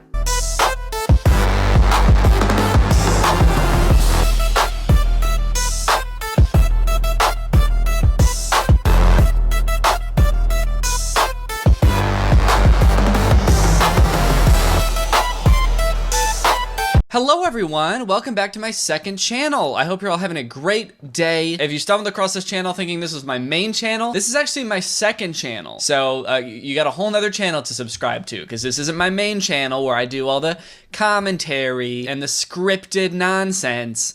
This is where I like to get a little bit goofier, a little bit more unscripted stuff, and get a little bit wacky and drink LaCroix. So let's do it. Today I got a lemon LaCroix, not limoncello, but just a regular old lemon. I thought it would be fun to play a game on my second channel. I don't think I've ever done like a gaming video or anything of the sort. So I asked on my Instagram what game you guys wanted to see me play. A lot of you said Episode, which I have been meaning to play for a while, but I also know that a lot of other YouTubers do videos about Episode, so I don't want to make it seem like it's my thing or anything. Curtis makes videos about Episode. He's made 2 videos and they're both really funny. So if you want more Episode content, go check out his. And it's also taken me a really long time to like get into Episode because I haven't found a story that I like. But I feel like I should just jump into it. Just like pick a story that sounds good and just dive into it and just see if it works out. And if it's fun, then it's fun. And if it's not, then I'll never post this video. So I found this story called A YouTuber's Reality. And I thought it would be fun because I'm a YouTuber in reality. So I'm curious to see if the author of this Episode story has a realistic view of what YouTubers' lives are like. And if not, you know, what's it gonna be like? So the description of the story is just a girl who decides to create her own YouTube channel. Once her videos blow up, what will happen? I don't know, what will happen? Will she quit her job or whatever she does? Will she drop out of school? Who's to say? All right, well, let's just jump into it. Let's see what it's like to be a YouTuber. Also, yeah, my hair is different because I didn't do it today. I sort of gave up on styling it because it's gotten too long and I haven't gotten a haircut in a while. Also, this is a new Greg shirt. You can get it at DannyGonzalez.store. It's minty. Hey guys, I'm Chloe, the author of a YouTube reality. I'm just starting out, so I'm sorry. I'm still trying to get the hang of it. I'm going to give you a chance to make your main character now, and also one of the guys. One more thing. I'm so sorry, but your name has to be Mia, and the guy's name has to be Skylar. Okay, so right off the bat, we're starting off this story with an apology because she messed up. I don't know if this is a thing in most episode stories where the author has to like say something at the beginning to be like, hey, it's me, the author. That'd be cool if like movies did that, or the director came on before the movie and he was like, hey, it's me, George Lucas. I made the Star Wars. Enjoy the Star Wars. The main character has to be Luke. Okay, so she said the girl's name has to be Mia and the guy's name has to be, I already forgot. Okay, what's your name? Greg. How can I make Greg sound more girly? Greggy.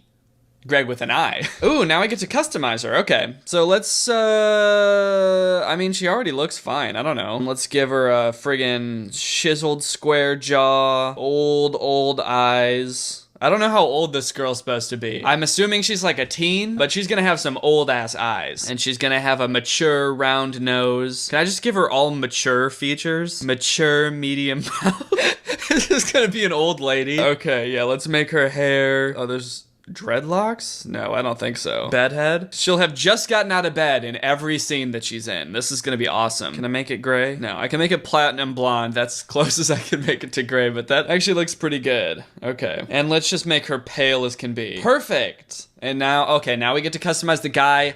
I don't even remember what his name is supposed to be, so his name is gonna be Squeet.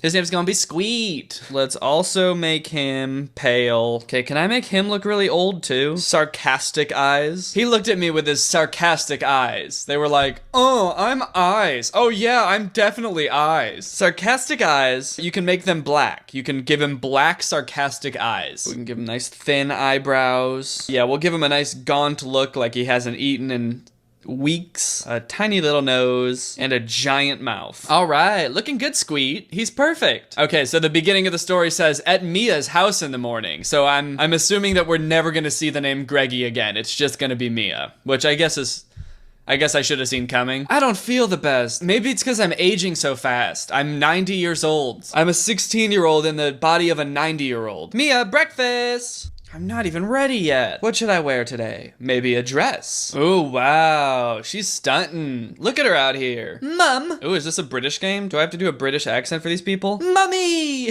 Mum, do you realize what time it is? 8 o'clock. Okay, I'm not gonna do a British accent. I can't. No, sweetie. It's 9. Oh, snap. I'm gonna be late. Bye, Mom. Love you. I like that she's just running in place. I haven't tapped yet, so I assume she's gonna run off the screen when I tap. But she's already started running. She's just like, all right, see you, Mom. I'm going off to school. Off she goes. Oh, and I thought she was gonna run the way that she was facing, but she's turned around and walked the other way. I gotta go! Later on at school. Okay, so I was right. She is a teenager. So it is funny that I made her look mature. Yes, Mom. Okay, bye. Okay, so this is like our friend Grace or something. Hey! Hey, are you still coming over after school? Yeah, for sure. Did you see Shane Dawson's new video? Yes, hello! Imagine how awesome it would be to become a YouTuber. Yeah, but imagine all the hate we would get, especially from Leah and Becky, and the rest of the world. I mean, I don't think it's like guaranteed that you're gonna get a bunch of hate if you become a YouTuber. I really don't get that much hate. I have to really search for it. The vast majority of my audience is like overwhelmingly nice. I feel like you have to do something really shitty to get like a decent amount of hate. And I make fun of people on my YouTube channel. That's like all I do. Right off the bat, it's some unrealistic expectations of what being a YouTuber is like. That's very true. Yes, we would definitely get a lot of hate. Okay, maybe they're like racist or something and we don't know. And that's just sort of like the subtext. They're like, we would definitely get a lot of hate on YouTube. We got some super fucked up opinions. Uh-oh. Here's Leah and her friend, and Becky, I think her name was. I heard my name. You're hearing things, girl. No, I'm not. No, I'm not. I'm not crazy, and I'm not your girl. Come, Becky, let's leave. They're honestly the meanest people I have ever met. That was such a weird conversation. They just came up and they were like, hey, I heard my name. You're hearing things. No, I'm not. Bye. She didn't have anything to say, or she seems like she's a bully, and she didn't bully them at all. She was just like, did you say my name? I'm not crazy. I gotta go. Later on, after school, do I need to give them different voices? Is it confusing that I'm using the same voice for all of them? I'm gonna use my normal voice for Mia, and maybe I'll try to come up with different voices for the other characters so it's less confusing. Will I be given any choices in this game? I thought that was like the whole point of the game, is that I can like choose my own destiny and stuff. This is just like reading a book, but I have to tap for each new sentence. What is taking so long? Hey, do you know where Mr. Fields' office is? Oh, it's Skylar. Okay, so this is the guy I designed. I guess his name was supposed to be Skylar. He also looks pretty old and hungry. Oh yeah, it's just around the corner. Oh, thank you. Let me guess. After school detention? I wouldn't guess that by looking at this guy. He looks old. I'd be like, do you work here? Are you a parent? Yep. I was actually being really good today. Yeah, I'm sure you were. Skylar, what are you doing talking to this thing? Oh, okay. All right, I've got a choice here. So I can say, it's actually Mia, get it right? Or, that's not nice. Let's tell her our name. That's actually helpful. And? You think I really care? Is this voice gonna get really annoying? Let's find out. Come, Skylar, we are leaving. Oh, I'm Skylar, by the way. If you didn't hear her say it 2 times. I'm Skylar. Yeah, I'm Mia. I can't believe he actually spoke to me. Oh, Grace is back. Oh, now I gotta come up with a voice for Grace? Hey, was that Skylar Bradshaw? Yeah, weird, right? Yes, very weird. Let's go. Back at Mia's home. Okay, I'm hoping we're gonna get into some YouTube stuff soon. What's gonna... Does she have cigarettes? She's got cigarettes on her nightstand. Is this an old lady? No wonder she looks like that. She's a chain smoker at the age of 14. Why does she have an ashtray on her nightstand? That's so weird. Maybe it only put that there because I gave her all those mature features. I was actually being serious. I want to start a YouTube channel. Just do it. That's gonna be Grace's new voice. I didn't like the other voice. But you know there are going to be haters out there, right? Especially if the girls at school find out about it. Yeah, well... Oh, okay, so we can just keep it a secret? Or I could just not worry about what other people think. Do we think that Leah and her friend Becky, I think her name was, are really gonna be mean about it? Should we keep it a secret? What would I do if I was in high school and I had a YouTube channel? Well, actually, I did have a YouTube channel in high school and I didn't keep it a secret, so I'm gonna pick that. Just don't worry about what other people think. You got this, Mia. Yeah, that could work. So, are we gonna do it? You are, not me. What? I can't do it on my own. What? She's not gonna help? Wow.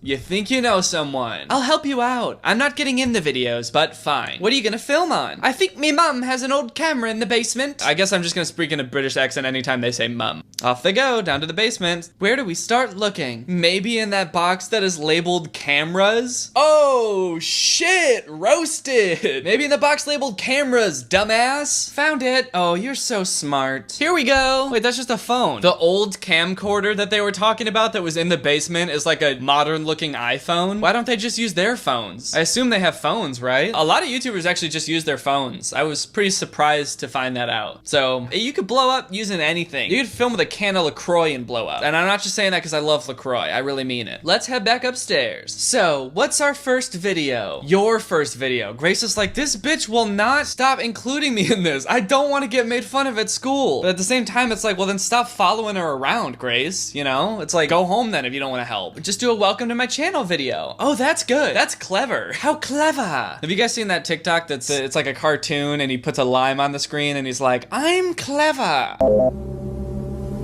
I'm clever.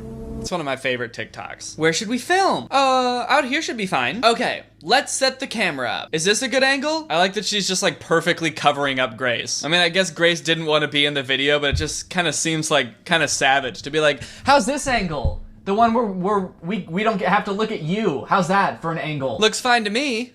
Okay, she likes it, I guess. Okay, I'm starting. You got this. As a YouTuber, I gotta give some constructive criticism. It seems like they decided to start a YouTube channel, but they don't really know what they're gonna do yet. Like, they don't even know what kind of videos they're gonna post, which I guess is fine. Like, you can experiment a little bit, but they're even going into their first video not knowing what they're gonna do.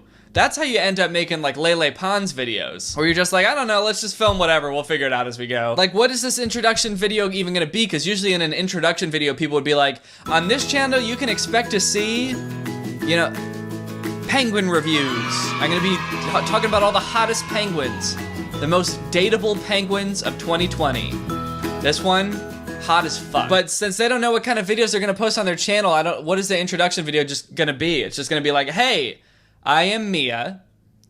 Please subscribe. Hey guys, I'm Mia. Okay, so I guess that is what it's gonna be. Welcome to my YouTube channel. Mia goes on talking about herself and her life. It's not important. You don't need to, you don't need to see any of that. Any of the interesting stuff. Unaware of what is going to happen in the next few weeks. Hey guys, I really hope you enjoyed episode 1. I'm really sorry for it being short. Please give me feedback. Bye. Oh, okay. Well, so to be continued. We'll do one more episode. I think there's like 8 total. So we'll squeeze another one into this video. Hey guys, welcome back. This episode should be very exciting. Let's get into it. But first, I'll give you a chance to edit your character. So, what's your name? Oh, maybe we get to actually use our name this time. So I'm gonna name her Greggy again. Let's see if we actually get to use the name this time, or if she's just gonna be Mia again. I don't think we wanna change anything unless I can give her white hair. No, all the colors are the same. So, looks good to me. She's perfect. She's beautiful. I still don't know if I should have posted the video. I really want to, but if I do, it's up for everybody to see. I'm gonna do it. Post it. Damn, that was fast. I doubt it'll even get any views anyway. Later on, at school. No views. I knew I wouldn't get any. What's the point? So this is kind of interesting. It's like a duality because she wants it to be popular because she wants to be a popular YouTuber, but she also like doesn't want anyone to see it. That's something I kind of relate to, honestly. It's like, I want my videos to get views because it's very gratifying to be a creator and have people watch what you do, but knowing that like people I know watch my videos kind of freaks me out because I just like picture them watching it and I know they don't laugh at every joke, and so just picturing them watching my videos and like not laughing at some of the jokes just really irks me for some reason, because it just like picturing them being like, oh, that wasn't very funny. It's like, oh no, I'm gonna hide in a hole forever, for the rest of my life. She wants the views, she just doesn't want anyone to see it somehow. She wants her cake and she wants to eat it too, I'd say. Hey Mia, it's me, Skylar. Hey Skylar. I was just going to see if you wanted to maybe do something this weekend. That is, if you're not busy. Ooh, a little bit of romance in this too. So it's not just about YouTube, it's about falling in love. Is he asking me out? Yeah, for sure. Cool, I'll call you tonight. Sounds great. What was that? I think he just asked me on a date. What? He's like one of the most popular guys in school. She says as she points with a fully straightened arm across the room in the opposite direction of where he went. He's one of the most popular boys in school. I even heard that Leah had a little crush on him. Oh shit. Not her arch nemesis. Oh, this won't end well. Who cares? Rub it in her face. Ha ha ha ha. Grace was the one who was making a big deal about it. And then all of a sudden she was like, actually, who cares?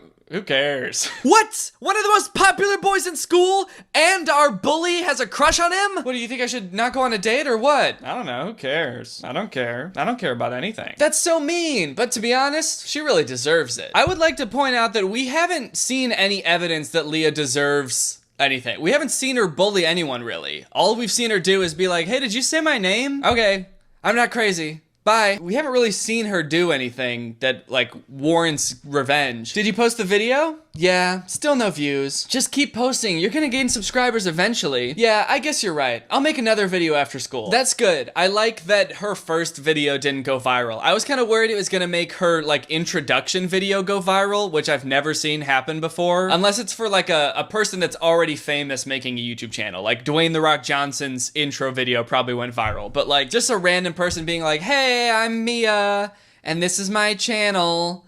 Like, that would never go viral. So I was worried it was gonna make that video go viral, but I guess she's gonna keep posting, so that's good. Also, I'm just realizing it's still not using the name that we added. We're still Mia, so that's kind of disappointing. Why did it let us change our name? Was it just like, you can change it to Mia again if you want to? If it wasn't Mia before, you better make it Mia now. I've gotta run, I'll meet you at lunch.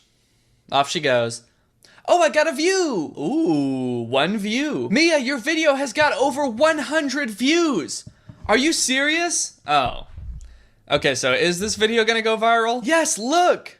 Oh my god! She's not even looking at her phone. She's just like, Oh shit, 100 views? Wow, I wish I could see it, but my phone's too high. It's a start, I guess. I'll say, 100 views for your first video where all you do is just like introduce yourself? That's pretty good. You have to make another video when you get home. Yeah, I will. What about though? Make a story time video. That's a good idea. Nothing interesting has happened to me, ever, in my whole life. Nothing interesting has ever happened to me. I've been sitting in a room smoking cigarettes for 60 years, and then I went to high school and met you. That's all. That's the only thing that's ever happened to me. And that, my friend, is why clickbait was invented. Okay, this episode story is kind of taking a cynical approach to being a YouTuber. It's kind of like you gotta lie in order to make it. This is kind of interesting. That's terrible. I'll find something to make it about. Remember in first class when you ate a berry off the big tree and everyone told you they were poisonous? Yeah. Talk about that and caption the video, I was poisoned. Oh, so now I can decide whether it's a good idea or not. Should I lead Mia down the path of lying in her YouTube videos, or should we try to stay honest? Shit. I don't know. What do I want to come of this? Here's my plan. I'm gonna say it's okay to lie at first, and once we get a little bit bigger, maybe we'll stop lying if it gives me an option again. But you know what? Just to get the ball rolling a little bit, we can be a little bit clickbaity. That's fine. That's a really good idea, actually. I think it's a great idea. I'll decide when I get home. Oh. Okay. I don't actually get to make any decisions for her. I just get to decide what she says, and then she'll decide later. Okay, well, I've got an appointment to go to, so I'll see you tomorrow. She's right. I'm not gonna get views unless I use some sort of clickbait. I'm just not interesting. That afternoon, Mia's phone begins to ring. Hello? Oh, hey, Skylar. Tomorrow after school? Yeah, for sure. Oh, shit, I think we got a date. We got a date with that hubba hunk of a man, Skylar. Okay, bye. He just asked me to go to the movies with him. Yes! Things are looking good for Mia here. She's got a YouTube video on the rise. She's got a hubba hunk of a man. I've never said that before in my life, but that's how I'm gonna describe Skylar from now on. That hubba hunk of a man. Okay, I've gotta make this video. Okay, camera is set up, and by that she means my phone is in video mode. And that's all the setting up that is required. Here goes. Hey guys, welcome back to my channel. Today, I'm going to be telling a story time. I was poisoned! That's actually pretty good. Just like a attention grabber, a nice hook right from the start. Hey guys, today I'm gonna be telling a story. I was poisoned! So basically in first grade, in first class, we all went on an excursion to the zoo. I'm assuming first class is like first grade. The person who wrote this is like British or something, or maybe they live somewhere else. But they say mum and they say first class, so they're not American. That's for sure. Speak American, dude. In first class, we all went on an excursion to the zoo, and there were these big trees there. I was so starving, I would have eaten anything. So I picked a berry from this tree and I ate it. Then next minute, all these kids are running around saying, "You're gonna die!"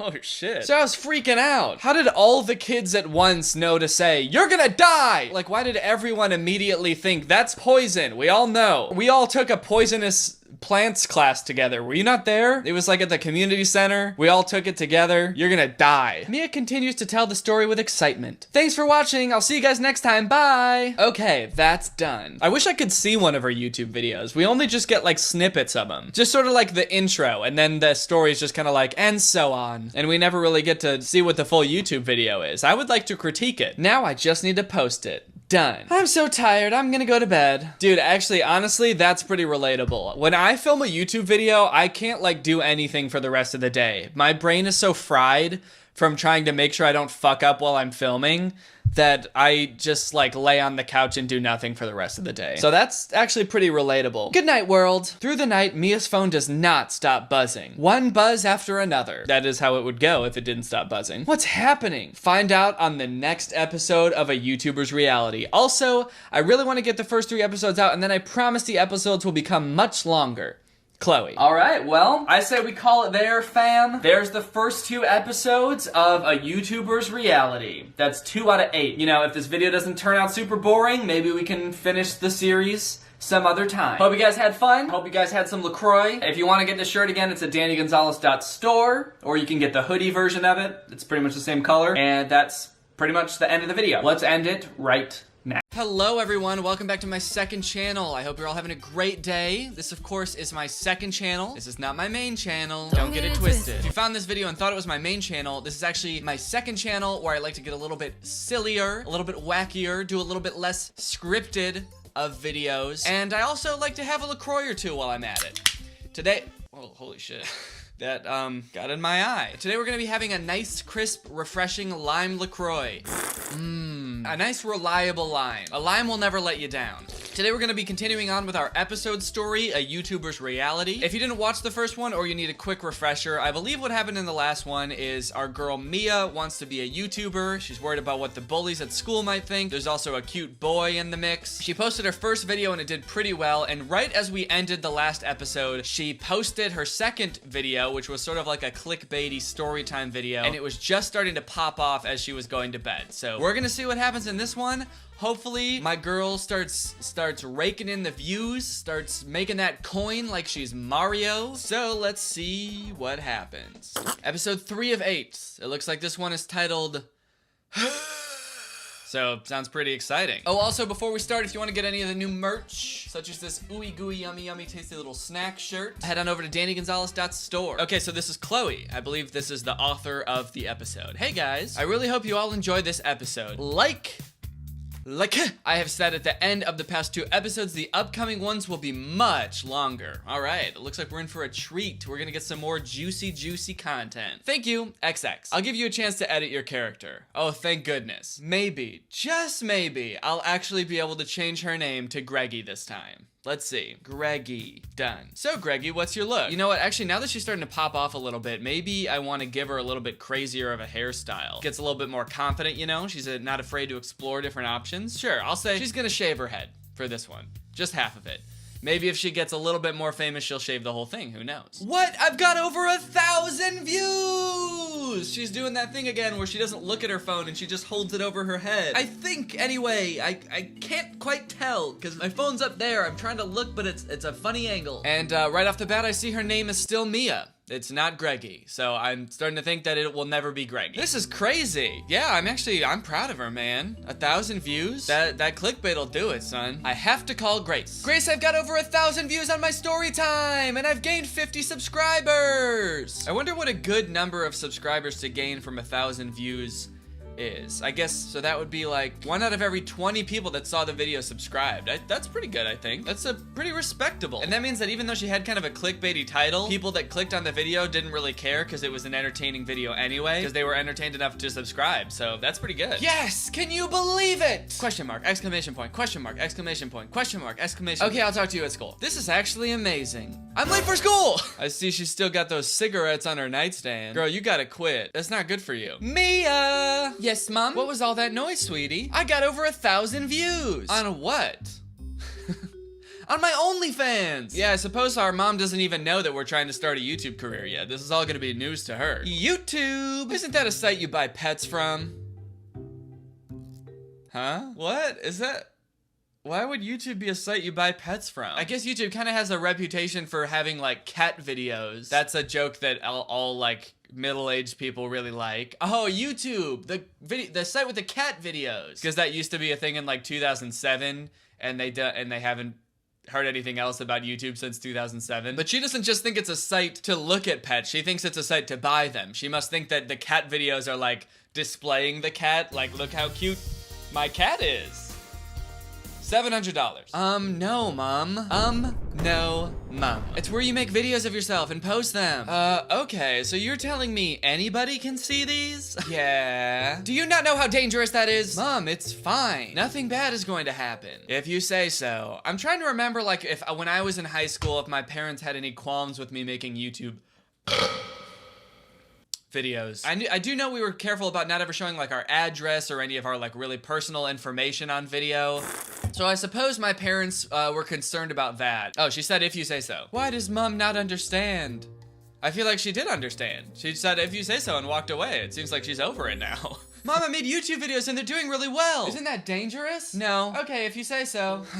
My dumb bitch of a mom will never understand. Oh shoot, I forgot about my date tonight. Oh yeah, that's right, we have a date with the cute boy, whose name I believe is Skylar? How did those berries taste? Oh, Leah, If you don't remember, Leah is a bully, and we hate Leah. So apparently she saw our video, and she thinks it's hilarious that we ate poison berries. So we can either say back off or what are you talking about? Honestly, it didn't even seem like that mean of a thing to say. I feel like that's something a friend could say after they saw your video. They'd be like, hey, I saw your video last night. How are those berries? Buddy, that was a silly story. But instead my options are back off! Don't ask about my YouTube videos. In fact, don't even watch them. Or I can say, what are you talking about? Like I have no idea that I made a YouTube video. You know what, let's play it cool. Let's say, what are you talking about? I found your YouTube channel, dummy. Uh-oh, we look upset.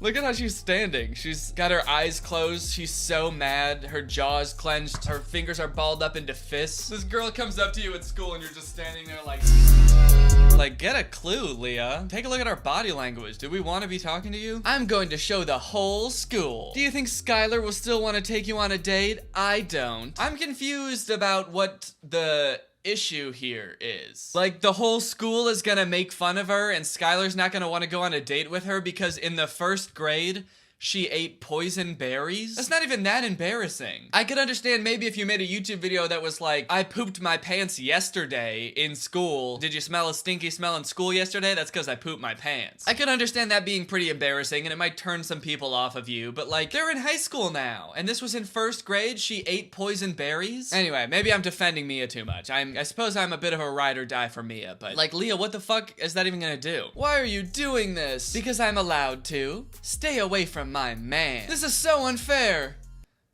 I have to jog in place because it's so unfair. I'm just so stressed out I gotta blow off some steam right here in the school hallway. This is so unfair! What's going to happen? Will Mia delete her YouTube channel just as she's getting views?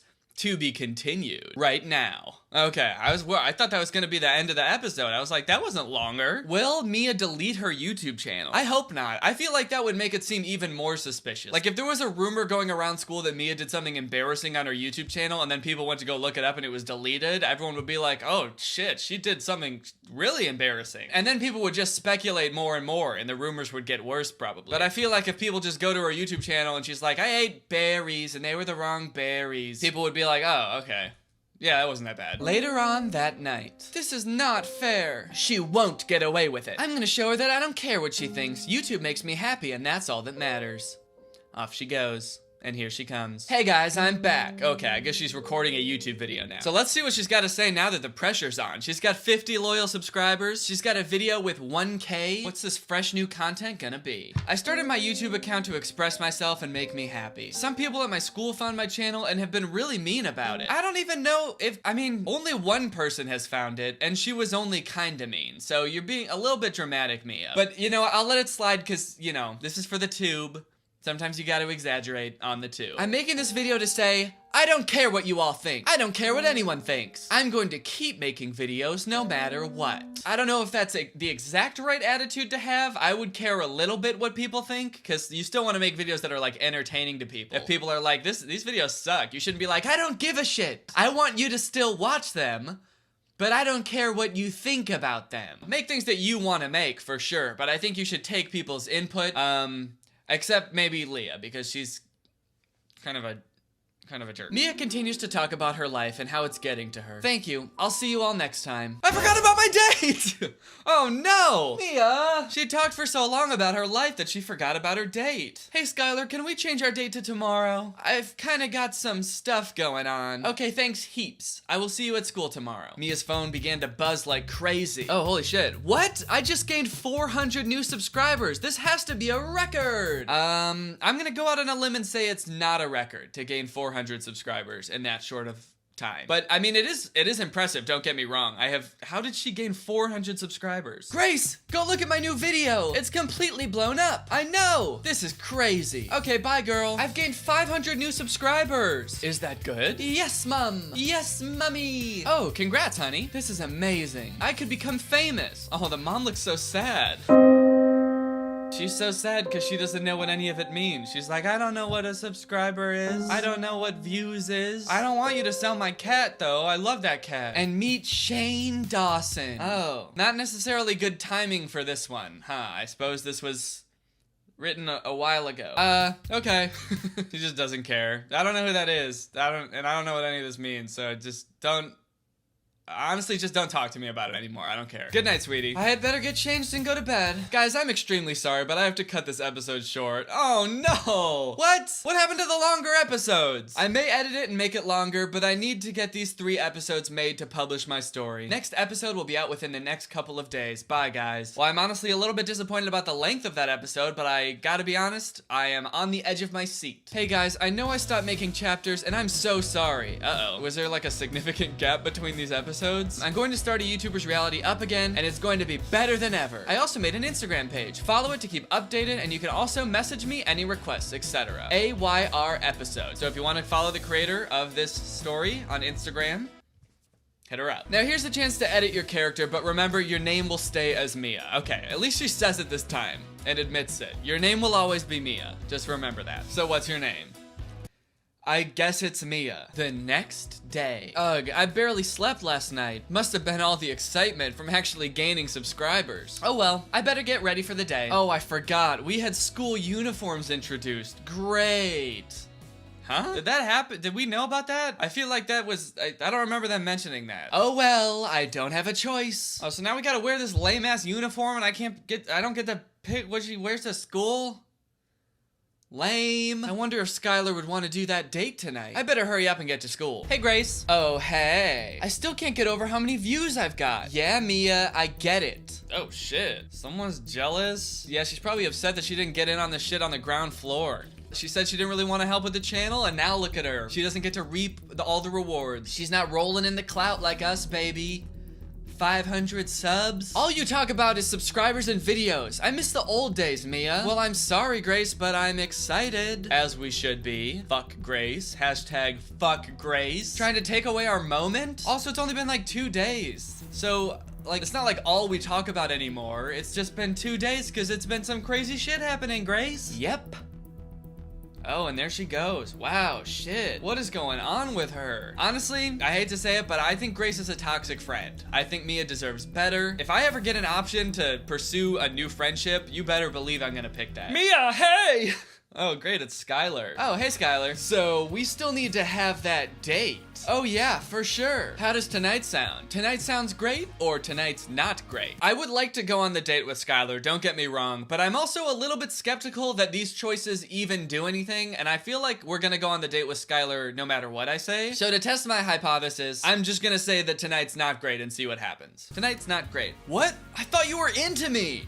He's like pissed. What the fuck? I thought you were into me. I thought you thought I was hot as hell. Well, you thought wrong. Oh shit, maybe I'm really not gonna go on a date with, did I just ruin my chances with Skylar? The hottest hubba hubba hunk in school? Oh, wow. It doesn't really matter what you say. We are going on this date. Oh, what? It doesn't matter what you say. We're going. I'm gonna handcuff you and put you in my car myself if I have to, but we're going on a date. Ha ha ha. What, did I just laugh? Well, at least one good thing has happened today. See, none of my choices make a difference. Is this a choose your own adventure game or a just wish your own adventure game? Like, it gives you an option and you're like, I wish I could do that, and the game's like, well, too bad, you're going. Oh shit, now we're eating pizza. So I heard you're going on a date with Skylar, said Leah. You already knew that, Leah, because we already confronted each other about this. Well, yes. No, you're not. Or else your little YouTube channel gets exposed to the whole school. This shit again, Leah. We already talked about this, and I already honestly made a whole ass video about why I don't give a shit. You wouldn't. Oh, I would. What am I going to do? Well, I thought we were over this, Mia. What happened? The last episode just ended with you making a whole video about like, I don't care what anyone thinks. And now all of a sudden she's like, I care the most about what everyone thinks. What will happen on a YouTuber reality next time? Also, guys, I'm sorry for the episode being so short. I just wanted to get one up so everyone knew I was continuing the story. Damn, I feel for this girl. She's like every time she wants to make the next episode longer and then something happens. This one, I feel like this one was the shortest one yet, and we were promised a nice long juicy episode. Don't forget to follow the Insta page. Okay, for episode 5, the description is Mia gets threatened. Will she pick YouTube or Skylar? Uh-oh. Who's gonna threaten her? Next day at school, Leah's like, I'm gonna kidnap your mom and throw her off a bridge unless you leave Skylar alone. Hey guys, welcome back. Don't forget to follow AYR Insta's page, AYR episode. Also, if you would like to see yourself in my story, DM on Insta and you may have a chance to be. Okay, hold the phone. I'm sorry, I know this is supposed to be just a video about episode, but I really want to get in this story. I didn't realize this was an option, so now I'm gonna do this real quick. AYR episode, is that what it was? Huh? I'm sorry? This person does not exist? How long ago was this published? Did she delete her Instagram? Hey! Chloe, put me in the story, please. I want to be in it. I could be in it as myself. I could give Mia some advice maybe in the story. It'd be cool. Instead of meeting Shane Dawson, she could meet me. Shit, man. I missed my chance now. All right, later on at home. What am I going to do? I really like Skylar, but I also like making videos. What am I going to pick? YouTube or Skylar? My passion or a boy that I barely know? Skylar. I'm picking Skylar. I'll never meet anybody like him again. I love him. Ugh, okay. Well, hold your horses. I don't know about that. It's settled. I'll make one more video, then I'll call Skylar. This is clearly both options. I'm gonna make one more video and then call Skylar. So we're doing both. I'll film outside. There's good lighting right now. Whoa, shit. What is this new camera? She was filming on her phone in the last episode. Now she's got like a cinema camera. Holy, AdSense must be good on the couple thousand views that she got. Mia makes her video. I guess, what? That was weird. She like was under the camera making the video. Thanks for reading, guys. Please leave feedback. Bye. These episodes are getting shorter and shorter. Okay, we're gonna do one more episode and this better be a longer episode. This episode, Mia must decide what she wants, YouTube or Skylar. I feel like we already decided that we're gonna do both. Okay, that's done. I have to edit. This video is going to take forever to edit. Mia edits her video. Finally, I'm done. Okay, so they just skimmed right over that. Oh, this is gonna take forever. I'm done. I need food. Hey, wait, isn't she supposed to call Skylar? Aren't they supposed to go on a date tonight? Isn't she supposed to get kidnapped by Skylar later tonight? What should I eat? Pizza or nothing? I'm not really that hungry. Well, she said I need food, so I'm gonna say nothing. I'm not really that hungry. I should probably get to bed. No, Mia! Oh my God, Mia, Look, I'm trying to help you. I didn't want you to eat anything because I wanted you to remember that you're supposed to call Skylar. Remember? The love of your life, apparently? I better post my video. It may be my last one. I don't know why it's gonna be your last one. Are you gonna starve to death because you didn't eat anything? Buzz, buzz. Oh, I thought you said that. I think that's her phone going buzz, buzz. Hey, it's Skylar. Are you ready? I'll be there in 5. Shoot, I forgot about the date! I mean, if this isn't the very essence of Mia, I don't know what is. Filming YouTube videos and forgetting about dates. That's what Mia does. Hey, Skylar, I'll meet you out front. I'll explain my situation to him while we're on our date, I guess. I'd like to wear something flirty, something comfortable, or what I have on. You know what? I'm trying to get my mans. Let's do something flirty. Ooh, it is flirty. Look at that. I love this look. I'll catch the eye of someone cute. Probably Skylar. I would assume Skylar? This will do. He's like, oh, I love it, it's perfect. It'll do. In the car. We're walking in the car. You know how sometimes you just walk through the car? So where are we going? Also, they're standing in the car too. He's got the steering wheel down here, just driving.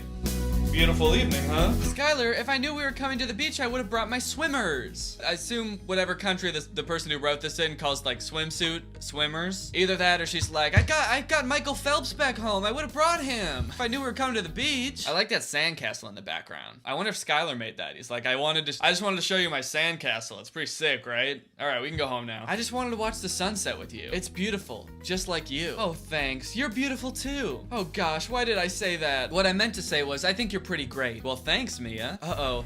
Did Mia forget about Leah's threat? How will Mia's new video affect her channel? Find out next time on a YouTuber's reality. Also, don't forget to follow the Insta page AYR episode. I wish I could, Chloe. I really do wish I could. But unfortunately for me, it does not exist. If somehow you see this video, please put me in your story. I want to be in the story. I want to be a YouTuber in the story. All right, well, that's probably enough episode for today. But you know what that means? Now it's time to talk about our sponsor, HelloFresh. Hello, everyone, and welcome back to my second channel. This is my second channel where I like to get a little bit goofier, a little bit wackier, a little bit unscripted, and to be honest, a little bit silly. Also on this channel, I like to drink LaCroix. Today I've got a nice, refreshing lemon. Okay, that's not gonna work. I'll just open it the normal way. Hell yeah, dude. Oh shit. I got LaCroix all over my laptop. Hell yeah. So this is a continuation of the episode series. I started this series 5 months ago, I believe, and have only filmed 2 videos so far. But I'm back at it. I'm gonna be finishing up the episode story, A YouTuber's Reality, today. Just a quick reminder, if you don't remember what's going on in the story, our name is Mia. We're sort of a high schooler, but sort of an old lady. We're trying to become a successful YouTuber. There's also this love interest, Skylar. We've posted a couple videos that have gotten like a decent amount of views so far, but we haven't really made it big yet, I don't think. Right now, there's only 2 chapters left of this episode story, so I think that we can get through it in this video and finish the whole thing off. Also, I would like to address, there's actually been some drama surrounding this series. I know what you're thinking. It's just a video about episode, how could there be drama? But in the last episode, the creator of this episode said that if you follow her on Instagram and DM her, you can get into her story and she would put you in. But this story, I think, was made like many, many years ago, and since then her account has been deleted. But a ton of people made fake Instagram profiles just to get followers, and a ton of them have been like DMing me like, hey, Danny, it's me, Chloe. I'm the person who made the Instagram story. And you know what? None of them are her. Okay? And you know how I know? It's because I'm not in the story still. She has not added anything to the story. Not only has she not added me, she hasn't added anything. She's added nothing to the story because the story was made years ago. And the real Chloe just vanished. She's disappeared. No one knows where she is. All right, well, without further ado, let's get into it. Episode 7 out of 8. We're getting to the end of this story, guys. Hopefully we end up extremely famous on YouTube. Otherwise, this is going to be wildly underwhelming. Skylar, if I knew we were coming to the beach, I would have brought my swimmers. I just wanted to watch the sunset with you. It's beautiful. Just like you. Aw, thanks. You're beautiful too. Oh gosh, why did I say that? What I meant to say was, I think you're pretty great. Well, thanks, Mia. Skylar, can I ask you something? Go for it. Why me? You're literally the most popular guy in our year. Why did you go for me? I'm just average. Also, I look really old. Then again, so does he, so maybe they're a good match. Trust me, Mia, you're not average. You're so beautiful. You're not like Leah and those girls. Skylar puts his hand around my waist and pulls me in. He looks at me with his piercing eyes. His eyes pierce me. His eyes shoot out of his sockets and through the back of my skull. Sick. He leans in and kisses me on the lips. Hungry? That seems like a weird thing to ask right after you kiss someone. Yo, I'm fucking starving. You want something to eat? Yeah. Well, let's head to our next location, shall we? Did that really just happen? Wow. This is getting pretty romantic, guys. Skylar gave us a big kiss. Now we're at some rooftop restaurant, it looks like. Oh, wow, this is amazing, Skylar. It is pretty great here. Does he come here often? He did seem to know his way around pretty well, the way he walked into frame and stood by the railing. Maybe he comes here often. He knew there was a railing here? Skylar, I need to talk to you about something. Shoot. You know Leah? Yes. What about Leah? She has some sort of dirt she's going to use against me. What type of dirt? I can't tell you, but she's going to tell the whole school if I continue to hang around you. I think I know what the dirt is. What? Your YouTube channel. I think it's great. Oh, shit. Skylar's a fan of my YouTube channel? So he's been watching my videos all along. Maybe he's been like all of my 1,000 views. It's just Skylar watching my videos over and over. Oh, she's so fucking beautiful. I want to kiss her and then eat. Oh my gosh, this is embarrassing. Why? You're good at talking to the camera. You're not awkward or anything. In my eyes, it's actually a pretty good talent. I would never have the guts.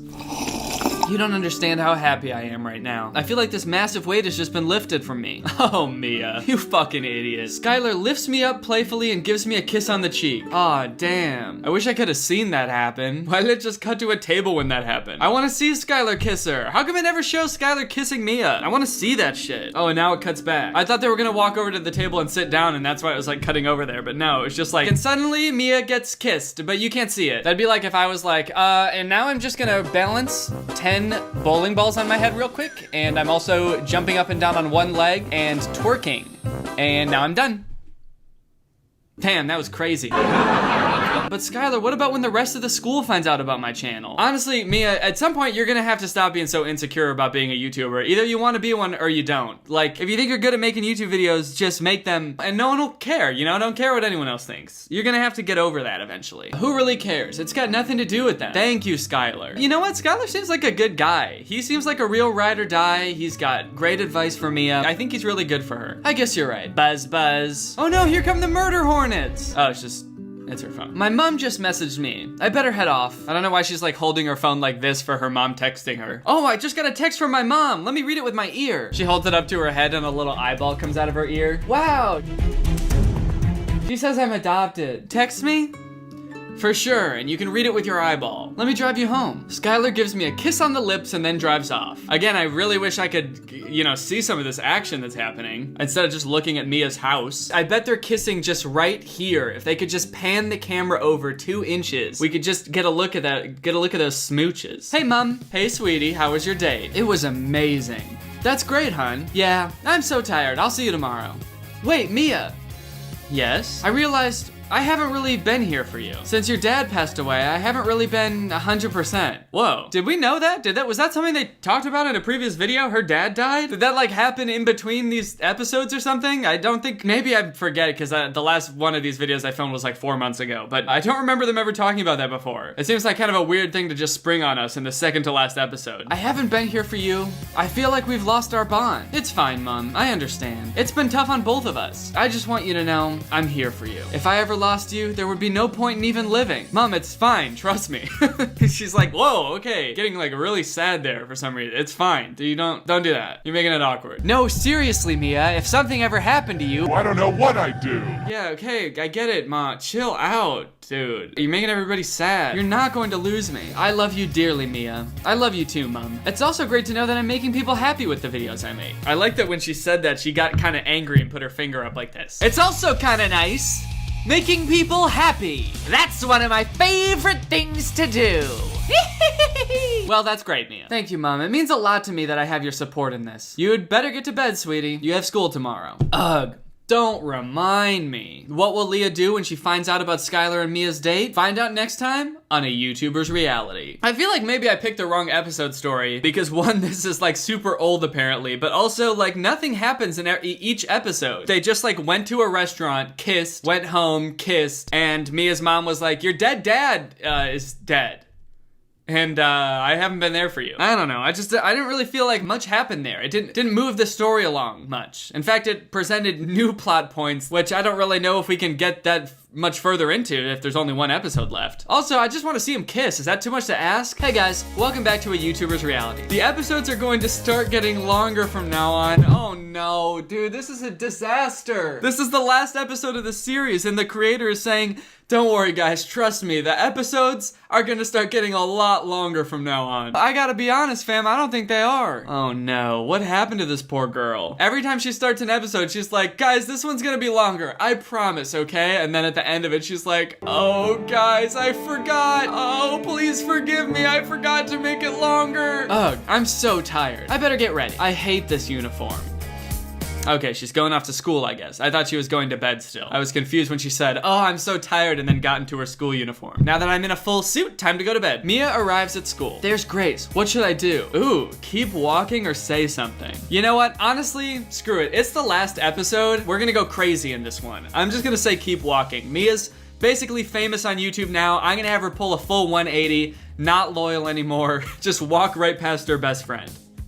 Mia! Guys! Mia! Mia! Yes? I'm honestly so sorry. I don't know what got into me. Okay, the same thing would have happened if I just pressed talk to her. I just like started to walk past her and then we still had the conversation anyway. I think I was just jealous because you've got Skylar, fans, etc. I don't know if I've ever heard anyone say etc. out loud before. That's a funny thing to do when you're speaking out loud. You usually only see it written somewhere. You've got Skylar, fans, ...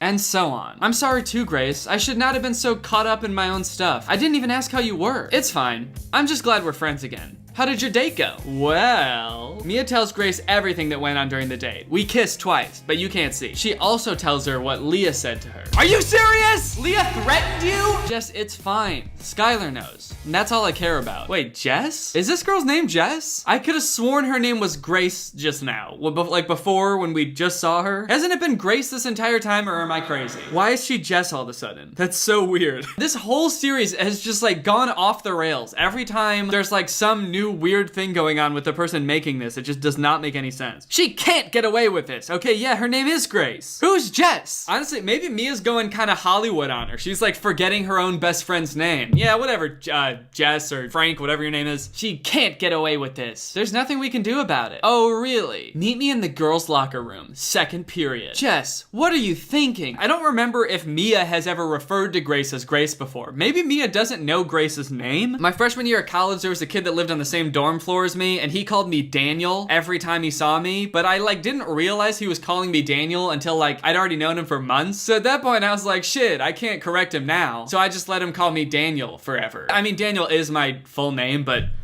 like everybody else called me Danny and he just called me Daniel because I was too awkward to correct him. Maybe that's what's going on here, but to a more extreme extent. You'll find out. Ring, ring, ring. Gotta run, meet me. This is not going to end well. What are they gonna do in the girls' locker room? They just like meet her in there alone and beat the shit out of her. Hey, babe. Ooh, Skylar looking good in that uniform, dude. Oh, hey, Skylar. Did he just call me babe? I think I'm gonna faint. What are you doing after school? You? Oh, Jesus. Wow, okay. This is getting a little bit forward. What are you doing after school? I'm gonna nothing. Come over. I'll see you at lunch. Skylar leans in and gives me a kiss on the cheek. This time they just went to a black screen. They couldn't even figure out something else to show during this part. Just blackness. The creator of this story is like, okay, now cover your eyes, and they're kissing now. And off he goes. I'm confused. Are we dating? All right, period 2, girls' locker rooms. Let's see what's gonna happen. So, why are we here? Grace holds up a bottle of hair remover? What are we gonna do with that? Oh my God. Whatever this is, I don't know if it's worth it, guys. This might be a crime. Grace, this is terrible. Let's do it. Oh no. It's done. Now hurry, let's go. I wonder what they did. Did they put it in the shampoo or something? And if so, how do they know that only Leah is gonna use the shampoo? A few moments later. You honestly did so terrible today. Oh. Ugh, I need a shower. And off she goes. Past the toilets. Shower time. That's what I say every time I'm about to get in the shower. I walk into the bathroom. Shower time! Leah showers. What the hell? Why does my hair smell like Nair? Would you believe that it's because there's Nair in it? Also, how did you not notice that when you were putting it in your hair? She's already out. She's dressed again. In her same sweaty uniform that she was just in. Oh my God! Who is trying to sabotage me? Okay, now she's changed again. Wait, she's still got her hair. I'm confused. Did it do anything? I thought she was gonna come back in and be bald. Mia! Uh-oh. This is not good. Okay. I do feel like a climax of sorts is coming on, so I'm glad that things are actually happening in this episode. This is probably the best one yet, unless it ends right now. Hey. Hey, babe. There it is again. She looks like mad about it. Why the fuck does he keep calling me that? What does that mean? I'm not a baby, dude. I'm not Babe Ruth, famous baseball player Babe Ruth. Why does he call me that? Mia, Leah says as she points past Mia. Did you do this? Do what? She still got hair. Leah holds up a bottle of hair remover. No. Mia, did you? Whoa, Skylar. Okay, I take back what I said about this dude being loyal. Leah just accuses her with no evidence, and Skylar's like, wait a minute, babe. If that is even your real name. It was you, wasn't it? Wow, Skylar, not cool. You just lost a lot of respect from this guy. Yes. Wow, fair enough. What Leah did to you was unfair, but seriously. Wait, I don't understand. Is he mad or not? Wow, fair enough. What Leah did to you was unfair. But seriously. Leah is standing there with a smirk on her face. I have to go. I'm sorry, Skylar. She is horrible. Oh, shut up, Leah. Oh, shit. What? I don't understand what Skylar is feeling about all this. Is he mad at us? Is he mad at Leah? Is he just like pissed at the world? I just hate everyone now. Fuck you, Leah. And Mia. And fuck me too while I'm at it. Ring, ring. Hello? Hey, it's Skylar. Oh, hi, Skylar. Look, I'm sorry I totally overreacted. It's fine, Skylar. It was low of me to even think of something like that, even though it was Grace. Yeah, that's true. It wasn't even her idea. It was our idiot friend, Jess. It's fine. I saw your videos. You're really starting to get views. Yeah, I guess. Wow, famous and humble? That's pretty cool. Still want to come over? Sure, I'll be over in 15. Cool, see you then. A short drive later, I pull up at a massive penthouse. Whoa, is Skylar like rich? Whoa, okay, maybe I take back what I said about him losing my respect before. Is he rich? Okay, she's got the same question as I do. Hey, I'm here, let me in? This is beautiful, Skylar. It's pretty neat, I guess. Wow, he's humble too. Actually, that sort of just comes off as more like spoiled. Like if you have a really nice house and you're like, yeah, I don't know. It's not really my taste. Then that's kind of just douchey. Skylar begins to kiss me. I wish I could believe you, sweetheart, but unfortunately, I don't know if I can. He pushes me onto the lounge and kisses my neck. Oh my God, what is happening? What's going on in this story? Is his parents home? They're in high school, right? Is this his apartment? Does this high schooler have his own luxury apartment? What is going on? I push him off. Okay. Skylar, your parents? I live on my own. What? I live on my own? Is this dude like 30? I'm worried now. How old is this guy? Why does he have such a nice apartment? Oh, okay. Yeah, that makes sense. What are you, 16? And you live by yourself in $1 million penthouse? Oh, do you want to continue? Well, so the options are hells yeah and let's put on a movie. I kind of feel like either one I pick, it's gonna end up with us making out again. So let's just say hells yeah. Skylar and Mia continue. Guys, I feel so awkward writing about this sort of stuff. I think you know what I'm getting at though. Oh, the poor writer of this story, dude. It's so funny. She just keeps writing herself into corners and committing to something and then being like, oh guys, I can't. Every time she's like, these episodes are gonna be longer. Oops, I can't do the thing I said I was gonna do, even though no one asked me to say that. And now she like wrote her way into a romance scene and then was like, oh, but I hate romance. Skylar, I have to ask you something. Okay, they're in a different room now. They made out so hard they ended up in a totally different place. This doesn't even look like the same decor as the other room. Are they in a different house now? Go for it. Are we dating? What will Skylar's response be? Find out next time on AYR. No! Also, guys, please check out my other story, A Camp Affair. You know what? Honestly, Chloe, I don't think I will. You have finished reading all available episodes. Come on, dude. What? Wow. Okay, well, there you have it, guys, a YouTuber's reality. Is it accurate to my reality as a YouTuber? Honestly, yeah. I don't mean to brag, but this is pretty much exactly what I go through as a YouTuber. You know what? Props to Chloe for making such a detailed, in-depth analysis of a YouTuber's reality. Thank you for the beautiful writing, the amazing story, the deep characters that you clearly put a lot of thought into and didn't keep forgetting their names. And yeah, all in all, I had a great time. Let me know if you guys want me to play another episode or something, or maybe a different game. I liked this because it was kind of a series. It was fun to check back in, even though there will only be 3 of these videos, but it was fun. I like doing it. So if you want me to play a different game or another episode story, just let me know down in those comments down below. And guys, now it's time to talk about today's sponsor, Ridge Wallet. Okay, 2 quick things before this video starts. First off, we had a baby. In September, we had a baby boy. He's doing great. Everything's going great. He's really healthy. He's growing really good. Thank you guys for all the well wishes on Instagram and everything too. That's meant a lot. It's been really good to just take the past like month and a half off to just spend time with him and Laura. And everything's going great. And then the second thing is I have Squishy Bones. Merch designs available now. That's right, ladies and gentlemen. We got Squishy Bones merch and Greg Family Barbecue merch. So good, you're gonna wanna fight your elders, everybody. So square up, head on over to DannyGonzalez.store and check out these beautiful merch designs. These could sell out in the blink of an eye, so you gotta act fast. Also, there's a big store-wide sale going on right now until December 1st, and 4 random orders during this sale are going to receive one of the physical drawings that I did in the fake AI video. So if you want one of those, head on over to DannyGonzalez.store. Thanks. And now here's the video. Public freakouts and Karen videos are of course all the rage. They're constantly going viral to the point where content creators have started to realize this is an easy way to get views on TikTok. And they've started making fake arguments in order to go viral. And today I'm gonna be watching some. Now I haven't seen any of these TikToks yet. I wanted to go into it completely blind. So I've assembled an elite council of content which consists of one guy, his name is Robert, and he put together a list of the must-see TikToks within this genre, so that's what I'm gonna watch. You can see how much work it was and why I should be getting a tip because of how much work this was. No, you don't deserve a tip. You certainly don't. Why do Okay, so delivery driver refuses to give items back without a tip. I'll give him this.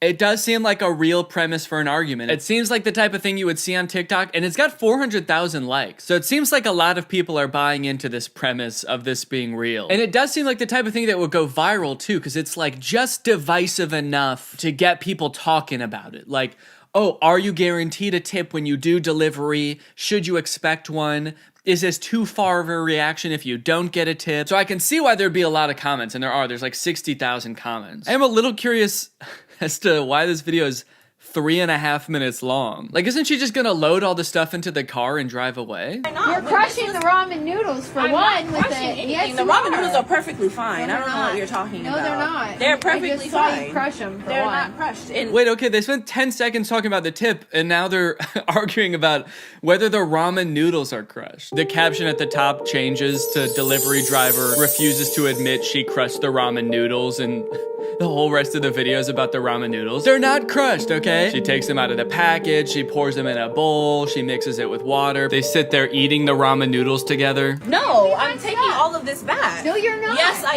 am. No, you guys can get your refund, and another delivery driver can deal with you guys. Now, on one hand, it's like, okay, you should for sure tip her. You know, I don't know what delivery drivers get paid, but I know that this whole gig economy thing is not really good for workers. So yeah, tip your delivery driver. I do think it's a funny plan to be like, no, I'm gonna take the food back to the store, and you're gonna have to deal with a different delivery driver. Because it's almost like she's now she knows that they don't tip, and she's like, I'm gonna make someone else not get tipped by you. There probably is a better way to go about it, like trying to get them banned from the app or something, instead of being like, we're gonna do this twice now. You're gonna do the same thing you just did to me to somebody else. Okay, so this argument just goes on and on for 3 minutes and 30 seconds. I'm curious if this goes anywhere, or if this is just an improv scene of them saying the same thing over and over for 3.5 minutes. How crazy would it be if I skipped like 3 minutes into the video and it does escalate? It's like this woman like bashing the other woman's head into the car. The food is gone. Something happens in between where we just were and where we are now, where somebody else comes into the scene and steals the food. I need a little bit of development to justify it being this long. Groceries, taking them back to the store, and then I'm gonna get you fired. Go ahead. Because you stole my groceries, and then I'm gonna call cops. Okay, yeah, so it's just the same thing over and over. I feel for these actors having to improv for this long. The director probably gave them a prompt of like, you didn't tip her? Action. And they just have to make shit up for 3.5 minutes, which I don't think I would be able to do, honestly. That's tough. I hope the director tipped both of these actors, because if not, like, the next video is them three arguing with the director. We're taking the video back to the, or we're gonna delete the video. No tipping after I broke my back is insane. I save lives all day. I've never gotten a tip. Wrong career, apparently. What? What does this person do for a living? I can't tell if they're actually complaining about not having gotten a tip as like a doctor, or if they just don't want other people to get tips. Because it's one of the two. You can't really argue that it's not. This person's a full-on brain surgeon and wishes they could bring one of those little cashier things with the touchscreen into the operating room. Someone responded, you make bank, you don't need no damn tip. And they said, why? I thought tips were mandatory according to this chick. You can't be biased now. No, we are being biased. They're mandatory when people don't make enough money to support themselves without tips. That's the bias. Okay, this person's username is Wicked Witch. Is this a real witch? Okay, is that how you save people's lives? Do you cast spells? So it looks like if you go to this account, it's just all fake arguments. Like, all they do all day is shoot fake scenarios where people get upset with each other. Usually it seems like they rent out a set for a day and film several videos there. Plane. And they even have the same actors, you know, for every video in that set, because they have, you know, they have that set for the day, they have the actors for a day. Delivery driver throws tantrum over a tip. Okay, so we got the same premise, same car, different guy. What? No, listen, if you're not gonna tip, you're not gonna get this, okay? Are you kidding me right now, man? I've had it with you kids. I've had it with your entire generation. I've had people getting huge. Or do you see how big this batch is? Whoa, this is kind of a twist. It's kind of like an older adult. I mean, not old, he's like middle-aged, but he's getting mad at us kids for not tipping. I feel like usually this conversation is the other way around, where older people are like, you kids, I never got tips when I was your age, and I save lives every day. I toil over a hot cauldron all day, and never once does a hand reach out from the murky ether to offer me a tip. A $400 batch. We paid for it. Yeah, I want it. Well, you're not tipping on it, so you're not getting it. How about that? I don't need to tip. Okay. Yo, wait, okay. Is this, I can't tell if this is just lazy, that they're like reusing all the same thing, the same $400 order, same location, same ramen that he's inevitably about to crush? Or is this just the next part of the story? The first delivery driver did cancel the order. She brought the stuff back, and then this guy is bringing the new order, and they're also not tipping him. Man, they could just remake this video over and over and never get their food. Okay. Are you kidding me? No, are you kidding me? Are you kidding me? What is this location also? Is this supposed to be where they live? This looks like the parking lot of like an industrial park or something. I'm sick of delivering to your generation. You guys all live in the middle of parking lots and you never tip. It makes us hard for us delivery drivers who all drive the same Tesla. This generation doesn't know jack. Is that the actor in this? Can't believe you guys can't tell this is fake. Damn, nobody in this generation knows Jack. He's a famous actor. All right, another sticky situation here. This one takes place on the plane. Flight attendant solve the seating bra. Passenger gets upset over bigger passenger. First off, I mean, obviously there's a typo here and they meant brawl. Or maybe it's just like, bruh. Dude, oh wait, it's flight attendant too. Flight attendant solve the seating bra. Well, I guess a flight attendant would be the person to solve the brawl, wouldn't they? Seriously? Why didn't you like buy 2 tickets? Why didn't you buy 2 seats? Can't fit in 1 seat. What? One thing I've noticed in all of these videos is they use the same song, like the happy-go-lucky song in all of them. I don't know if that really fits the vibe of the argument. Now, I know what the video is trying to imply. She's like, oh, this guy is too big and he's like impeding on my space on the plane. Clearly not a real plane also, by the way. The phrasing makes it seem like she's just mad that he's bigger than her. Passenger gets upset over bigger passenger. I thought I was gonna be the biggest person on the plane. Elephant in the cage, huh? Yeah. Okay, all right. Too big. Too big. Are you feeling a little claustrophobic? It kind of looked like they were making the plane shake a little bit up here. Like they're trying to make it look like they're in the air right now. I guess they're trying to add to the realism of the piece a little bit, but they're definitely not in the air right now. Because if they are, then where did that guy come from? Because then I would totally understand her concern, just being like, what the fuck? Did anyone just see him come into the plane? He came from outside. And also, this guy's too fucking big. He's bigger than me. I like at one point she just like, she runs out of things to say. 30 seconds into the video, by the way, which is not a good sign. And she just starts saying big, too big. Too big. Too big. Too big, huh? Oh, no. I'm asking a question. I'm sitting in my seat. No, you're sitting in my seat too because you're so big. Lose the weight now. Lose it right now. I gotta say, the quality of this one, I feel like dropped significantly from the first two. And you know what? It's only got 13 likes because of it. It's crazy to put this much work into videos that get 13 likes. I guess the first one, maybe they go viral every once in a while, and so they just make a ton of videos, and you know, 1 out of every 100 goes viral, but when it does, it like really pops off. I don't know, let's see. 88 views, 90 views, 30 views. Roll it down! Roll it down, man! Right now! Both windows, all the way. That music, man. You don't have to add music to a TikTok. It's an option. You don't have to do it every time. And the video, I swear, would still do just as well if you didn't. It would still get the 9 likes that it... You know, I'm just saying the music's not helping with the engagement, you know? Sorry. What are you thinking? What are you thinking right now? Nothing. How old is she? How old is she? She's 6 months. She's 6 months old? Yes, sir. 6 months old? These videos are crazy for a number of reasons. The closest thing I can compare them to that already existed is like a Darman video, and while those are super corny, they are like kind of supposed to start a conversation, convey some sort of moral, like it's wrong to bully people because you'll instantly regret it. I don't really know if these videos do have any kind of moral. It's just 3 minutes of people arguing. Like, are they gonna come to an understanding at the end or anything? I'm very confused, and I'm pretty sure my partner seems pretty confused too. No, what you're saying makes no sense. No, it doesn't. It just ends with him being like, you're fucking crazy and you don't make any sense. Videos like this and content like this is the thing that I dislike the most about the internet. Content that's just supposed to make you mad. Like, people are supposed to see this and think it's real and get mad. That's the only purpose for it. And people engage with it because they're mad. I want to see this channel start documenting other fake things aside from arguments. Can we get some, like, miracles, maybe? I want to see people walking again for the first time ever. I want to see people walking on water, flying, being shot through a cannon. Anything aside from arguments. Entitled man throws a tantrum at the airport. No jackets! Everything in the gray bin! I don't know if I would call that entitled, dude. No jackets! I think that there's something very wrong with this man. He almost knocks over the whole table. Back in line. What do I have to do with her? She help her out. I'm not flying with her. Now he's pretending like he didn't knock over her bags and he never even saw any bags there. I think that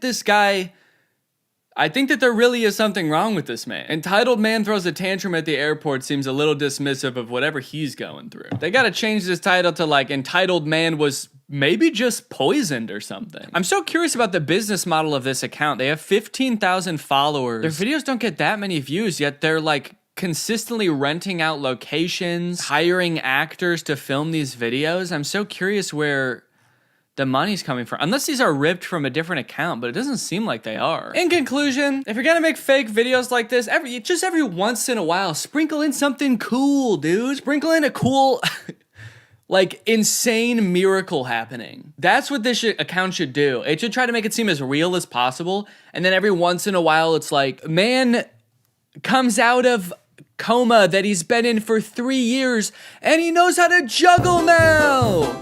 Do something like that. Anyways, it's time to talk about today's sponsor.